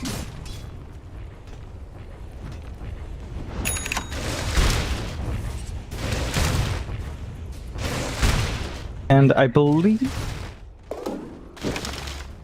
that's every single power rune coming out here for Hung as well. He's just had absolute rune control so far, getting a lot more value from his bottle compared to Mac. Now, Mac has been given free reign in the triangle, so there's been no contestation. They've been very secure there with 2 wards watching the entrance to the triangle. They just want their Mars to farm up like this, and you mentioned it, but this is leading to Mac getting that solid build-up. Expect his blink timing to really be what enables the droid to start playing around here, but even MCY has found his Dominator. Still finding kills though.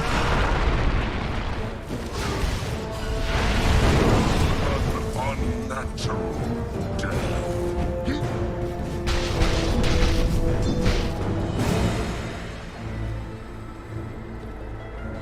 Radiant's bottom tower is under attack.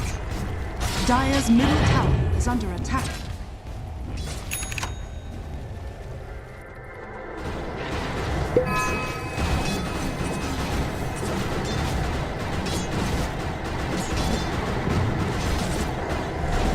Yeah, it's not quite there yet. Like, even the spirits are still level 3, so you're gonna need a little bit more if you want to get some damage out. But this is the point where MCY can just kind of sit in the jungle, get his farm up. He has been given a lot of space. 496 is not really hunted the IO, and that could be a mistake, although Hung.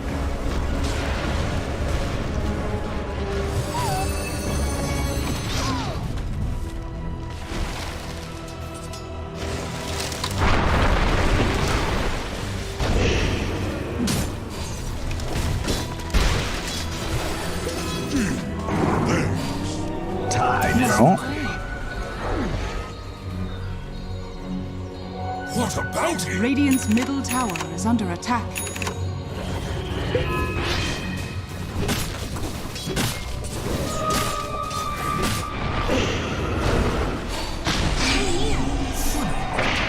Oh.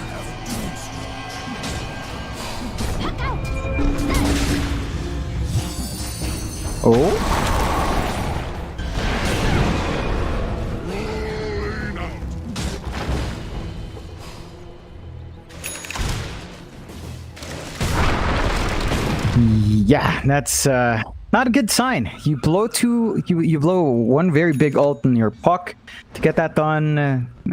Cooldown for Boomy though, but you're not finding those openings. A 2k lead coming out here for 496, 11 minutes in, 2-6. And the issue I have here for Adroit is that sure, you're finding farm NCY, right? It's an IO farming up.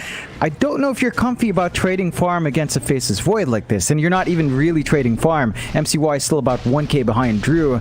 The only real person that's farming well is Mac. I don't know if that's worked well for Adroit. It doesn't feel like it is, as, you know, the scaling of the Faceless Void is a lot smoother, a lot easier to ramp up, and Chrono's always good.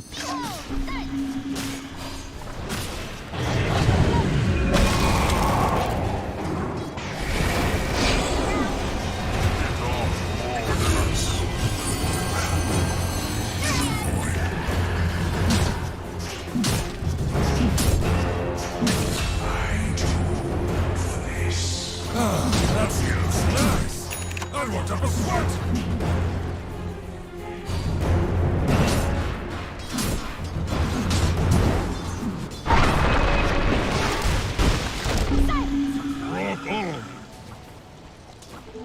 Illusion. Oh.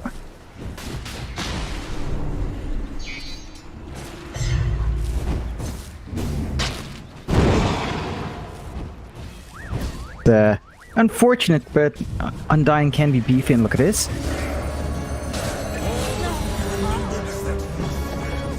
Creatures.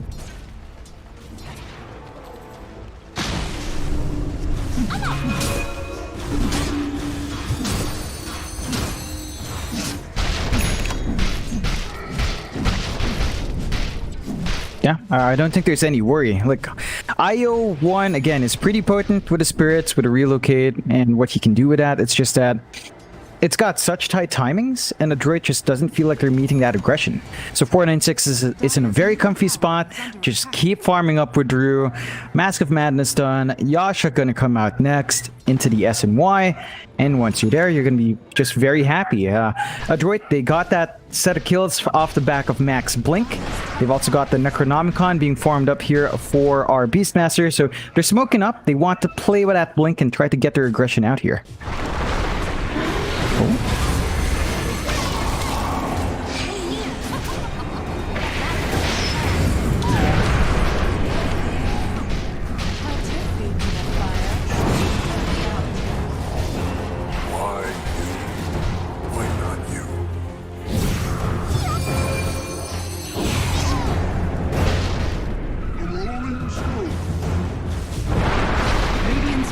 Oh. Is under attack. Radiant structures are fortified. Yeah, it's I want to say Drew's first or second chrono coming out here as well. Pays off. And that's one thing with the Undying, when you put that tombstone up, if it dies, you're bleeding gold away constantly, and that's something 496 loves, and they find another pickup too.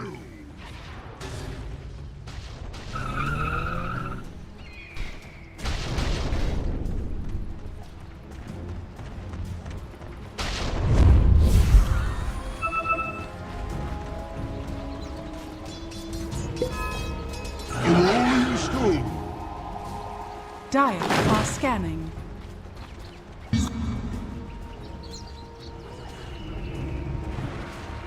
Dire's middle tower is under attack. Dire's structures are fortified.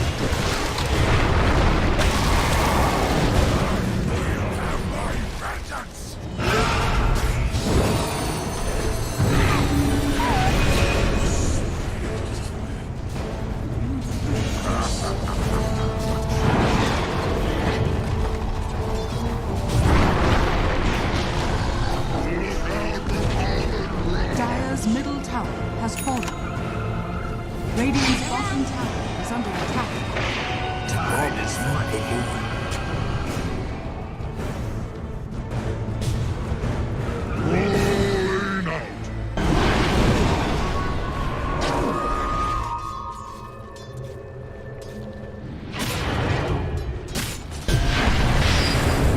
Oh.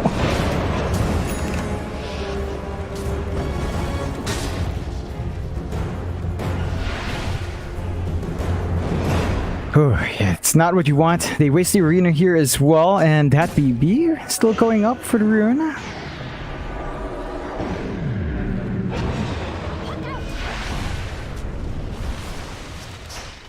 Droid, you know, we talked about the issues here. They don't have enough control. Like, you see the overextension of that BB, Undying can't punish it. See, dude, get the K stack? How scary. It's not something that BB cares about. Like, oh, boo-hoo, four strength. He's not going to die. Mac needs to land the spears, but that's such a long cooldown. Once he misses once, 14 seconds, that's like an eternity for Void Spirits. And look at Hung, he's just lining up again. Ooh.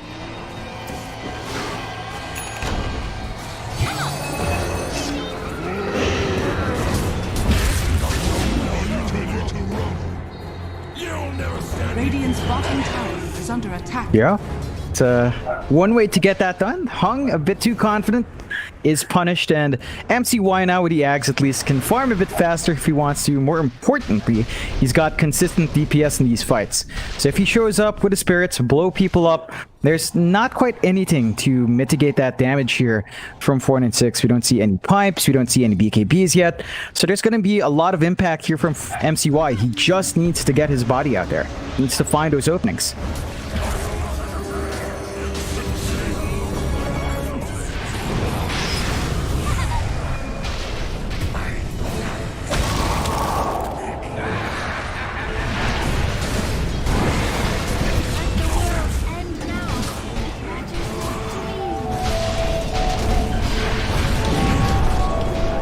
Oh.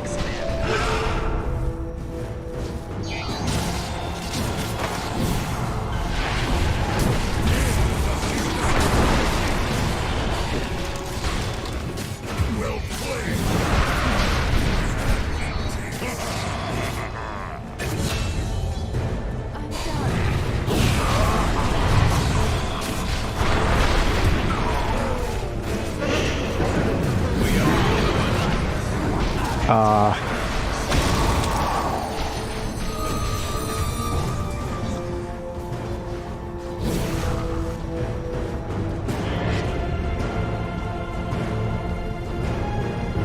I mean, I like what MCY is doing. He's trying to put his body out front. He's trying to play with the spirits. It's not as impactful as you'd hope for. And that trade, as you mentioned, way better for 496. It was 4 for 3 in the end, but 496 is just happy. Drew is just constantly winning out. MCY, even with the Ags, is still forced to farm with it anyway. So he's just playing in the jungle, you know, trying to build up still, trying to hit some level spikes. It's going to be a while until the Eye is really a force to be reckoned with. 496 though. Drew, saving up for the MKB, is looking set to have that good time, and they do find one at least. Good to kill an ancient one.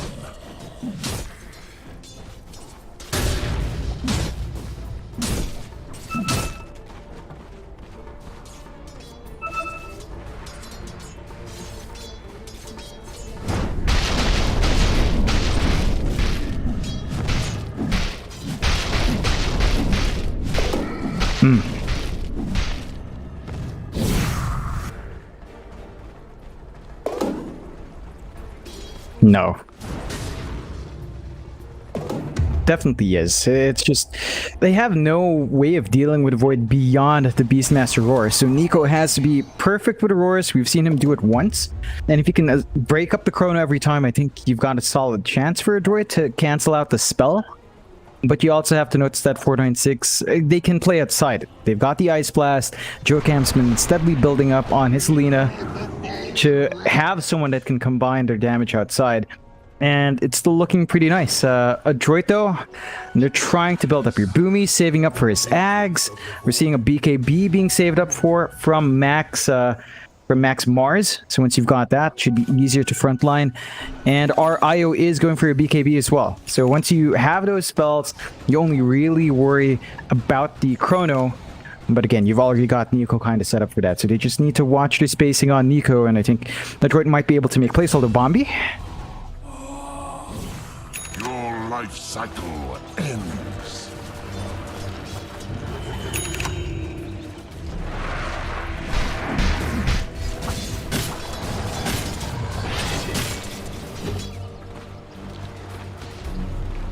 Yeah.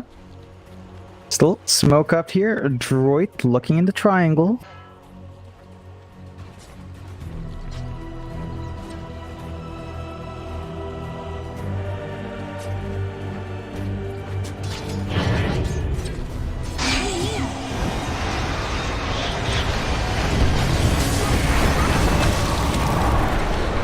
Oh.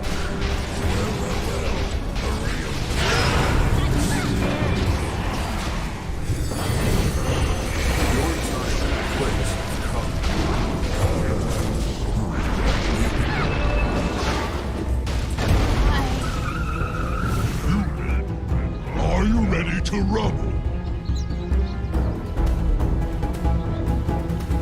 Radiant's middle tower is under attack.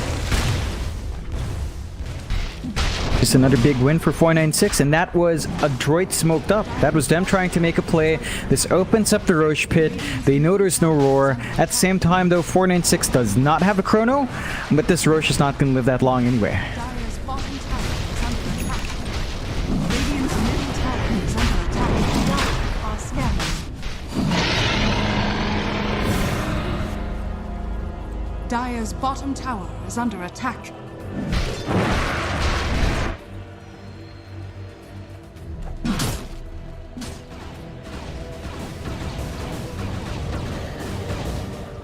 Yeah.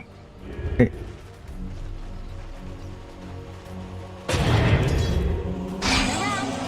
Oh.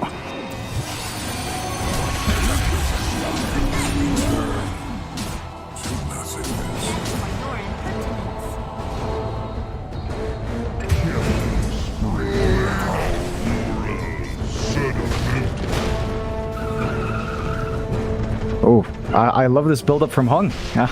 Going for the Daedalus right-click build on the Tiny. Just perhaps looking for the Yags to play with a Chrono. I think that's going to have a lot of potential for Hung if he can get the farm out. And again, it's been a slower game for a droid, so it is. You're probably going to have the time to farm that up on the Tiny. And it's always a pleasure to watch the tree volley plays with the crits. A droid... you man, I don't know what else to say, man. Like, they're still having issues. Boomy up top...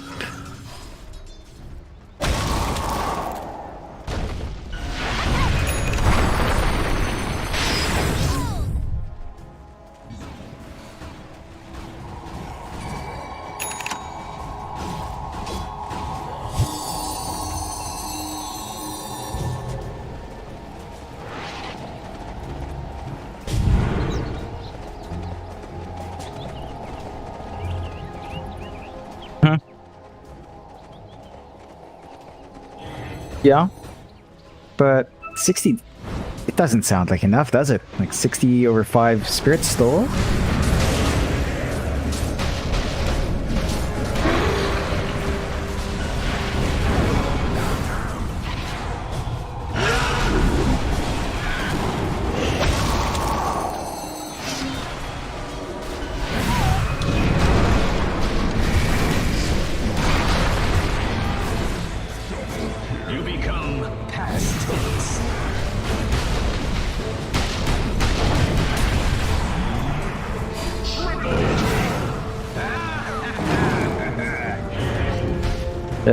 It's getting messy here for a droid.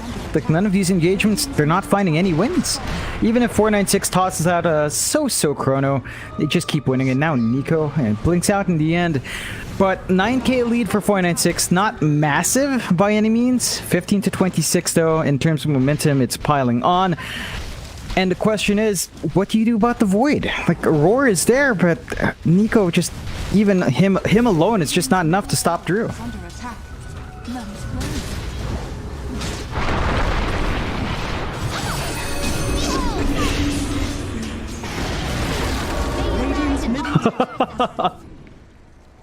Oh.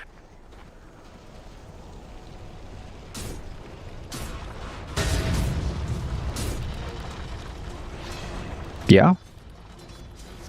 Pretty much. And Adroit, they're down a mid tier 2. Tier 2 still stands. They have their entire top lane to play with, so their triangle is slightly defended. Although without the mid tier 2, it's a bit harder. They're not in a very clean spot yet. There's that Daedalus up on Hung. So he's going to be bursting people down with a right-click Tiny, going for the BKB first. So a cautious build-up. No Ags rush here for Hung, but as long as he gets the damage out, I suppose it doesn't matter. For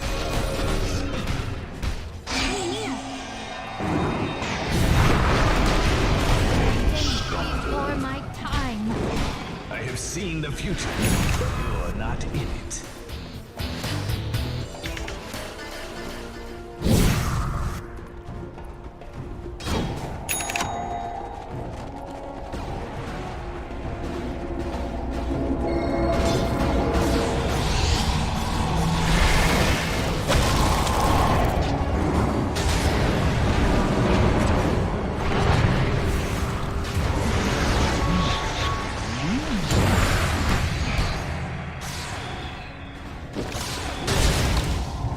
Ooh.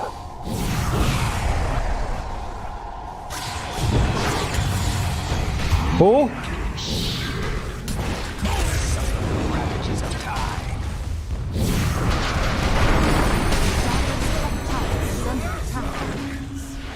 Even a god is nothing. Oh boy. No, it just doesn't help. It's just not enough to cover the weaknesses. And 496, you know, the Aegis did expire, but they found the kills they want. 15k lead here, 16 to 30. 496 just taking absolute control, looking at the high ground mid. Bit of a split push top, but Jocamp's around to answer it. They do have Chrono. They've got all the tools available. 496 can look to just hammer in a big objective if they wanted to.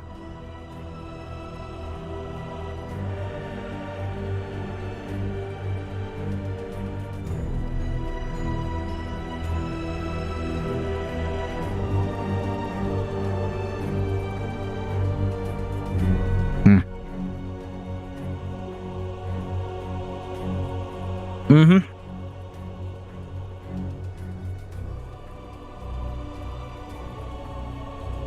Yep.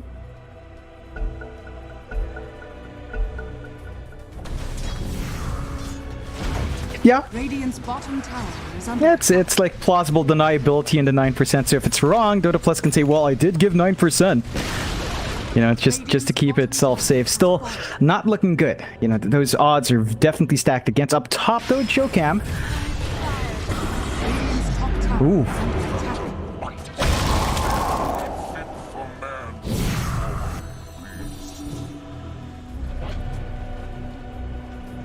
Yeah, it's... Ooh. Woo.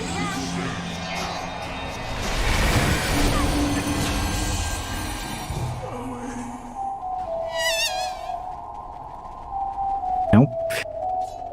I mean, it's AA. Radiant's top tower has fallen. No. I don't know.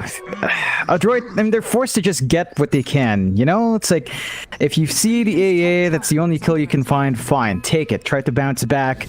They've got issues down the line, though. The Satanic is up for Drew, so the disassembly play is already running there. He's got all the sustained world. They're farming up those tier 3 items here as well. You know, even the BKB for that BB is super close, and... Ooh.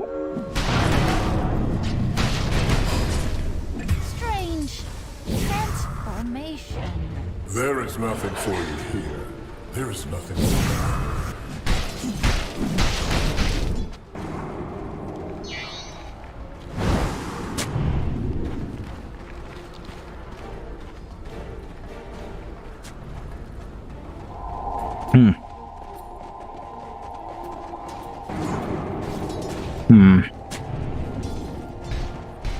Yeah, that... Cool.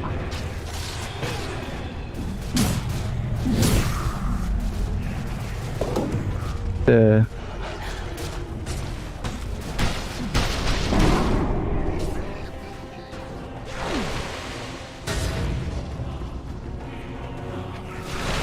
mean, that's a massive cooldown expended by CML, and that's the one thing that Undying has for him now. It's just Tombstone, so not gonna have that for a while. Gonna push Adroit back a bit and have to be cautious in the next fight. As 496, again, they've got control in this entire jungle. The best play here is what MCY is doing. He's just sniping away bounties while they can, and that's it. That's all they can really hope for.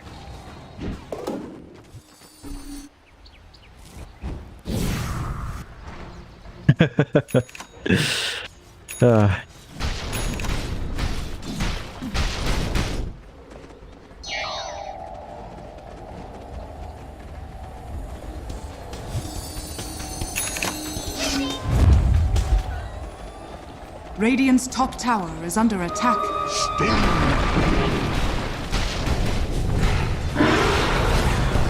Oh.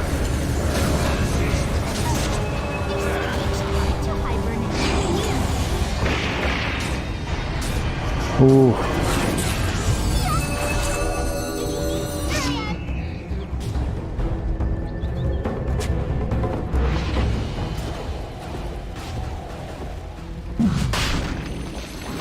Yeah, it's a massive win for them. No buybacks in 496, so this Roche might just go the way of a droid if they take it fast enough. The damage isn't flowing as much as you'd expect, though, and that could give Hung an opportunity to sneak in if he wants to.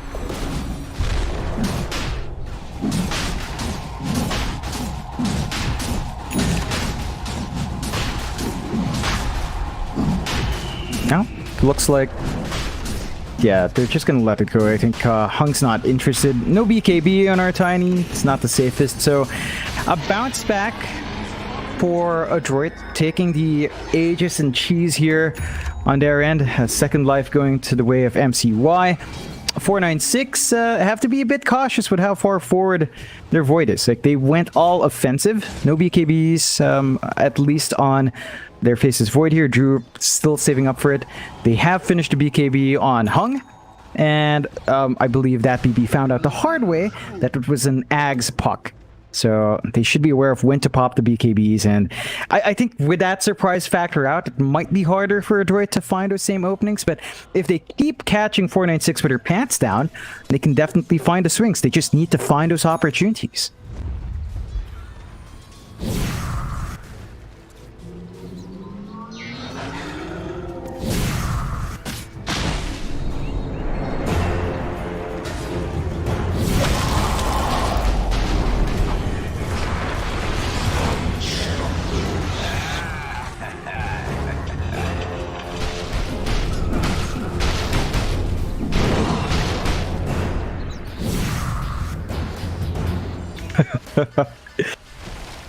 Whew.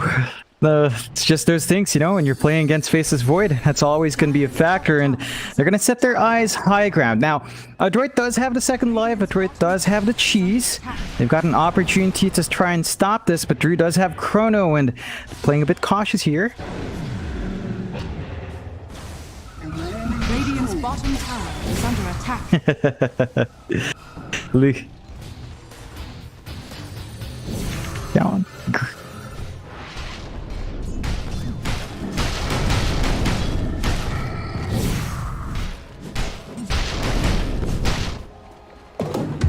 Yeah.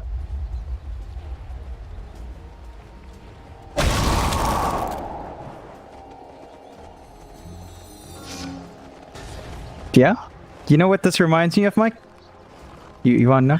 You were talking about it a lot. Reminds me of European Dota. Radiant's bottom tower is under attack. Oh.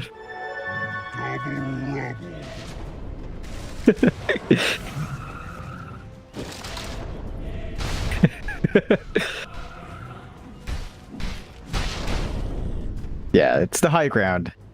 It's the high ground specific.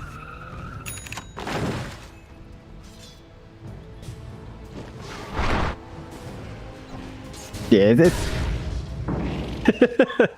I think it's more of the fact that we're so used to C, right? Like Pro Series Season 3, we knew the pacing. It was just in a snap. You lose a fight, you lose objectives. It's just very focused. And 496 right now, I mean, they're playing smart. They're playing safe. Maybe a bit too safe for what we're used to. Especially, 496 was one of the faster teams. This is just a bit surprising that they're toning it down by a whole bunch here. Dire are scanning.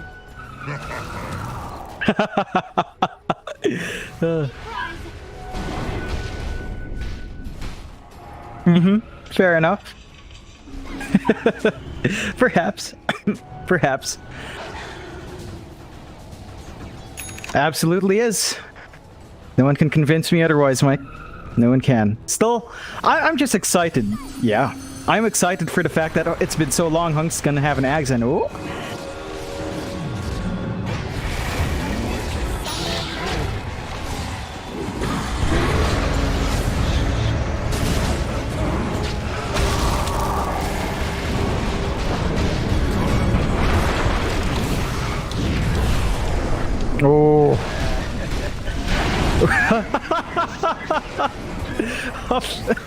Oh. Up in the air.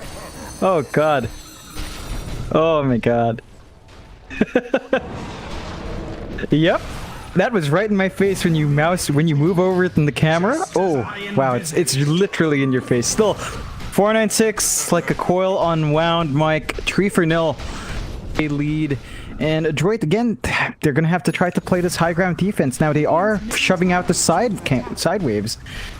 But there's an Ags and Hung. Guess what time it is?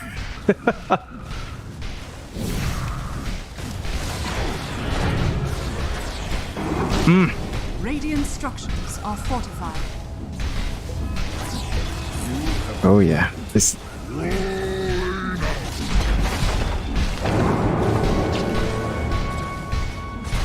Radiant's middle tower is under attack. This is a rough spot now for Adroit as well. The Aegis expires on MCY, so you don't have a safety net. They take the tier 3 and 496 without the chrono, pull back. Again, being cautious. The respawns are fairly short for Adroit. They don't want to tempt fate here and don't want to give too much out.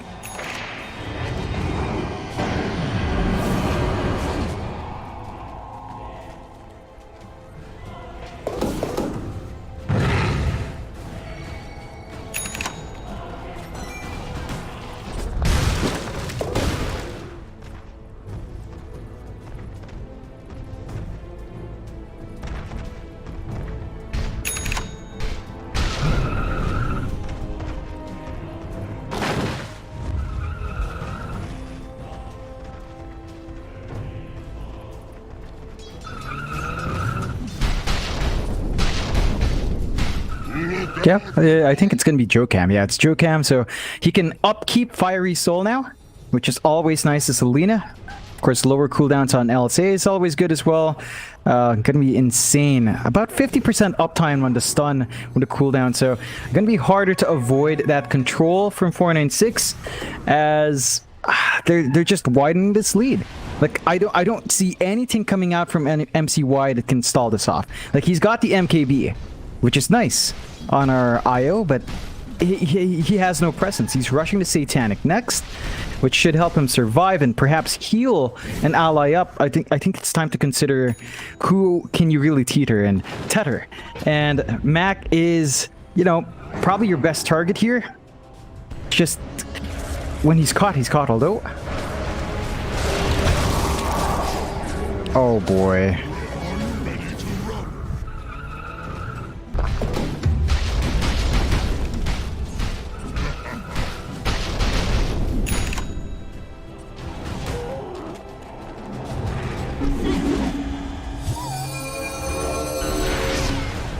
Radiant's top tower is under attack. Radiant's top tower. Yeah, I suppose. It's just tricky though. The objectives melt one by one, and they're trying to clump up for a tier 1 bottom. And that's still looking healthy. They're going to be forced to respond soon as Drew still has Chrono. He's just going to be able to rip right through here, and they need a response to come out somehow. Radiant's top tower is Not you that stole me.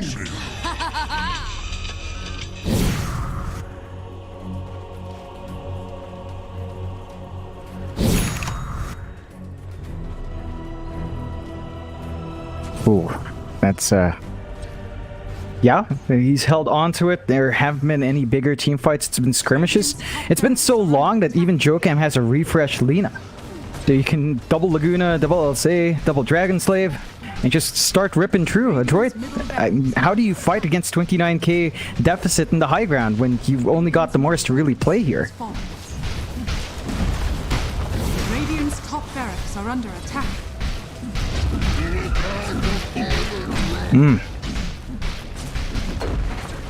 Radiant's top barracks has fallen. Radiant's top barracks are under attack.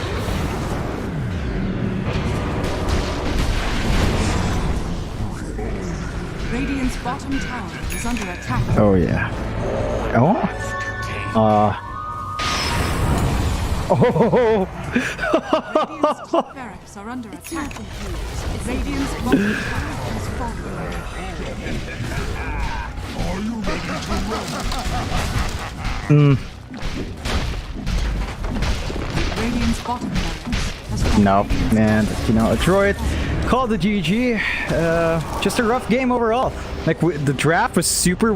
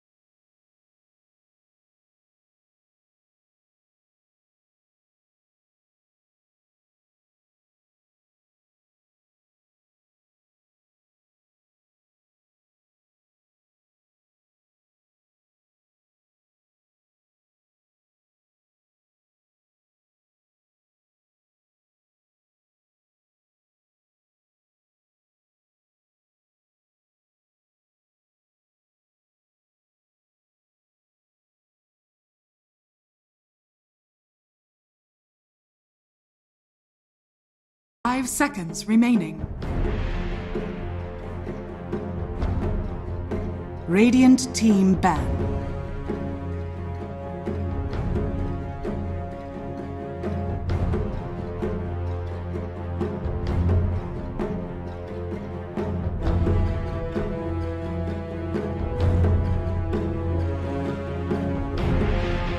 Seconds remaining. 5 seconds remaining.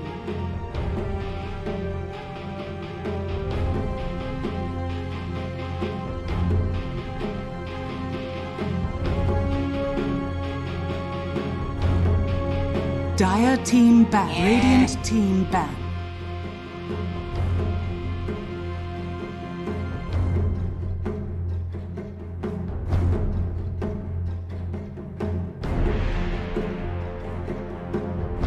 Dire team ban.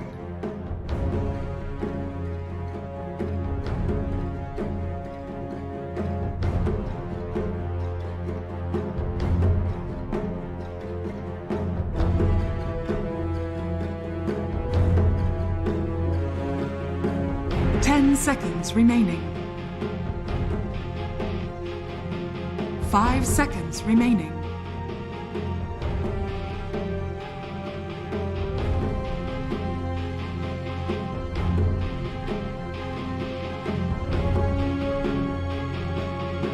Radiant team pick.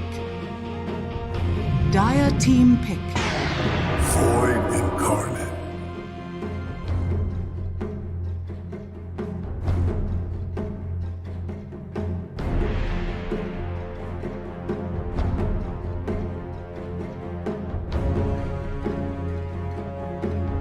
Seconds remaining. Yeah. 5 seconds. It's been enjoyable there. People have been enjoying the music and enjoying the games. Of course, this is the Monster Energy Dota Summit 13. Again, very, very tongue twister if you try to rush it, but of course our main sponsor is Monster Energy. Great drinks, really glad to have them around again. Give a try on all their flavors. My personal favorite is still the Chaos Corn flavor, which I guess is a Warhammer reference. Pretty neat. It's like an orangey kind of mix. It's kind of like a punchy taste. Pretty nice. It's no punchline. Punch. What is it, Mike? Punch. I got you. Pipeline punch. There you go. Got you. Team.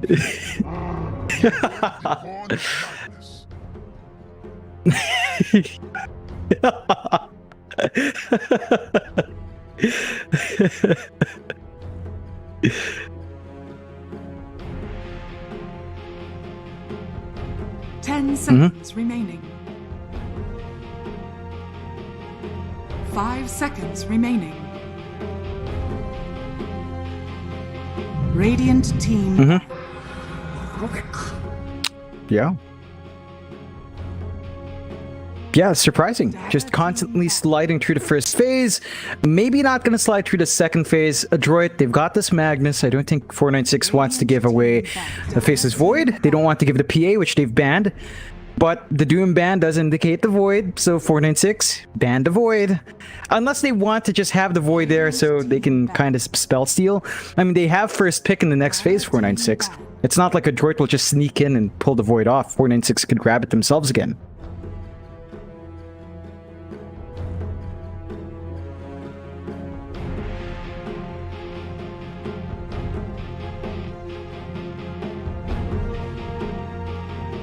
Seconds remaining. 5 seconds remaining.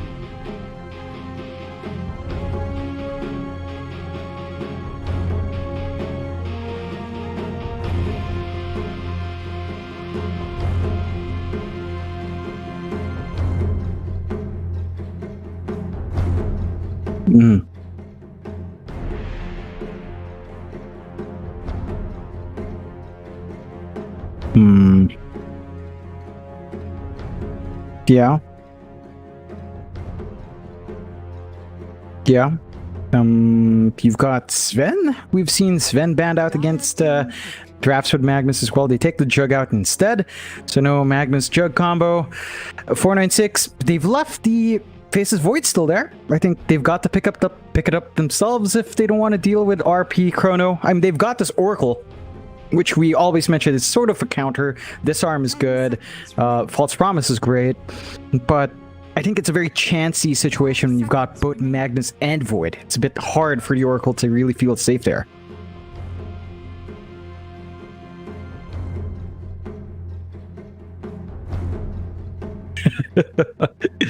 Yeah? Yeah?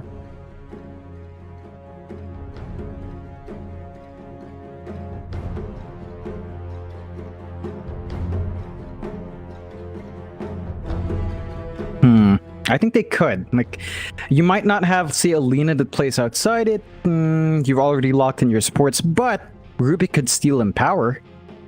Fairly easy spell to steal from Magnus for the most part. Once you have that, your Faces Void is pretty much aces. If 496 wanted to still. They've dug deep into reserve. It's the Legion Commander first. I guess with the Oracle, guaranteed not to lose your duels at the least.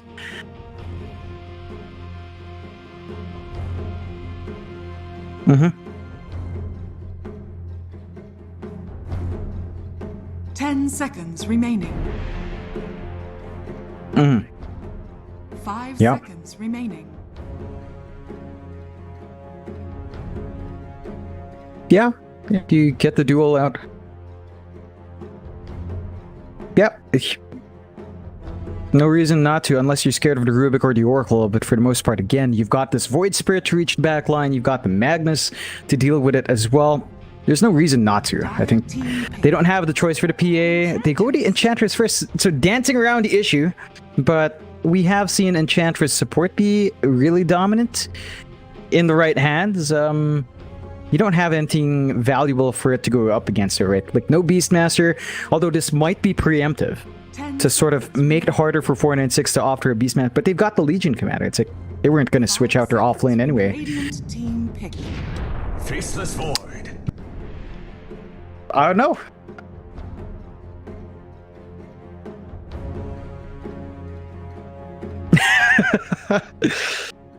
I don't know.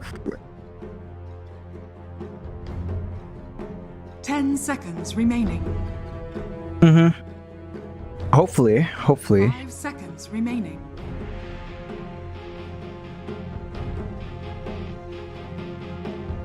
Well, for one, you don't have a way of drafting an Avenge here, unless you've got Void Spirit and Magnus as cores already, so you're going to draft your next two supports. I'm just so curious why the Enchantress took priority.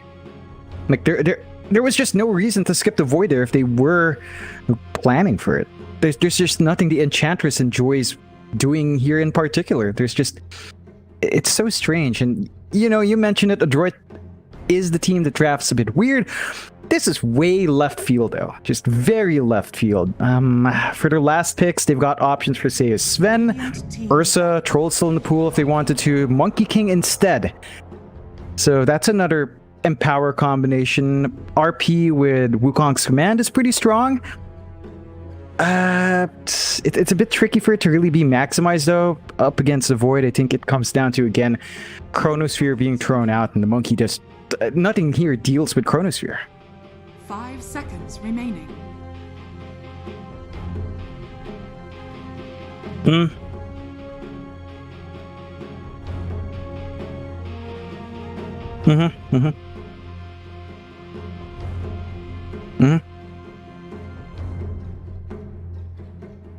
It's... Dire team ban.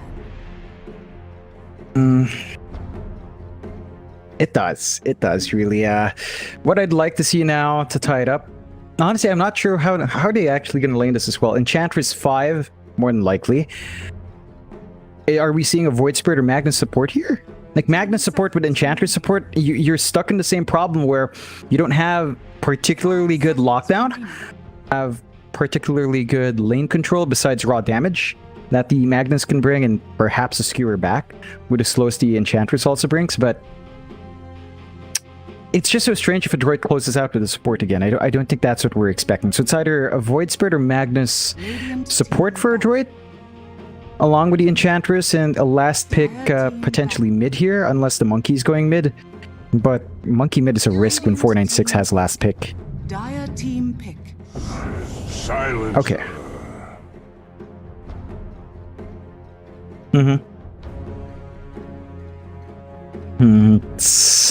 Global Silence is a great spell. Lineup though, I think you're just very vulnerable to say BKB timings. A droid has to be playing on the offensive. They've got some issues of cooldowns here though, Mike. RP, Global Silence, and Wukong's command, they have to play around those. Just absolutely perfect execution around that. And 496, the Lina again, the Lina Void, more than likely the core Lina now though. So I believe Jokam Rubik, which is also a real treat to watch, unless it's a core Rubik, which is also not. So Hung, Lina, Jokam Rubik, that, it's been so long since I've seen that. It's just going to be a joy to watch that one, at least.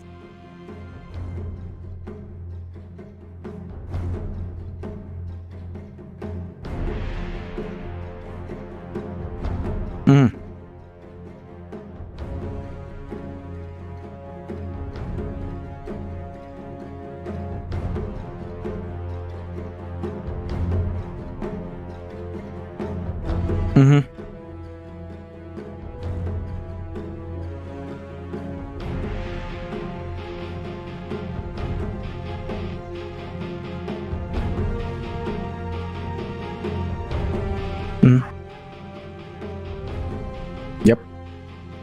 Yep.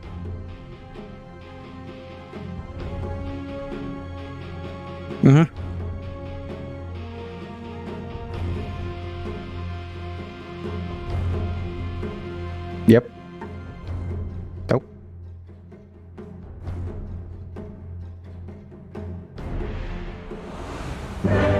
No. And I think that's really the real strength here for 496. Now, it does feel like, you know, I have to give this props for a droid. This is the Boomy Mag, and we've seen a droid kind of pull that off, right? Like they've run the spots for Mag to great effect. The issue is timing. When we see Boomy Mag, we know that Boomy waits for Blink. Blink Arcane Boots is what he usually goes for, and then the eventual core build-up on the Magnus. So that's a bit of a slower time. I think if a droid can stall the game out, they've got solid chances of getting this draft to work. But 496, every single hero beyond Drew is just likely looking for those fights. Like, we've seen them do this before with their Faces Void.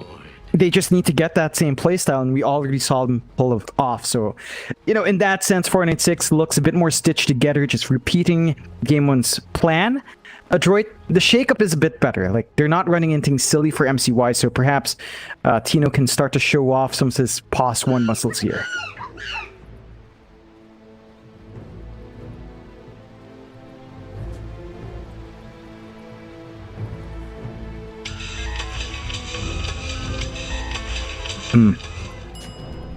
It definitely was. 30 seconds to battle. I saw that.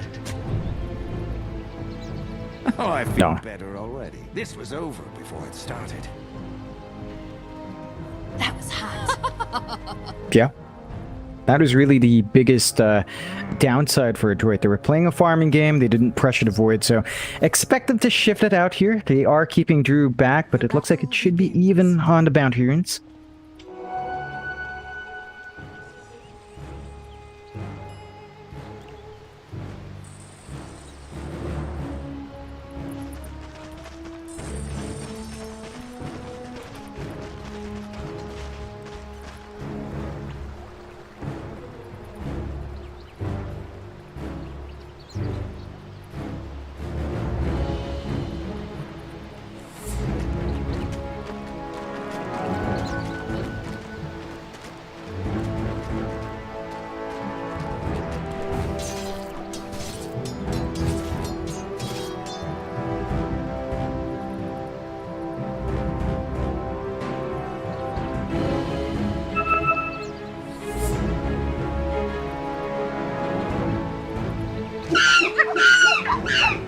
Yeah. just a smart play. He is alone as well in the monkey, so you can't afford to overextend too much. And he's going to have to watch himself. Up top, though, they are making moves onto Drew. But the Faceless Void is just going to be fine trading hits. Is going to hold out in the Time Walk. And CML is just going to get chopped away a bit.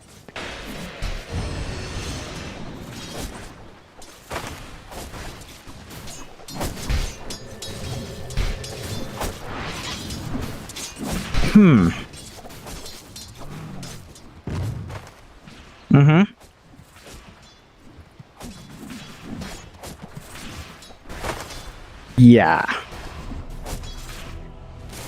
I think in this case for Detroit, the reasoning is Nico's going to get early levels, but Boomy's going to take over farm priority, which is sensible enough considering how Boomy likes to play as Magnus.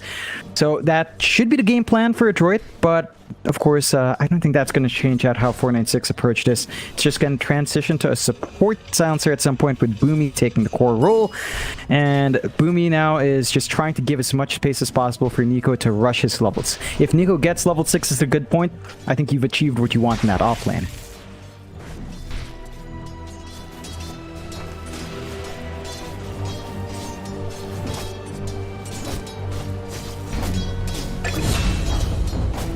Ooh.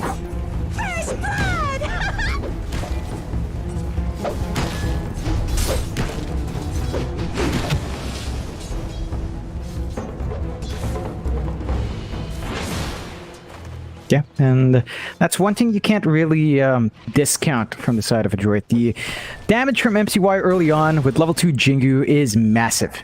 And again, you don't have the best range. Jokam has to be careful with how far forward he is because Monkey King is a melee hero, quote unquote. Very, very balanced hero to have against in the lane.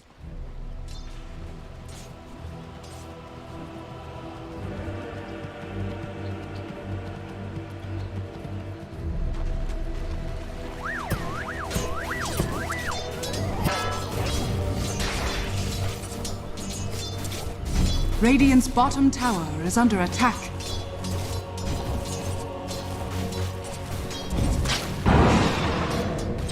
Yeah, it's... Tranquilly.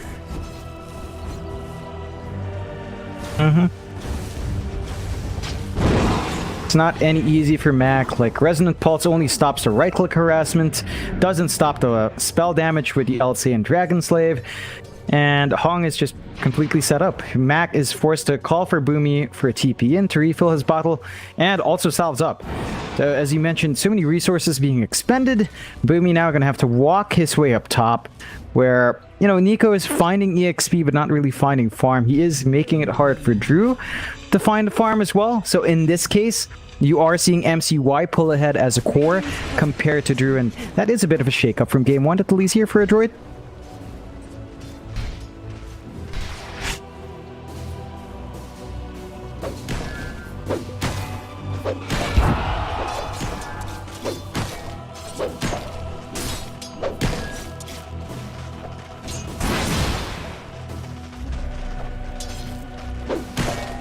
Where are you going?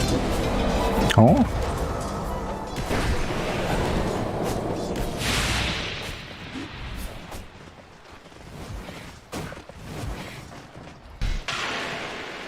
Yeah, it's just interrupted. It almost did line up for that BB, but he's just going to go home. Might be a bit more painful getting the long walk home and then the TP back, as that wastes more time. But that is space for Jokam to soak some EXP. So MCY gets some free farm, which is definitely what you want. You do not want to bleed up top, though. If you keep bleeding these kills to Drew, we saw what happened in game 1. The Void with a good start is also just really hard to manage.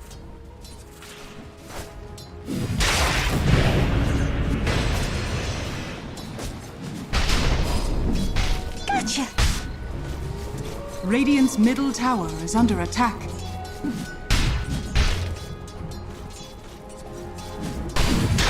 Coin for me.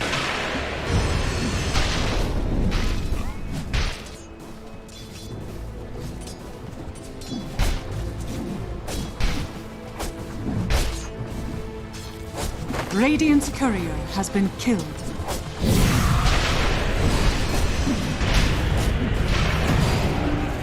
Ooh. No more from Don't run off. Oh, My debt to life is paid.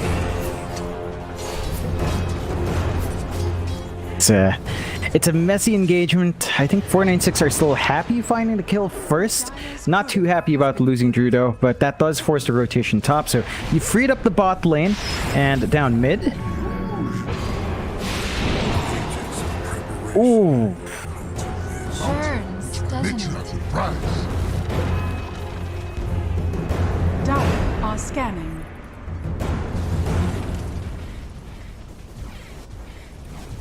It's not a worthwhile trade, his life for the courier. You're gonna offset Hung's ferrying of items out, but Hung doesn't need anything. It's just something you don't want to see, although they are keeping the pressure top. I think this is where the Void Spirit needs to play next. Just try to find the side lanes, try to find these kills in order to play catch-up, but it looks like for now, Mac might just want to wait for his level 7.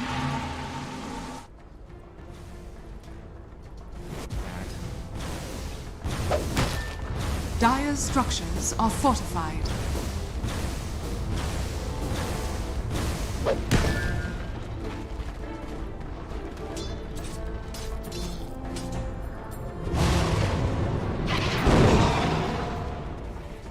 So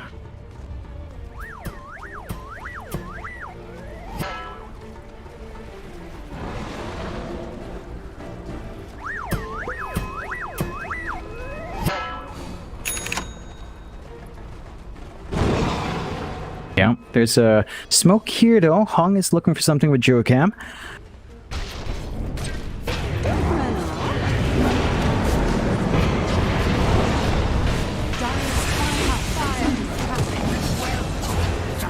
Radiant structures are fortified. Dire's middle tower is under attack.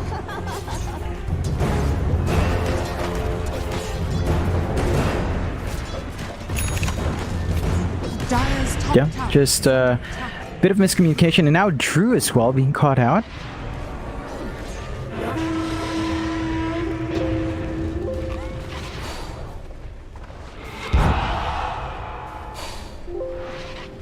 Where are you going?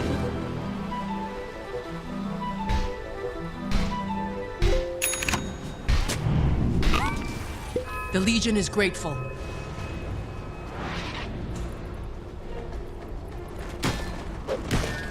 Yeah, they're building up now, 5-3, 2k lead on a droid side. Their aggression is starting to pay off. They've got these massive stacks, Witty and Power on MCY, so you can start clearing them out and get that early farm up. 496, not quite finding the best openings, right? Like, they're not really farmed up on Drew. He's still saving up for the Mask of Madness, severely behind, and CML just didn't work.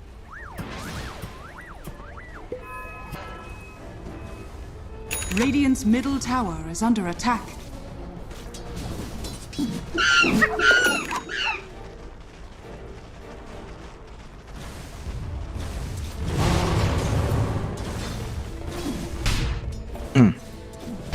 Yeah.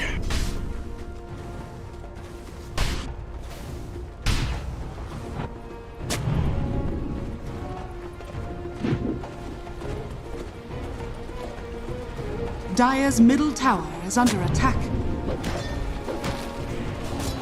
Yeah, and you're not in a position to fight if you're 496. Like, Bombi just TP's out, so they might look for the tier 1 tower trades. They are dragging the numbers down bot, but Boomy's already there to defend, so they're gonna have to try to go for that kill first before they can take the objective here. Dire's top tower has fallen.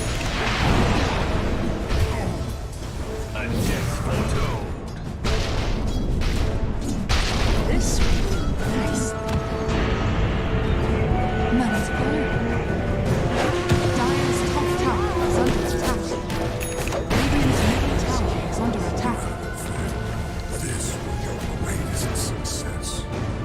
Yeah, it's it's a weird trickling down here for 496, just not in the positions you'd expect him to be, and Adroit's just in a very good spot to abuse that. We talked about MCY not needing farm. He's at the level where, you know, you've got max level Boundless, level 2 Jingu, level 2 Tree Dance. He can really just work around a map, get damage off with the Empower. They're going for the mid tier 1. There's no defense. 496, they're just forced to watch it.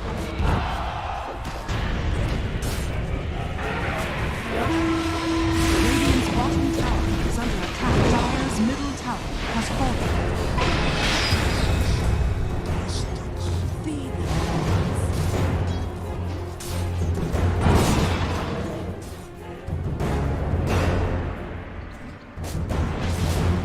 Oh, definitely. Like, it's lining up here. They've got 2 tier 1s already. There's no progress on 496 in taking these towers. The blink for that BB is a long way off, and they're going to need that on the LC to rip through the back line, as we were expecting, like, dual wins coming through to hold the back. It's just not there yet. And Adroit, for their part, they've been maximizing this Boomy mag. Like, it's been working out quite well. You've got level 6 up on Nico, so he is going to transition into the support role, whereas Boomy is going to take priority now for farm into his blink. And it's just ramping up the greed from Adroit. Their greedier draft, at the least, isn't really punished, and their aggression has paid off. They've got control in their triangle. They've got the wards to watch the Dire jungle as well. There's no safe spot here for 496.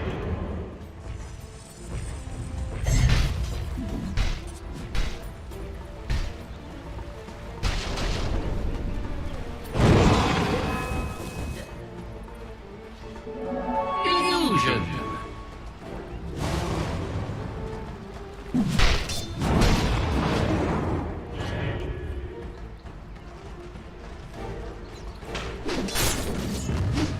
Yeah.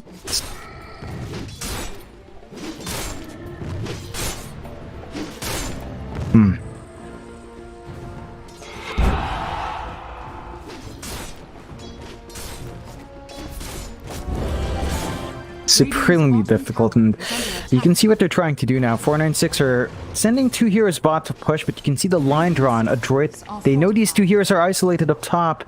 Try to go for something here. Are scanning.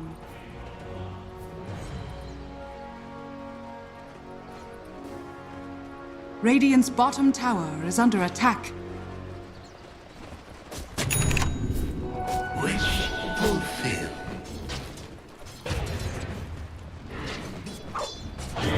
Radiant's bottom tower is under attack.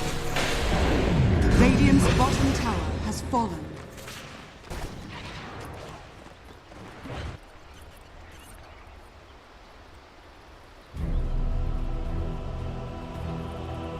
Yeah, just the typical issues. Thought it was Savior. Anyway, 496, you mentioned it, but you're still seeing decent upkeep here from Drew. 5.5, just about 300 off the mark from MCY, and Hong is actually maintaining the lead. So it's a 2k lead for Adroit, but it's not like 496 is too far behind. I still think Adroit is up because of the objectives they have. Like, they found a tier 1 bot now, 496, but they can't really make moves for the tier 1 mid.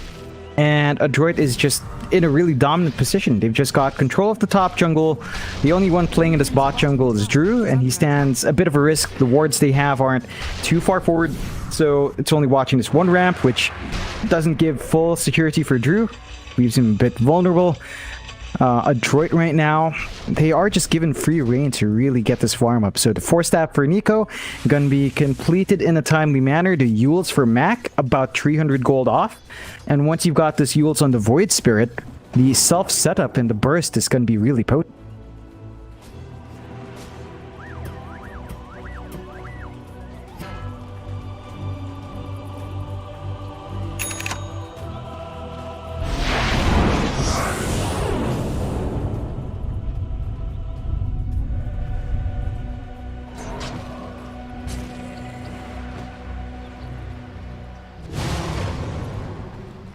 Yeah, it's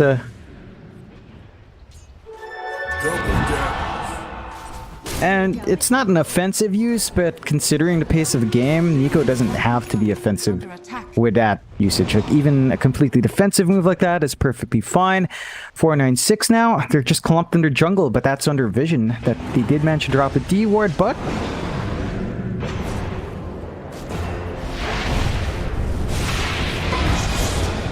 oh!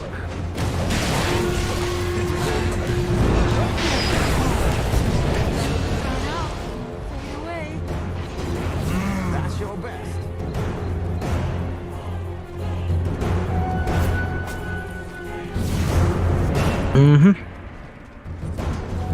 Yeah, it's just this draft working out. The shift from Nico from core to support, you know, giving Boomy the space to farm, and we've seen teams make this mistake against Detroit so many times. But if you let Boomy farm on his playmaker hero, the Magnus, the Shaker, the Enigma, he just surprises you. And 496 now, still 2k behind, still not a massive amount, but you know a droid smells blood in the water now. These sharks are ready to hunt, and Boomy is leading the way for them.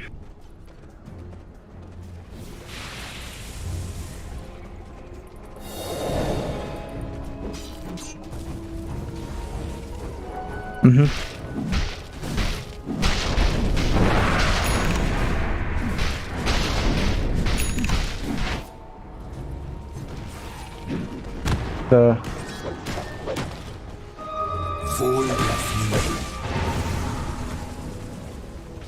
Radiant's middle tower is under attack. Yep. It's still way too close for comfort considering Drew's farming. And you've got this blink up now on that BB, and you have the Yields on Hung. So they've got their own self setup. They've got this blink duel with a root damage coming in, with a false promise to save that BB. There's a lot of potential here to start building up. We need to see this burst in play. We need to see that BB throw his body out, have Hung to back up with the Laguna, and find some dual wins, and just kind of rinse and repeat while stalling out for your Void. If you can get that done, it forces a Droid in a very awkward situation where they're not going to be too comfy, but they are smoked up. They've got the global silence up at the least, and they're going to have RP in about 8 seconds. Missing middle.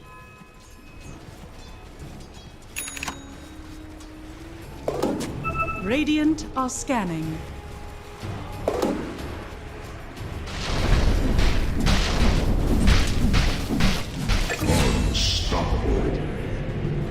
It's neither fair nor foul.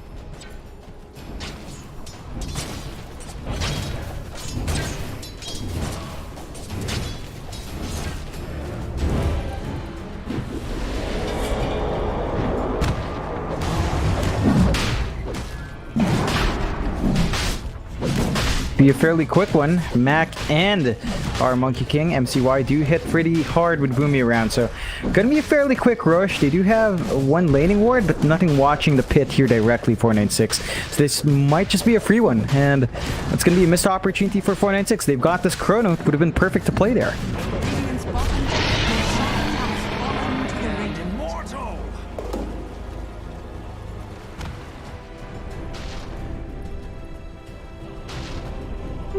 Invisibility.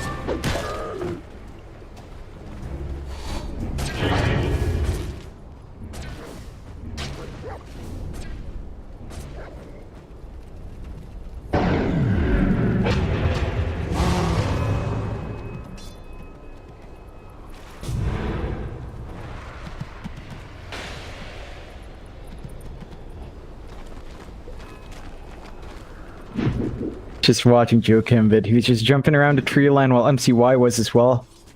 Just kind of rolling around the jungle, not finding anything, but hey, the stall out is still coming into play, right? Like, Drew has the SNY, so we're reaching the same points with the Void. Still number 2 in net worth. So again, it's not too bad here for 496. They're still maintaining farm parity. The only person that's causing this gap is really that BB. That BB's farm is the disparity in 3k. You know, it's way far behind. We need to find a way to correct that. But for now, a droid with the Aegis up, trying to go for a tier 2 top. 496 shoving in the bot wave, but doesn't look like they're in position to defend top just yet.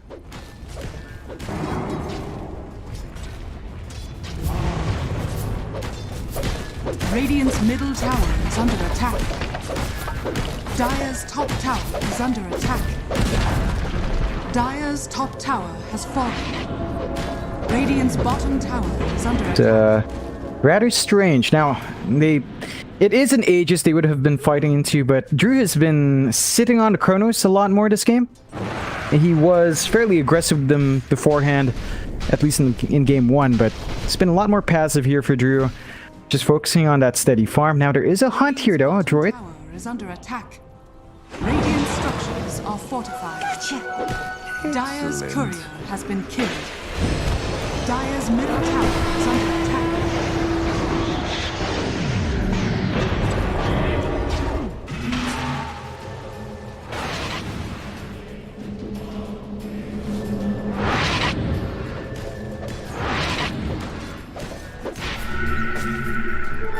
Two-faced.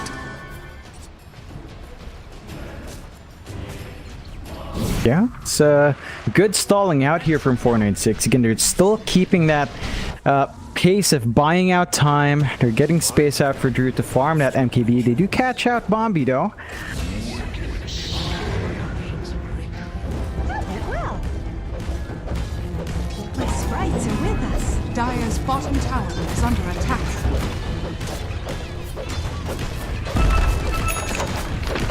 Yeah, it's I know. 496 again, just kind of sitting back, kind of chilling out, waiting to be bigger. It is a bit of a mistake. Like they've only got 2 outer towers left, and a droid again with the Aegis, not feeling scared at all. They're also allowing Mac to build up into his Ags, 300 gold away from our Void Spirit Ags to be done.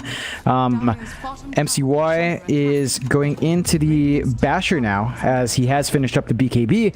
So now your Monkey King doesn't really care for the Lina, not going to be worried about the disarm on that Oracle, and MCY should be able to get control unless he gets caught in Chrono, where you might have enough damage, but you also might not, as again, a droid just free reign to take this bot tier 2.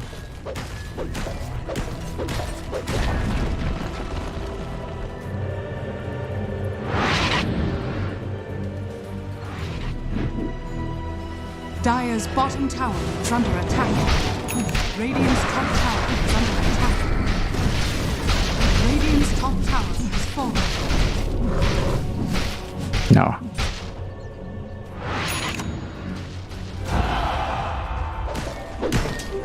Invisibility.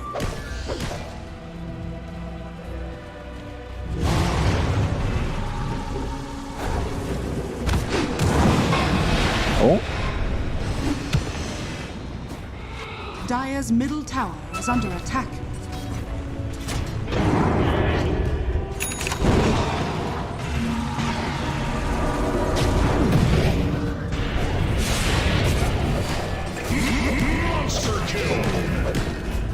Thanks for trying. Dire's middle tower is under attack.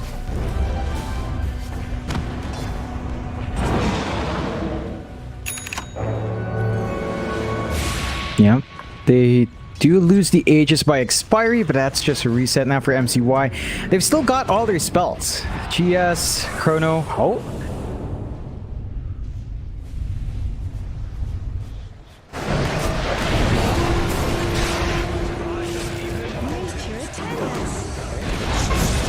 Dire's middle tower Oh. has fallen.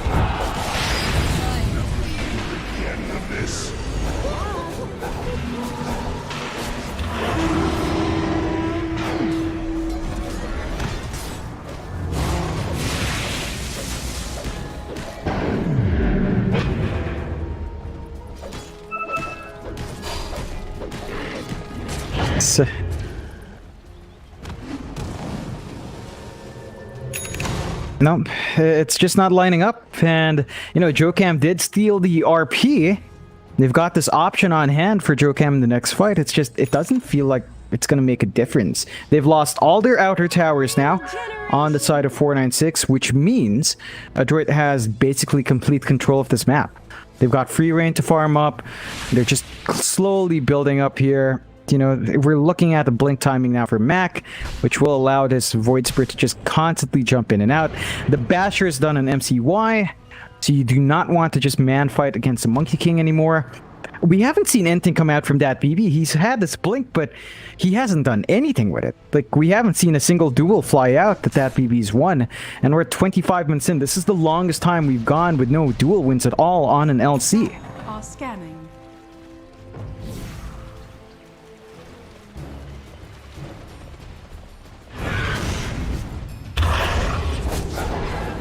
Where are you going? Radiant are scanning. Dire's courier has been killed. Bounty.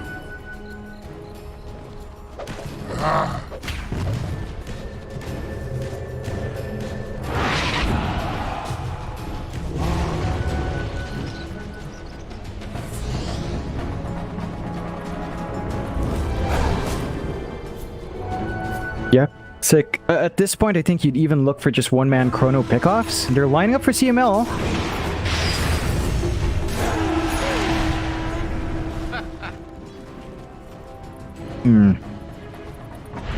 Although top.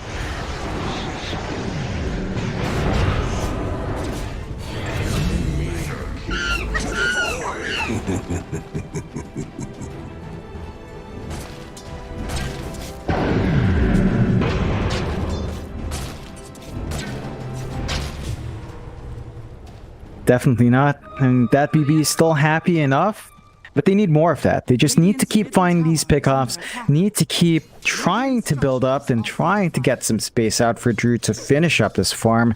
Still saving up for that MKB here on Faces Void, but a droid, they're just nipping at the heels now. You know, they're shoving in all the waves, trying to make it hard. And Joe Cam?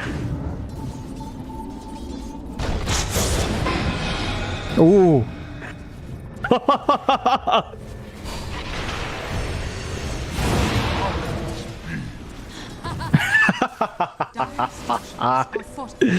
Oh man, Joe Cam.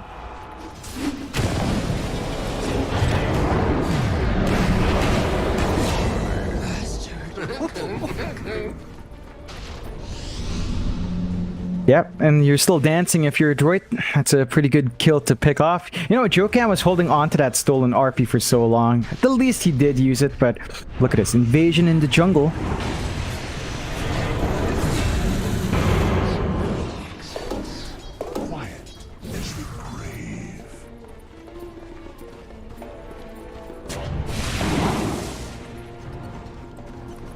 Yeah, and it's not like it's a particularly fast game as well. 18-8. It's been about a kill per minute, although a lot of those were clumped up. 10k lead now for a droid. You know, take a look at Dota Plus, Mike. 83% for a droid now.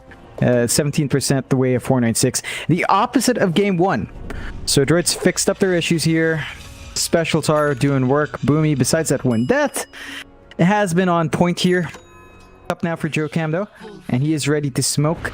He's also got Guardian Readers. Our Rubik is fairly farmed up. There's also an Ags out now on Hung, so pure damage coming through with the Laguna and piercing through those BKBs at the least, maybe getting a bit more damage out. And the wild card here is still Drew, right? Like, he's been stuck in this build up towards the MKB. We need to see that item finished up, and we need to see 496. As they stall the game out, I think that's a good choice as the Faces Void. Again, Chronosphere late is amazing. At the same time, you're not narrowing down this lead. There's just been no progress in working the map, no progress in closing the gap, and that's just a worrying sign.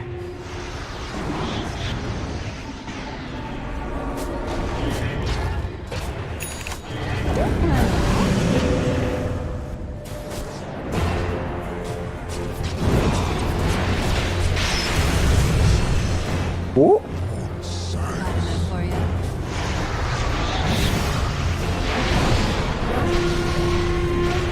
I'll do better next time. You become past tense.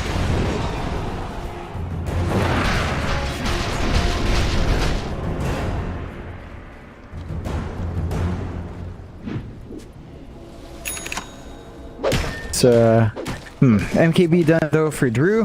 So our Void's farm has kind of accomplished what it wants to. Gonna be the BKB next for our Faces Void. Gonna be important to have that, but again, you're fighting into Abyssal Monkey with the level 20 talents as well. A little bit more of a power spike here for MCY. I think a droid shouldn't be feeling too bad.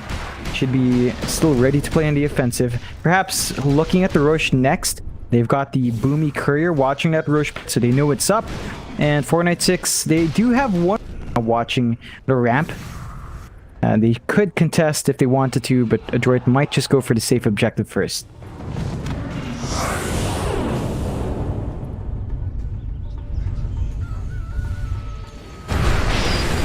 Oh!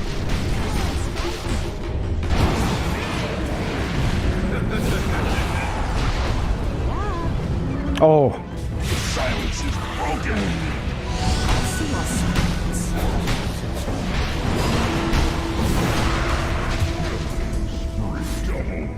Your chronology ends. A bubble. Radiant's turret has been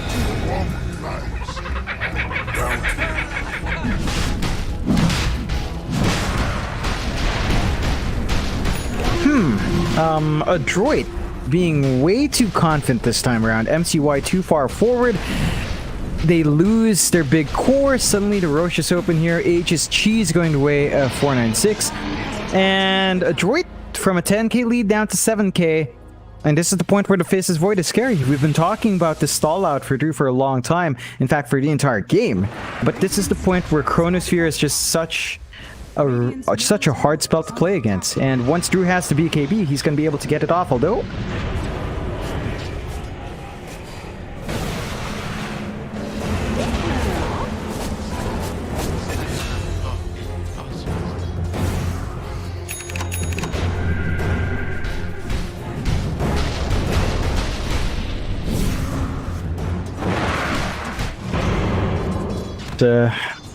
I mean, it's a close call. Drew is maybe a bit too keen. Has to be a bit careful with how far forward he is. As long as he stays alive, though, I guess in the end it doesn't matter. But you can see a droid. They are starting to set their eyes down for the Void, and Drew is sort of forced to TP out. The scan was there, but a bit too slow.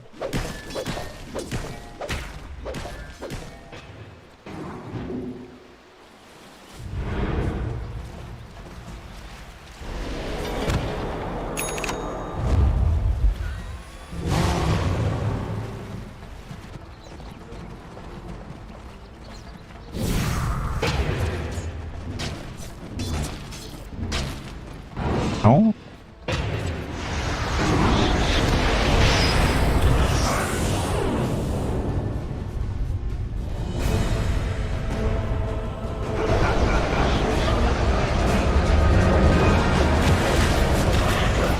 Ooh.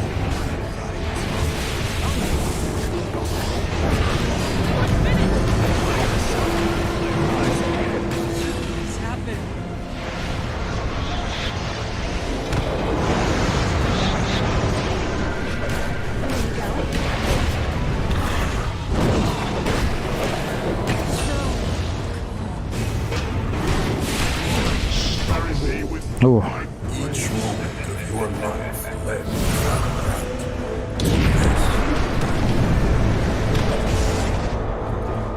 Ooh.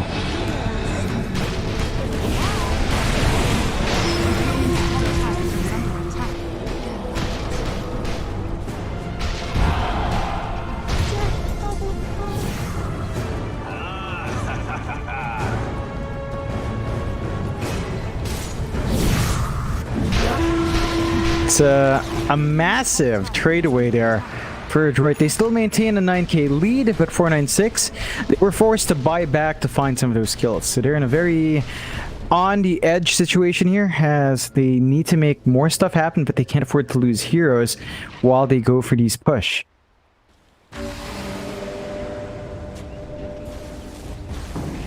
Yeah, it's their only opportunity in a long time, so they're gonna go for the tier 2s.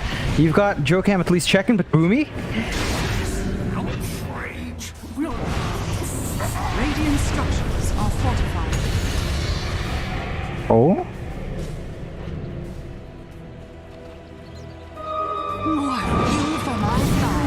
Yeah. BB's BKB. They're still keeping the chase though. Radiant's middle Ooh. tower is under attack.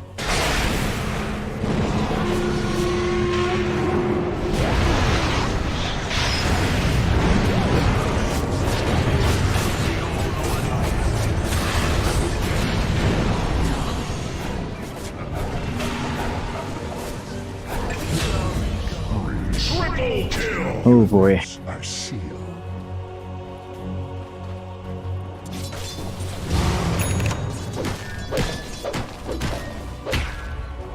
Yep, this is a big opportunity for them. They know there were a couple of diebacks there in the last fight. You don't have a buyback on Drew. You don't have a buyback on that BB. Bad position for them to be in. And you still have this RP on Boomy. You still have the Wukong's command on MCY to zone them out. So they're just going to go for it. There's just nothing from 496 anymore to stop this high ground push for now.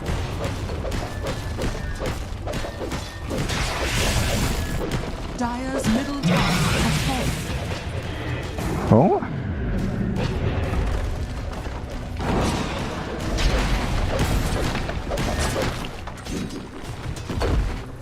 Dire's middle barracks has Radiant are scanning.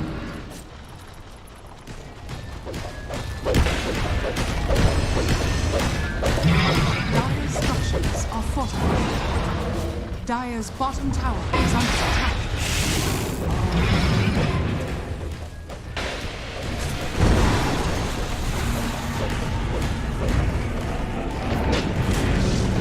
Dire's bottom tower is falling. Dire's bottom barracks are under attack.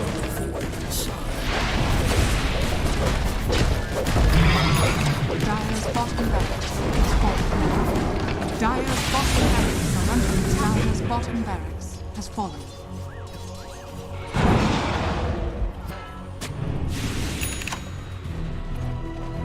Well, keep big. There is a chrono here for Drew. Hold on.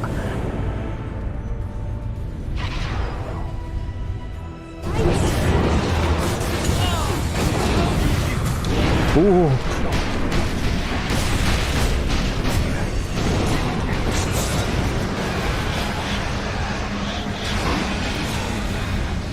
Oh my god.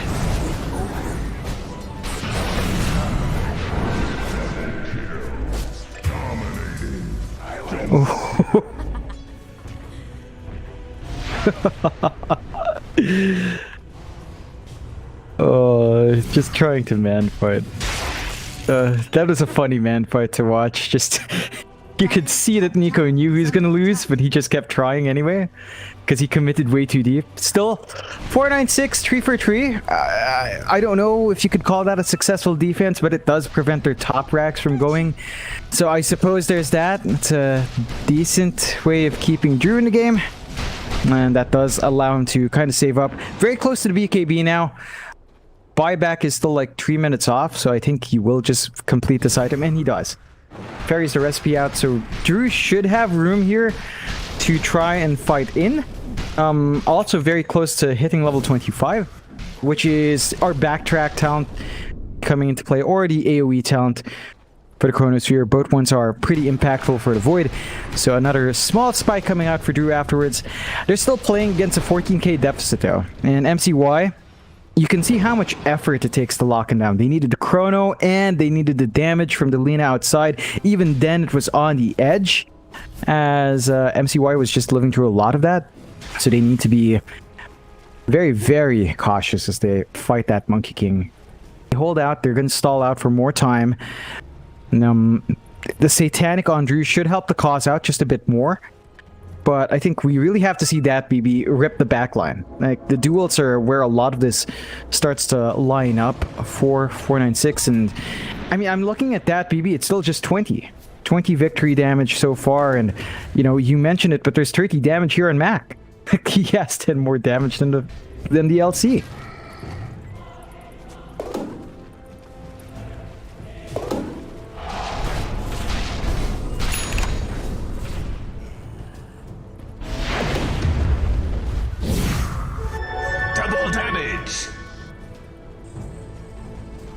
Radiant are scanning.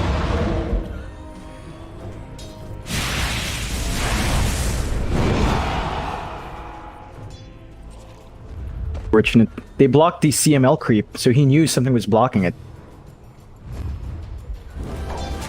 Oh, a smoke again? Oh.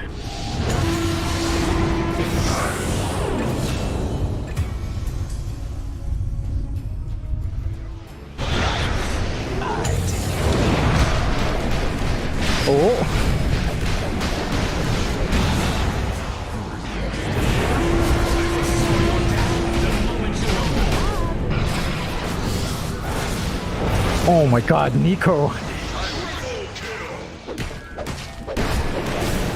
Oh, sweet Jesus.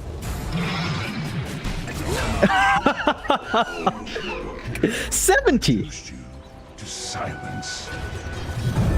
Oh my god. Wait for me.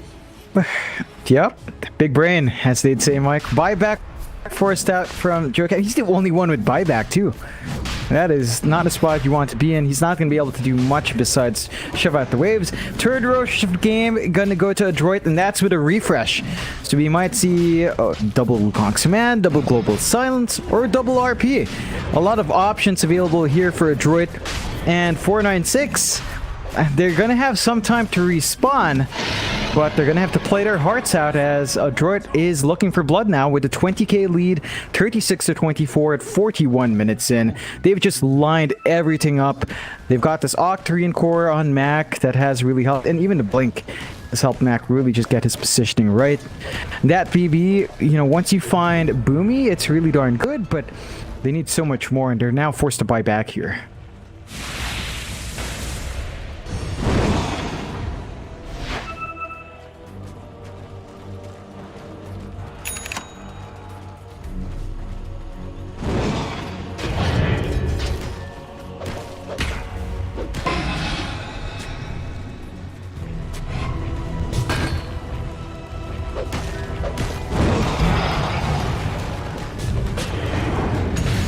Oh. Dire's structures are fortified. Dire's top tower is under attack.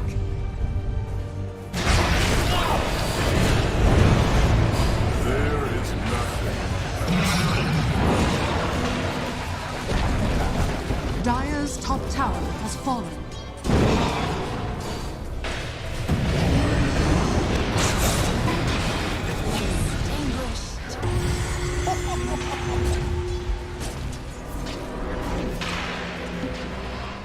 Dire's top barracks are under attack. Ooh. Dire's top barracks has fallen. Oh.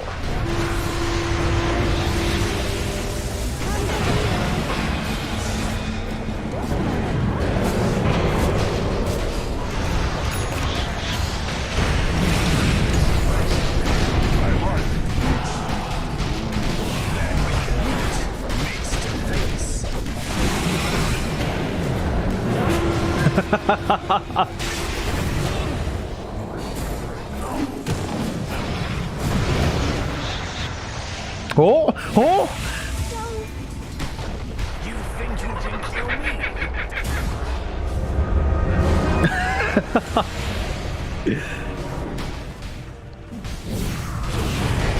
Oh! Oh!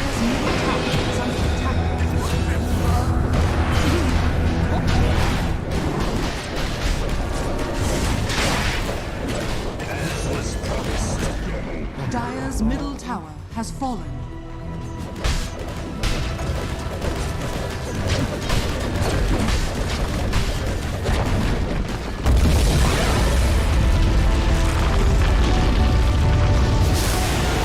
Yeah, that's going to be an exciting one to watch, but well played from Adroit in Game 2, bringing out the Boomy Mag. We talked about it. It's a hero he loves.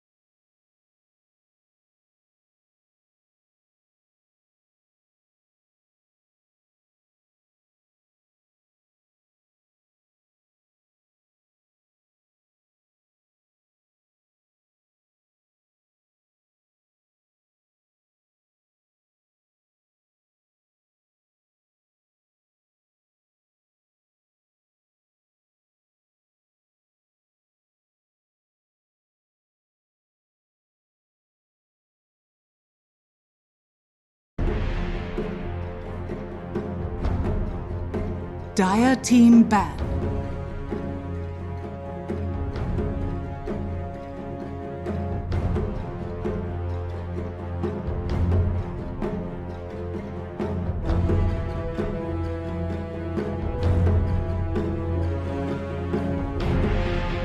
Seconds remaining. 5 seconds remaining.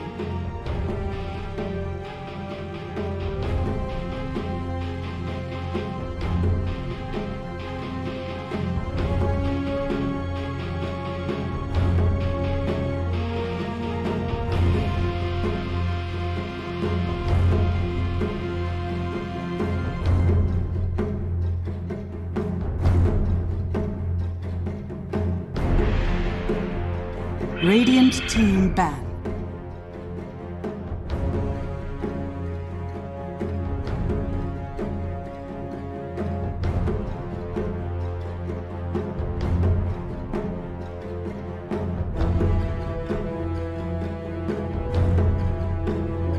Seconds remaining. 5 seconds remaining. Dire team ban.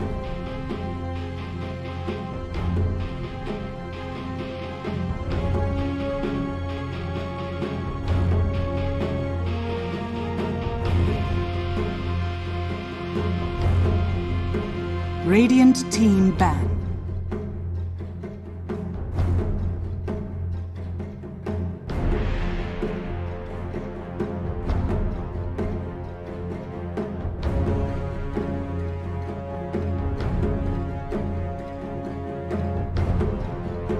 Seconds remaining. 5 seconds remaining. Dire team pick.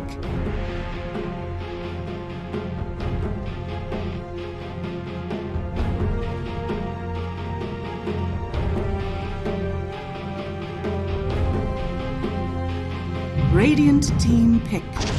Mirana.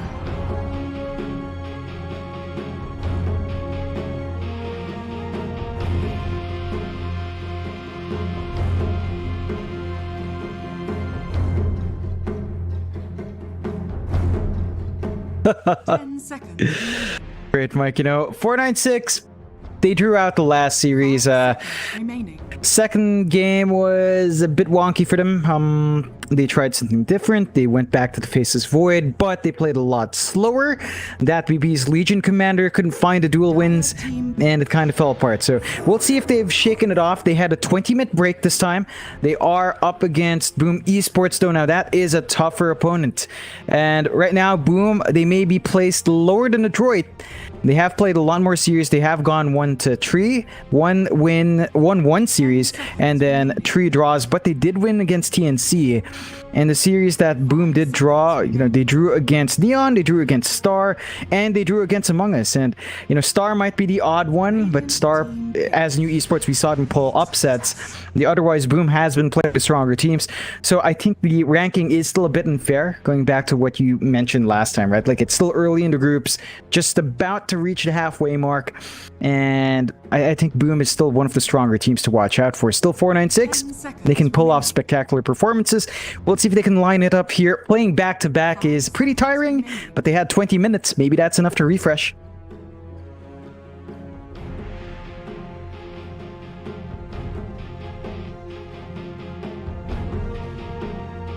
Dire team.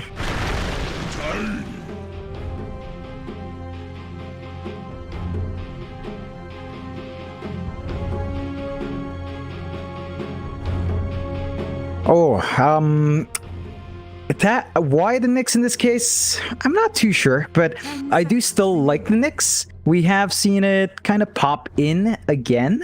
At least when I was covering Oceanic a bit, it was kind of coming back in, and I want to say in the Philippine scene as well, but Boom isn't from that scene, so it's still strong. I think it kind of prevents, say, a Snapfire pick, because you notice the bans, they have left the Snapfire in. Nyx is one of those heroes that Spike Carapace just cancels off the kisses and kind of combos against it. Well, even a Void Spirit. right? You get the Remnant off as long as you manage to press E at some point in the Void Spirits combo. He's going to be stunned up, and you can get the follow tree. So it does enable a bit of an aggressive playstyle for Boom. Now, with a Mirana support, though, kind of iffy. Mirana 4 and X5 is a bit strange. You're going to be behind in EXP gains, so Vendetta's late. Your Meteor Hammer and Blink are going to be late, but maybe that's something Boom can play around. 496 for their opening. Void Spirit plus Tiny. We've seen a lot of Void Spirit. We know what 496 can do with it. We know how Hung plays it. The Tiny as well just enables early aggression, early burst coming out. In fact, there's some flexibility for 496, right? Like we've seen Void Spirit 4 sometimes. We've seen Tiny mid. There are options there for Hung, and they're keeping it open here in 496.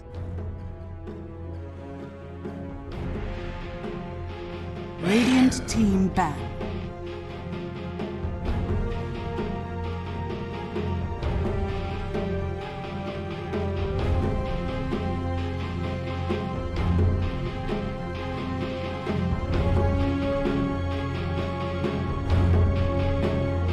Seconds remaining.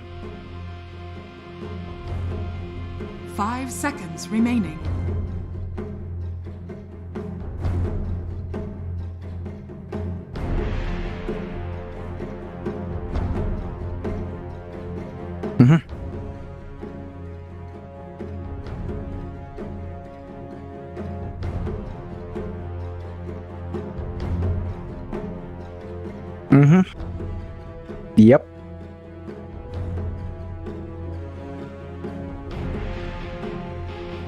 Yep. Yep. It doesn't look like it. Just quickly scanning through the previous series, and that doesn't look like they've been able to do that. Now, they could still fall back to it, though. I think that's still pretty potent for them. Maybe even the Medusa, although that one was also tapering off since the last time we saw them, so a bit iffy on getting that draft around. Still gonna be banning out the Night Stalker, and 496 in a shakeup, going for the Spectre on their end. So Drew Spectre sliding through here. We've seen some Spectre coming out. You mentioned the Blade Mail build being nice.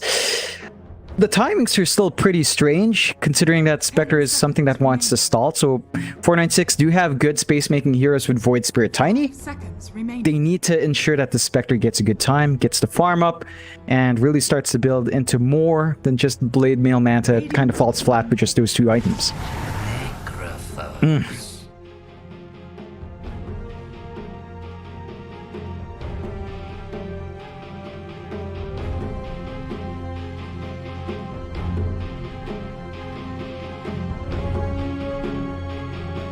Seconds remaining. 5 seconds remaining.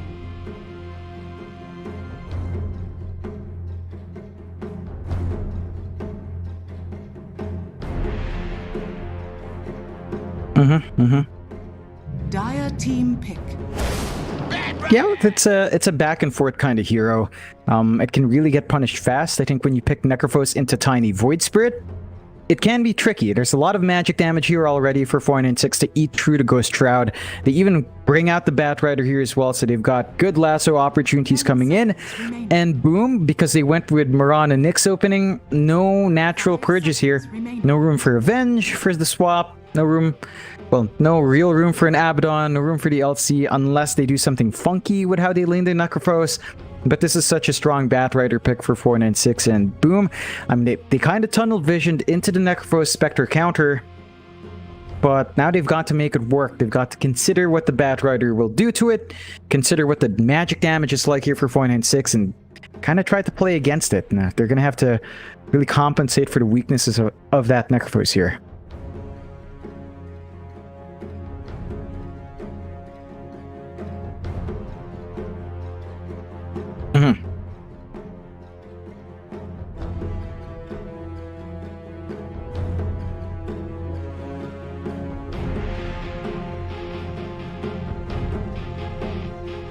Dire team ban.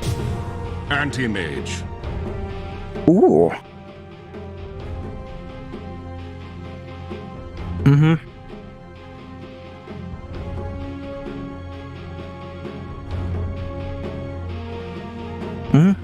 Definitely, and The AM here should have a good time. Like, it's not like a lifestealer or a jug where you can just kind of spin or rage to ignore the magic damage Void Spirit and Tiny and even Bat Rider will bring. But AM has Counterspell, AM has great natural magic immunity, and I think it should be a pretty decent time once you get the levels up for the AM to survive. Now, early on, still going to be susceptible to that burst. Void Spirit at 6, Tiny at 5 are pretty scary for that AM, so you've got to watch your spacing here for your boom.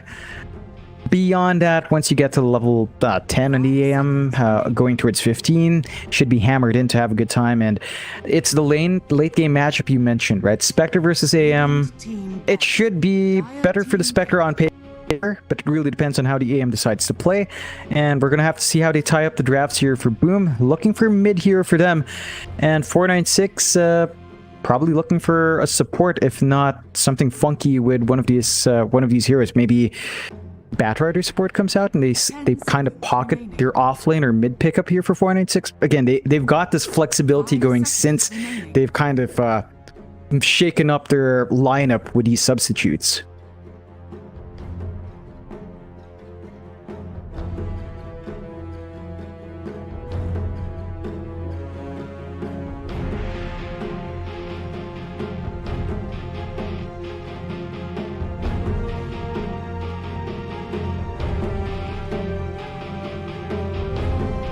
Mm-hmm. Yep.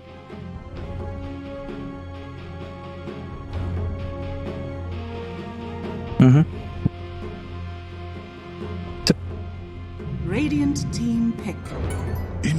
Okay.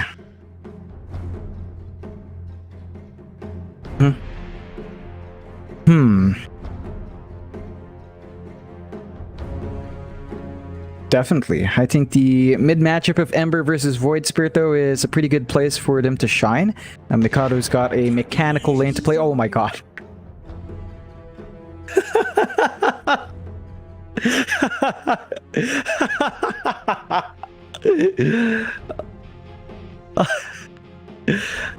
Bombi Techies, we saw them pull this off last time, 496. They've got the Tiny with a toss. You hit the talent spikes if it goes way late, right? You hit those spikes and you can toss back to the mines. You can lasso into the mines. In fact, that's the combo 496 went for, wasn't it? Lasso into mines last time. So it's in here, Mike. It's in. Bombi gets to pick it up, and Gloom Esports staring at this draft, probably wondering why they're still playing this game.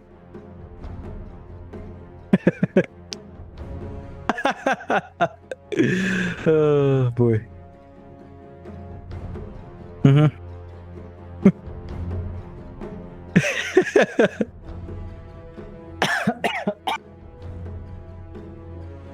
Still game 1 too, Mike. It's game 1 as well out of 2.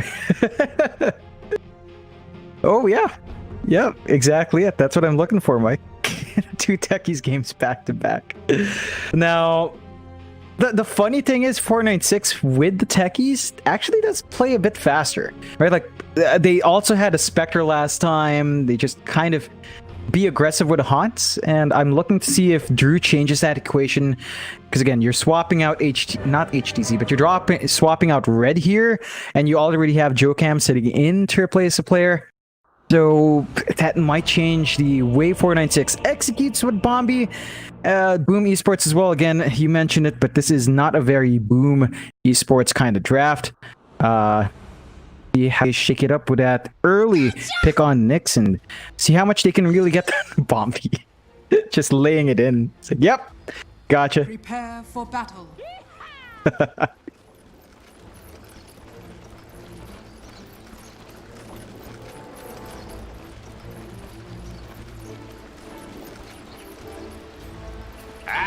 That's what I'm talking about.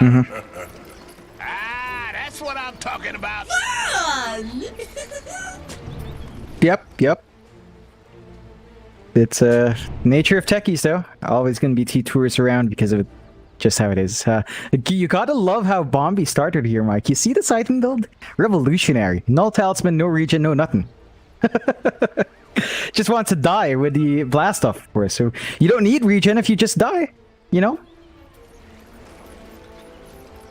Oh, but you've got this insane back and forth, Mike. If Kezcute at some point, just gets Spiked Carapace and then gets caught by the blast off, so he just reflects the damage. Which will it count for? Is it a kill for Bombi as a deny, or is it a kill for the Nyx? I actually don't know how that interaction would work.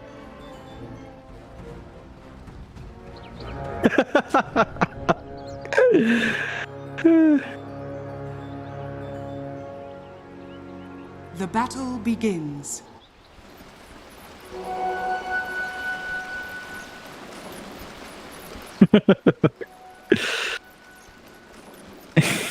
Flax would care. He would care.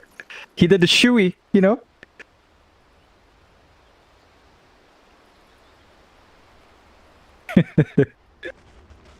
Oh boy.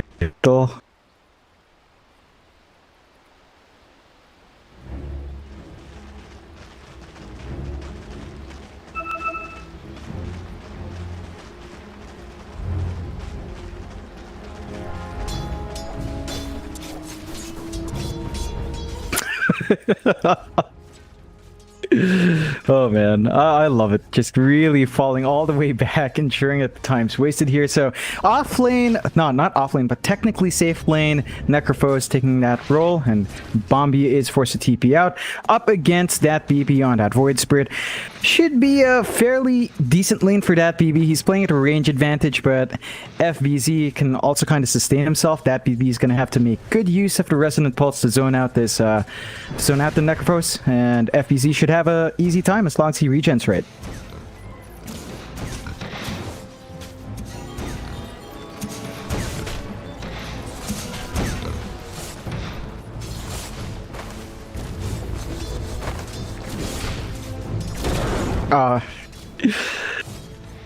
Oh man. Before anything crazy happens, I want to point out, Mike, mid AM for Dreamo Cell. My cousin, the last time this happened, if we were talking about my cousin, and he must be very happy to see this in a pro game. Yep, blinking shotgun.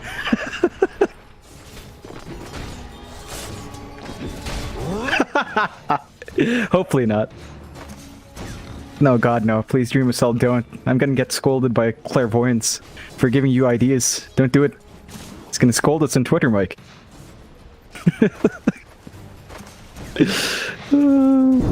This is yeah.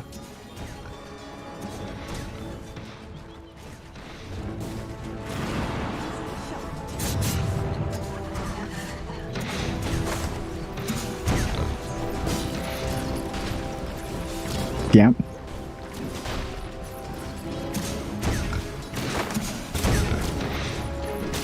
Yep, just patience. They're keeping the tri-lane tied in. This overall is probably hurting Mikado more than you'd want it to, right? Like, the Ember wants that EXP buildup. He is sharing his EXP gain with these supports. Boom as well. They're offset on the Nyx Mirana.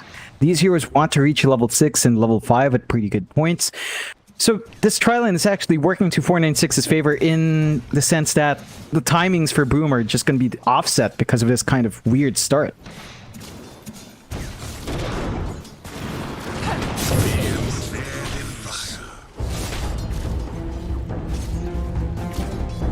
That is ours. Nope. Yep. That's what you want to see, and Bombi, I have to say I'm disappointed in this Mike. We noticed a while ago he had no regen. Now he comes in, he's got 2 salves, so he's being responsible now. Which means probably looking to sustain the lane. Boom already happy with First Blood. Again, they're sacrificing their EXP gain, but they're ensuring Bombi doesn't have the early acceleration he wants. Oh. Ooh. Boom.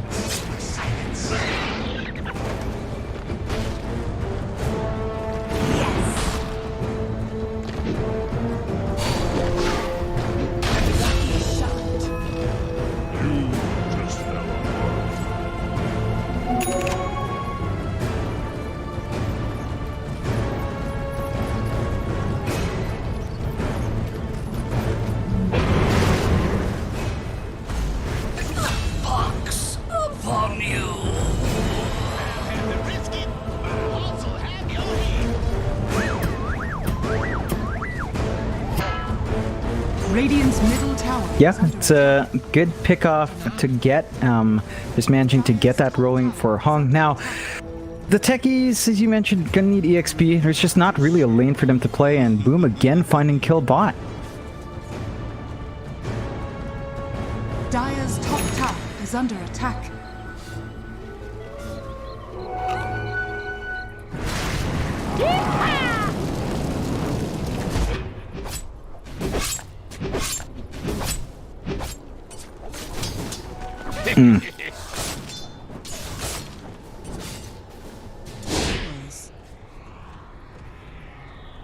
Yeah.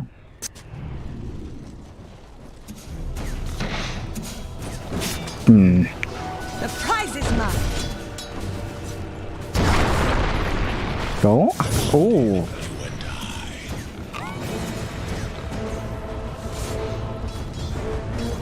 Yeah. Yep, apparently you can. A bit of a shame for Bombi. That's a pretty long cooldown to have to sit through. And, you know, right now, Boom, 1k leads, less than 1k lead on their side as they're trying to scuffle over these power runes. Already have that BB in position though, and not lucky, but Jokam actually snags it anyway. Has been killed. Radiant's middle tower is under attack. Thanks a lot. Oh, top lane. Ooh.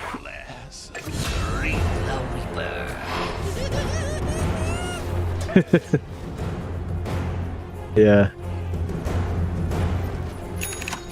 Yeah.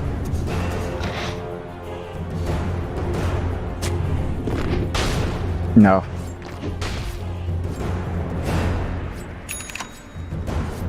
Yeah, I think that's the tendency we see from techies, right? They just focus on finding lane bullying first.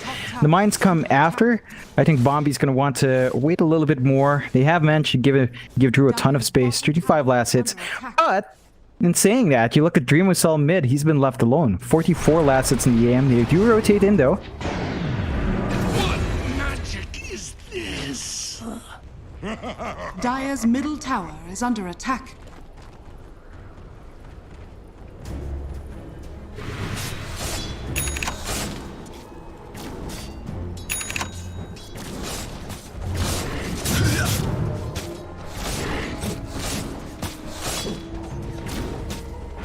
Dire's middle tower is under attack. Yeah, it's a slower draft, right? Like, you've got these pause ones from both sides that just want to build up. You've got the techies in 496, which is self-explanatory. Boom is the one that can play a bit faster. Mikado does have level 6 up, but again, they're just kind of taking their time as best as possible. I think the biggest thing to watch out for is the stacks that can come in, and you have efficiency here, although Keski just breaking up. Radiant's middle tower is under Spike attack. Carapace, though, it's just too nice to break that off. And yeah, 4-4, less than 1k. What I am curious about is the plan with Drew, right? So he's got Haunt. He is rushing the Blade Mail once more. Are they going to focus on using early Haunts? Haven't seen that emphasized from a lot of Spectres yet.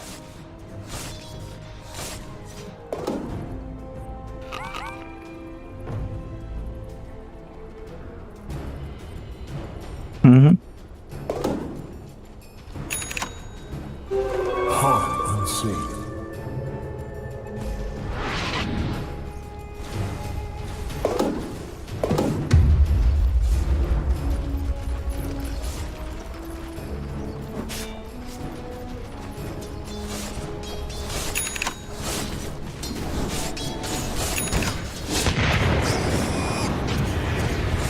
Surpass the master. Why did you make an enemy of me?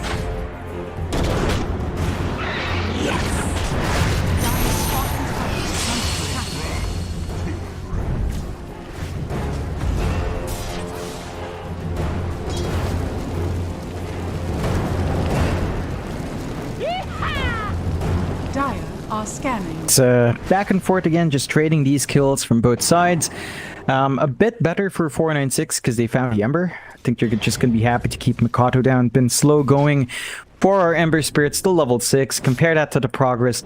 Hunk's got level 9 on the Batrider, and of course that BB is also 8 on the Void Spirit. So not been an easy ramp up for Boom, and at least getting Mikado started. Even the supports have again slowed down because of that tri-lane. Gonna have to look for that space elsewhere, as they're starting to change up the lanes, right? This is the time where Dreamocell starts focusing on the jungle, and they do make movements out.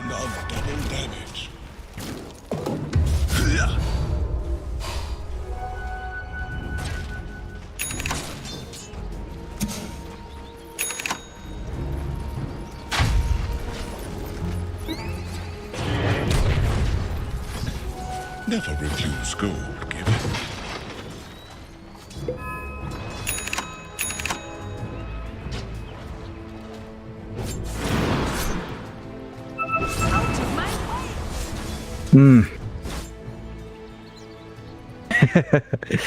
Yeah, it's just the power of war crimes, Mike. Very strong, those war crimes. This is why they're banned. But, you know, it slides through every now and again, unsanctioned, and Bombi is having the time of his life, just having a free run. Still, you've got level 6 now in Kezcute, so he can start to scout out, and that does break off this roam from 496. Again, slower pace from both sides because of the nature of these drafts. You are seeing Dreamocell pull slightly ahead, although mid. Ooh.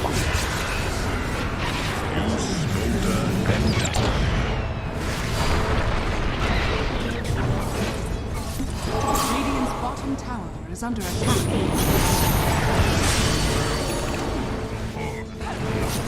Ooh.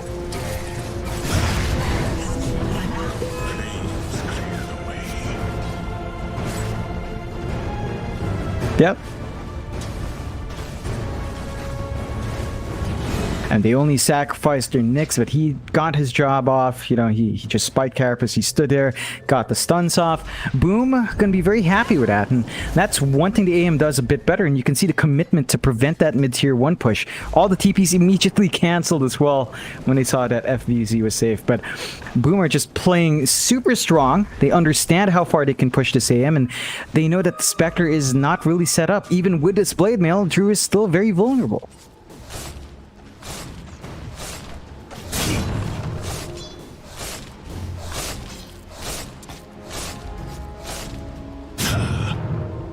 Radiant's bottom tower is under attack.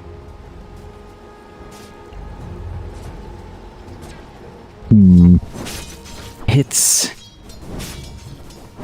we've seen physical embers go for Desolator rushes. We also see the Ewels occasionally come in, but the Ags is almost always going to come out as second item in both cases. Still, look down bot. They kind of went in, but it's an AM. You're not going to catch him out that easy here. Oh. Oh. Dire's bottom tower is under attack.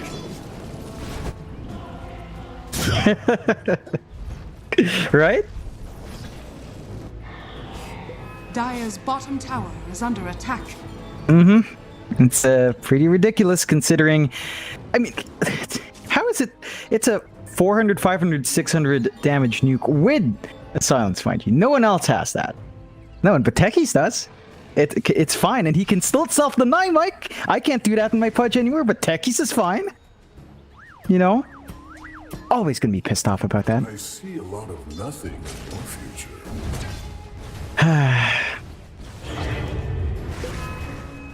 Sad times, Mike. Still, it's sadder for Boom because they have to play against this. So they're still finding the pacing though. Look at Dreamocell, just about 1,000 gold off from his Battle Fury. So it's not the fastest Battle Fury, but he has been active and they catch one. Radiant's middle tower is under attack. Haste.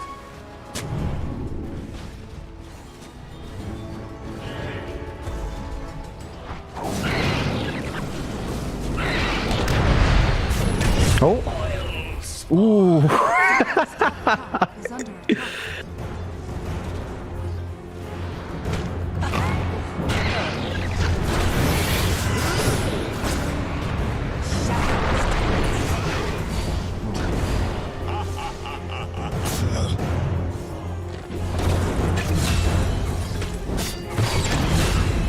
Oh!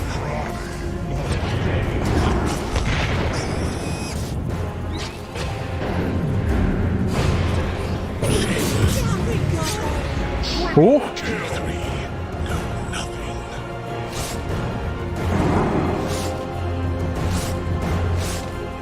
My fire is quenched.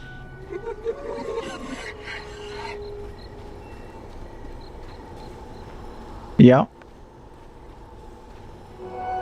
It's a 4 for 3. They've got to remember here, Boom, that they're playing against techies.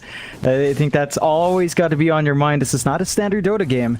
You already said it when FVZ got taken out, but hey, a bit more caution is advised here for the side of Boom. As look down bot, they were clumping up for a push, but the defense is coming in. Coin for me.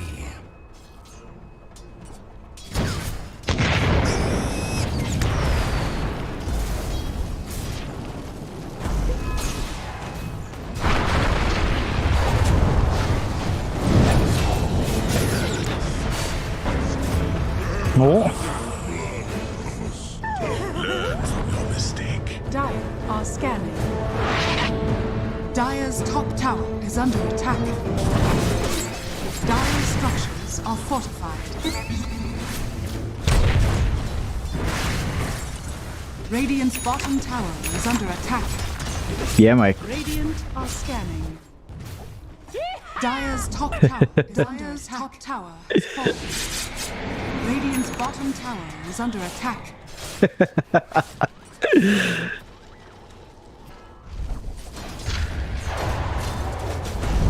Radiant's bottom tower has fallen.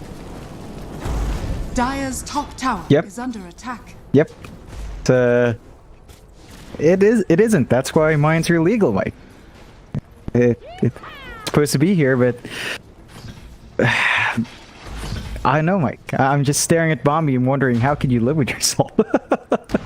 Picking this hero up. Look at this. The Boom is just so scared to go up that ramp. So scared to go into the jungle. The mid-tier 1 is just safe by psychological warfare alone. And that's going to offset Boom's progression. They need to start making plays, but they are a lot more cautious. Slight lead on their end.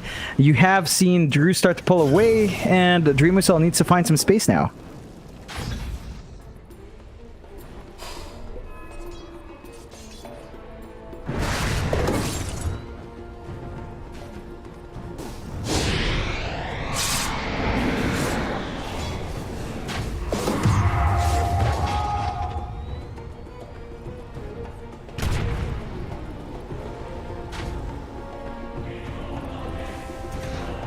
Yeah, it's relatively easy to get that bounce back. They have invaded the triangle. Very fortunate to miss these mine stacks. And Guess Cute just gonna check out. That is such a scary stack. Wouldn't want to be there.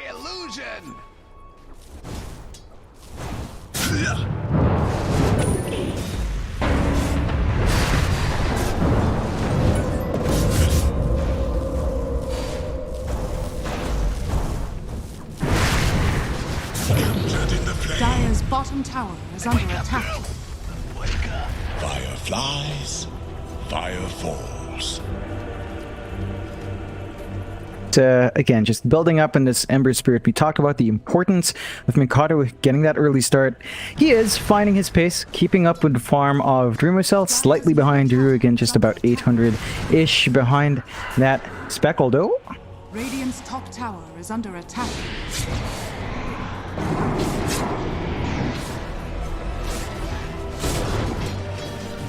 Ooh.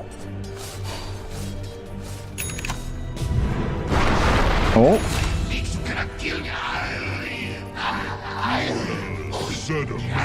Yeah, that's support for a core. They are trying to go mid, but this is the same mistake they made last time, Mike.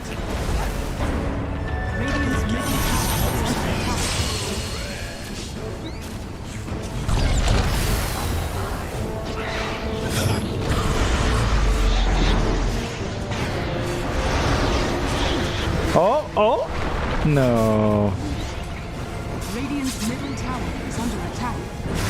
Radiant structures are fortified. Yep. Not blowing them up, although. That PB.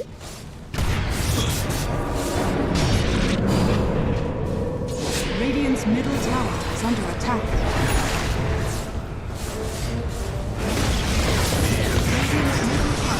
Oh! Radiant's bottom tower is under attack. Is the cure.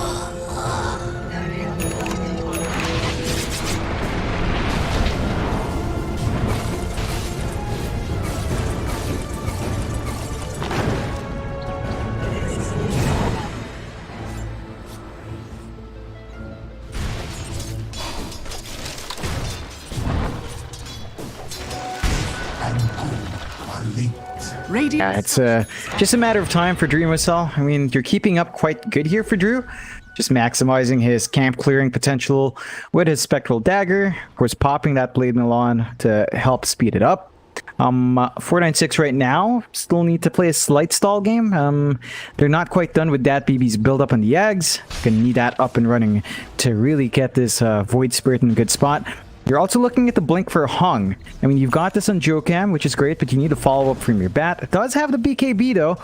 Gives Hung a little bit more presence in the front, ignoring a lot of that control that the Nyx Assassin has been bringing out. So Hung has more options now to play with.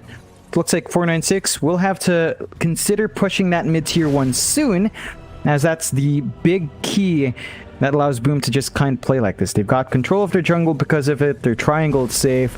There's no way you can invade here as 496, and that just limits their options. But the same thing goes because of Bombi. He's keeping good control on these ramp sites. It's hard for Boom to play in the triangle area. They're just kind of looking down bot. You cannot truly pierce the void.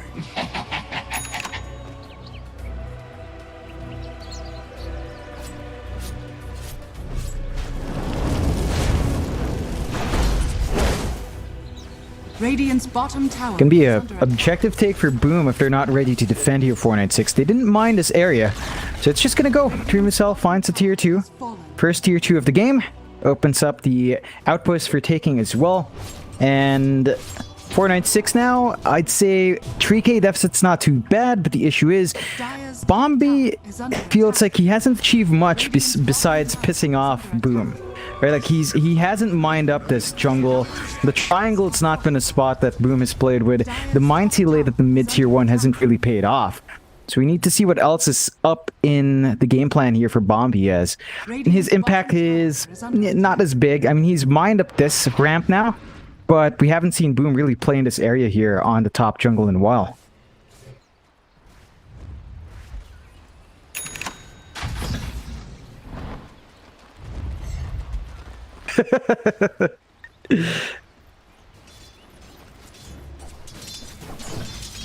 Absolutely. Oh.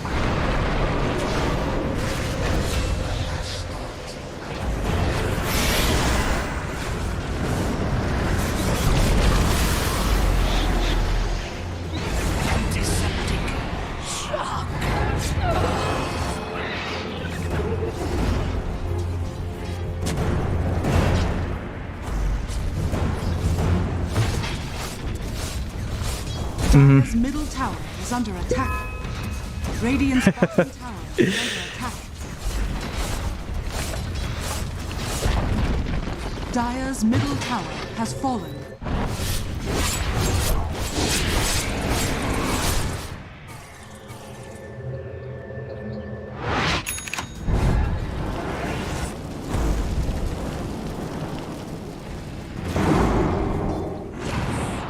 Hyde doesn't want to walk up there.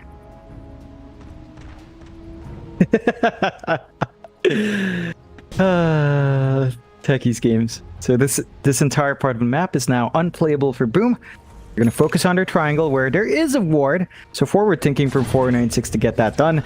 3k lead still up for Boom. Biggest issue for them is... Oh, that's an issue. There you go. If Kezcute dies, you kind of lose out still.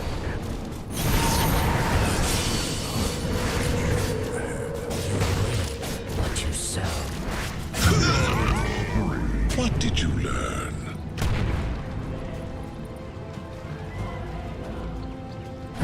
More fuel for the fire. For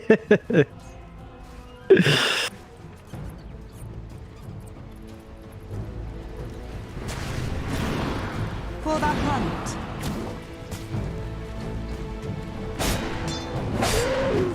Yikes.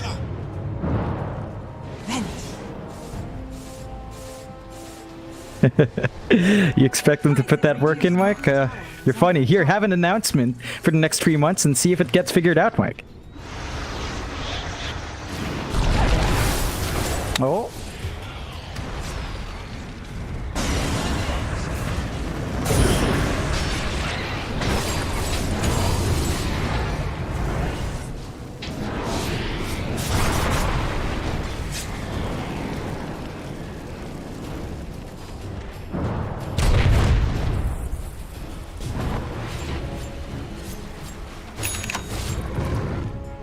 That's a sane objective for any team, Mike. I think just looking for the techies dead gives you a lot of opportunities, and Drew is hanging around.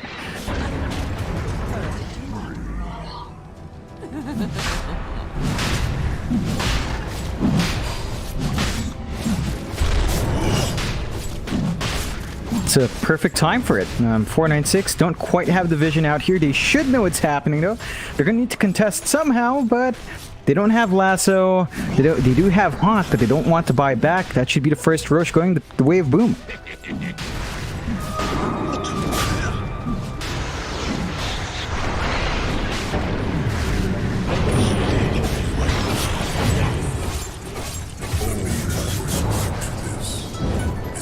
Pay for thy...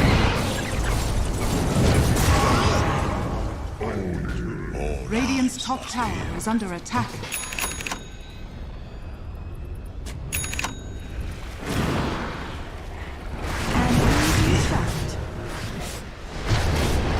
Yep, it's have to be careful of that ramp, but again, they should know what's happening there with a build up. So gonna have that first Aegis here, Boom. They're just keeping it protected. They are aware though.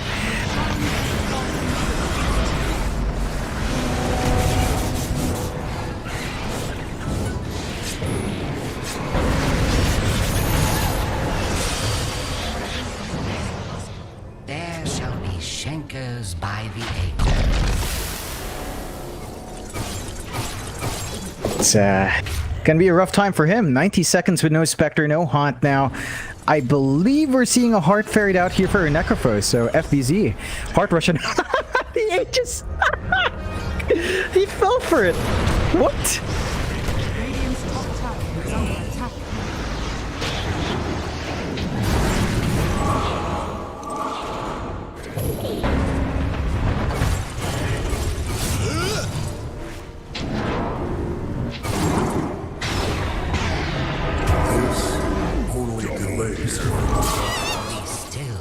Oh.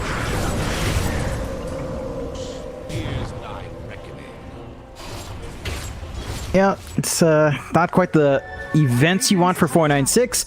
I mean, they did take care of the Aegis. I guess that's a plus, but they lost 4 heroes when they didn't need to, so it's a wash in the end, Mike. Radiant's top tower is under attack.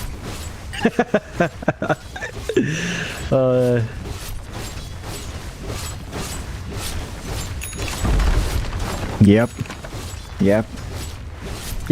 It's gonna be rough. But look at this, Bombi, new spot. A whole bunch of mines here, so protecting the tier 2 mid. Let's see if anyone falls for that one as the lead widens here. Boom, 12k ahead. We are seeing our AM Dream Whistle really start to pull ahead. Basher up Abyssal next. And compare that to Drew, who has been stuck on Manta Diffusal, Radiant's top tower. what's that? Blade Mail. Ooh, my brain's getting fried. Blade Mail still rushing into the Basher himself. So it's almost the same build-up for both heroes, but a lot slower in the Spectre. And that's just set to go on and on because of the AM effect. You know, he just clears out camps so much faster and safer.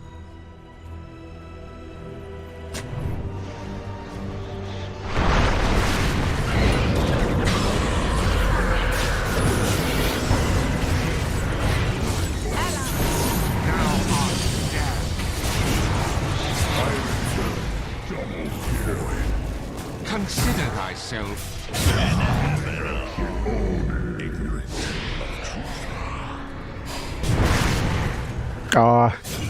Did they just call it? They called it. Zombie chat wheel called it.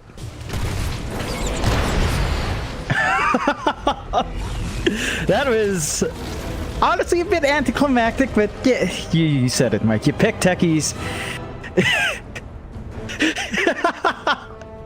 Nope.